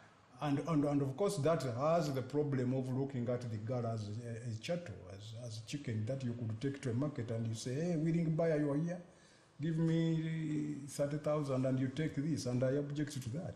It is inhumane, it is antisocial. It seems difficult to accept the concept of a refund without also accepting the existence of a sale. And as with many of the legal professionals we spoke to, Justice Kavuma separates domestic violence from bride price. To me, that is just another piece of evidence of a criminal mind who wants to unleash violence simply because he thinks he's more masculine, you know, the poor girl is weak and the rest of it. But maybe in terms of trying to put up a defense, which many people may buy, I said, but after all, I paid the cows, and therefore this is my property. Perhaps one of the reasons why women can so easily be viewed as commodities in Uganda is that polygamy is still perfectly legal. We met Orisa, a local politician, and his brother Owino. Orisa has just married his fifth wife, Magdalene Akamu. What are the advantages of so many wives? When it comes to the number of children, I get more when I have more women. When it comes to development, when we go to the garden, we dig more area. But Owino, Orisa's brother, is a one-woman man. I paid 3 heads of cattle and 2 goats. When I wanted to add more, they told me, you're a very good man, you kept our daughters very nicely, we don't mind. What is remaining is your token, and that's how I'm comfortable. On the other hand, Orisa hasn't yet paid for all his wives. Orisa's father paid for his first wife, and he has yet to pay for wives 2 to 4. And he seems to have come up with a kind of hire purchase agreement for his fifth. My number 5, that one I've paid. I call it depositing, not fully paying. I've deposited 1 cow and 3 goats. Of recent, the father approached me. How about what remains? What are you saying? I say, give me time. This time, I'm going to clear it. Orisa's mother, who is a very healthy 88, is one of 7 wives and is a staunch defender of the culture.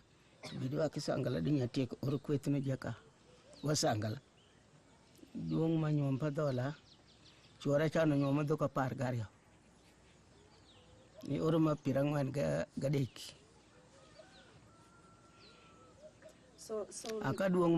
padola mio dako woro picho doko mio dako rido picho dako kibed pelus ngwen piringa ta konyom menu chalo diang makutwei mawota wota. And bride price for her is clearly not a gift, it's a payment. Kwanyo nyate pinyi tero malo obedo gima duong swa amito go miyagi chandro gi nyate paran choka akanya kaba sangala ni kere wiro konyan atundo imadala machamo chwepar. Parents demand payment because when a girl marries and leaves home to settle with her in-laws, her family loses the value of her labour, while the husband's family gains it. We moved on to meet Immaculate, who was staying in a Mifumi refuge. She originally married in Kisoko with a bride price of 2 cows. Now 29, she had just run away from her husband, who mistreated her and who has since been arrested and held in Tororo jail.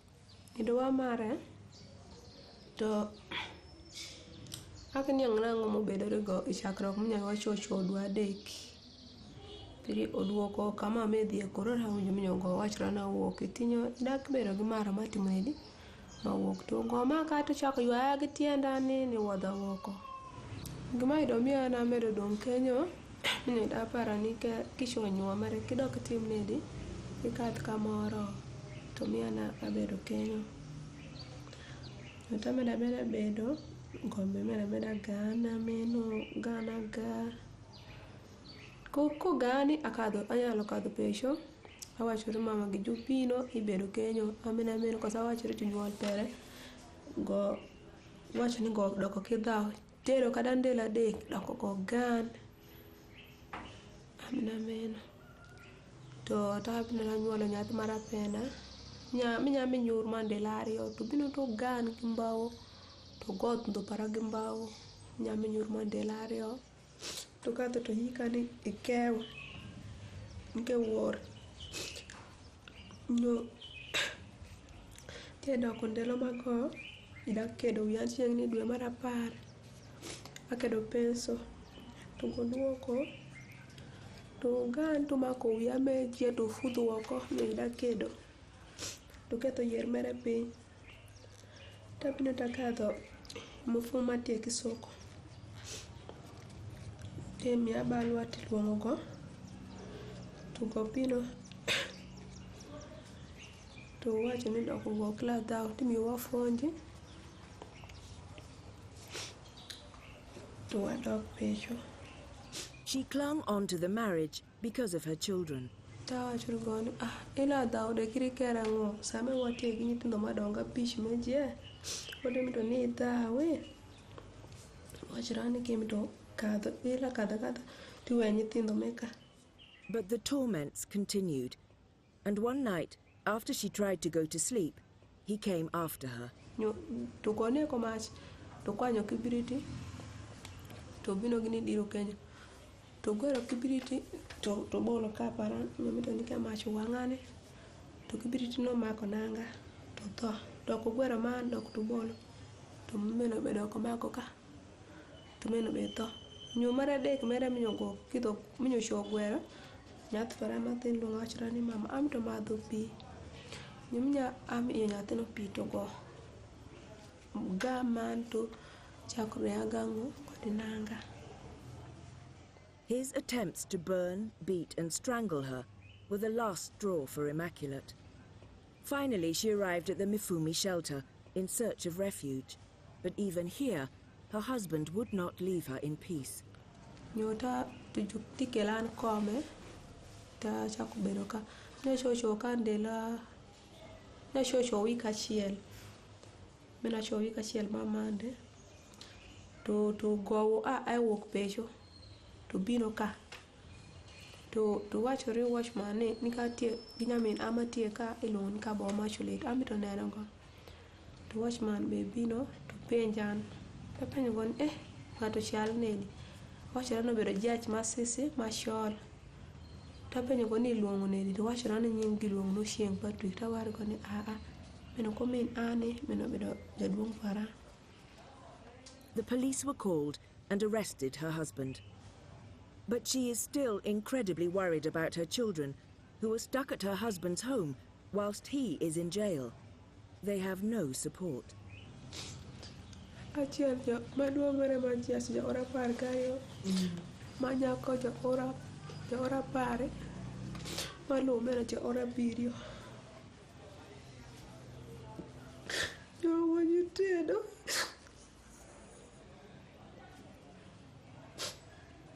manyako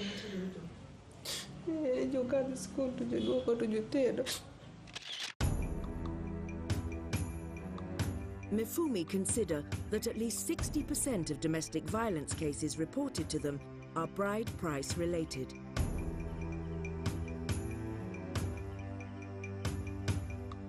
We spoke to Solomon, who works at Mifumi. She never ceases to be surprised by the reasons men give for beating women. Most will say, like from the east, most of them are really going to say, I'm beating my cows. From the north, where I come from, they're going to say it's a sign of love. Apparently, this is what I've heard. The women say if your husband doesn't beat you, it means he's seeing another woman. So everything you do is okay with him because he's seeing some woman out there. While on the other hand, if he beats you up, it means maybe he's noticed that you've annoyed him, or you've done something to the children that he doesn't like. So he has interest in your life and in what you're doing. So he beats you as a sign of love. Others think other men beats women because, I mean, he's the boss in the home. That's what he knows. He's the head of the family. He has a right to discipline. And then for some, their excuse is the Bible. Woman, be submissive to your husband. So if she's not being submissive, how do you get her to listen? Hit her. We have seen that educated men in Uganda don't necessarily agree that bride price should be paid. But Solomon thinks that they still see women as subordinate to them. Even the educated men will pay bride price, but you will still hear comments. The language they use when referring to their wives, it's very derogatory, and it still puts them on the same pedestal as the man in the village who thinks he's actually exchanging something for his wife, and it's not an appreciation. Men will say, oh no, women's families will say, oh, it's an appreciation. Men will say, it is actually not an appreciation, I am paying for your daughter. Although they will not say it out loud, because they know it sounds bad. But that, to the bottom line, that is it. But perhaps occasionally, women play their own role in perpetuating the practice. Because there are women out there who say, I mean, you haven't paid for me, you don't have the right to hit me. So men will also be pushed to pay because they know it shows I actually own you. That exchange, bride price, actually makes people seem more together than even the church wedding. When women have been married in church and no bride price has been paid to their families, they actually also say it. You haven't given my family anything. You can't push me around. You can't. Whether this union is before God or before Allah, you can't push me around. But if bride price has been exchanged, that is what makes the difference. I've come across so many women who say if a man can't afford to pay bride price, he's not man enough. If he cannot afford to pay the 8 cows my mother is asking for, he's not man enough. He will not be able to take care of me in the marriage. I've come across girls who say if the man cannot pay what he is being asked to pay for now, then where is my future with this man? We are going to starve. Our lawmakers are human. For instance, there was a time we were at an exhibition, and there were a number of members of parliament. But the first thing they told us was, you Mifumi women, you're the people who don't want to get married. I have paid bride price. I paid bride price for my wife. How am I going to sit there and not get rich, don't get cows, yet I have 5 daughters? It doesn't make sense. Now, if a member of parliament has such an attitude, I'm sorry to say, such a law is really going to take a really long time. It seems clear that bride price is being used not as a gift, as some people would have you believe, but as a commercial transaction. The young bride has become a valuable commodity who can bring a valuable source of income to an impoverished rural family. With current market prices at approximately 500,000 shillings or $190 for a cow, it's no wonder that we see ever younger girls being married off. Juliet is only 14. One day, she came home from school and found strangers in the house.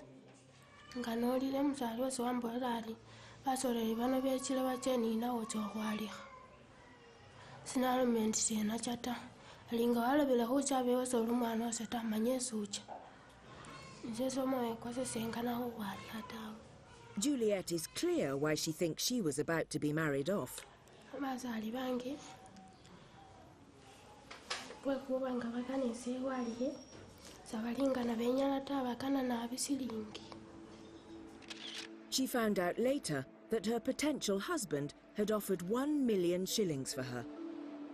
She managed to hear about Mifumi and is currently taking shelter in one of the refuges. Whilst there, she helps entertain the children of mothers who have come escaping domestic violence.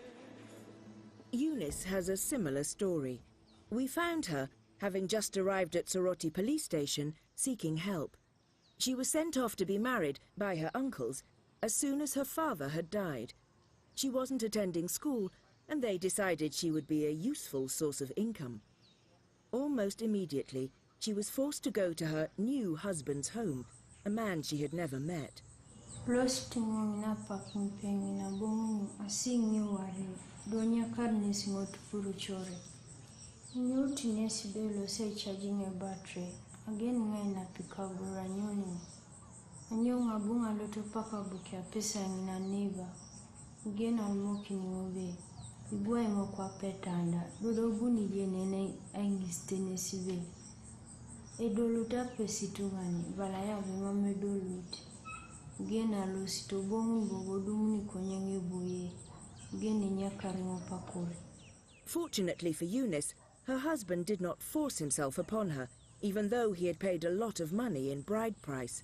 However, he has made it very clear that he wants his bride price back.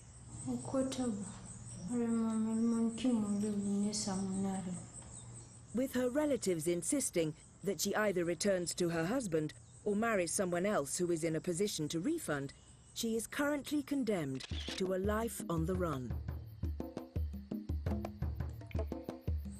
While we were at the police station, we took the opportunity to chat with the all-female staff. On my side, I think it is a problem because we have never handled the cases concerning domestic violence that comes because of that blood price, where women are mistreated because they've paid dowry.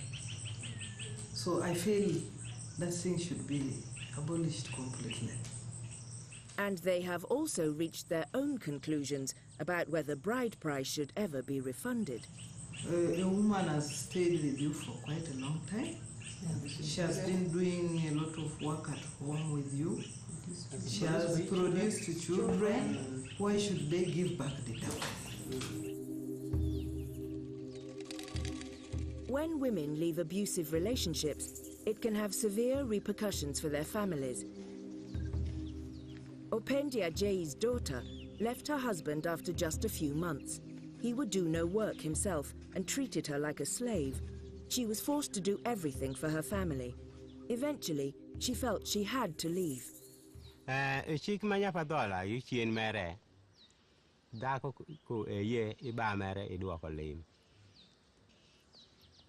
To go bino to timora report kapaka nyara no eye go mito lim. Tawachiro go lim ini mito chi miane na or atieko oro. Opendia Jay's daughter found a new husband with whom she had children, but her first husband continued to insist on a return of his bride price. Tawachiro go ne anyalo kwang kuma dako perni iye imake chwori boli jera oduokri doki. The new husband had no money, so the burden continued to fall on Opendia Jay. He was arrested, and whilst in jail, mainly due to bribes made by the first husband, he was forced to sign a document agreeing a refund of the bride price. Onyo hongo majo maka jo tere na bioga. Minyo emito na ye ket chingan maduoko biang. So kenyo aminyo foda kwero. Ti wadon jera ti gaki boka par gario. Having been beaten into signing the document, he was released. But as soon as he left the prison, he went on the run because he knew he could not afford the refund. So minya ringo waka mali malito madit swa tek tek. Munyo ana ringo waka. Duong mere onyokoro. Sa ma chiemo ango giemo tire.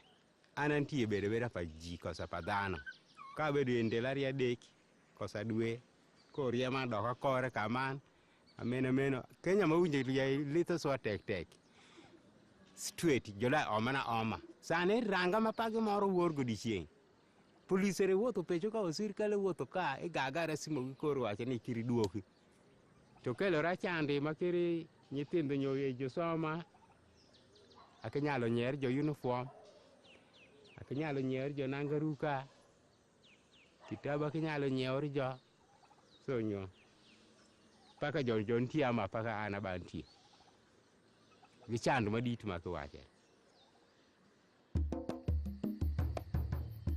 There are precious few who are prepared to speak out about bride price, but Miriam Atembe is a former minister responsible for ethics and fighting corruption and a co-draftee of Uganda's 1995 constitution.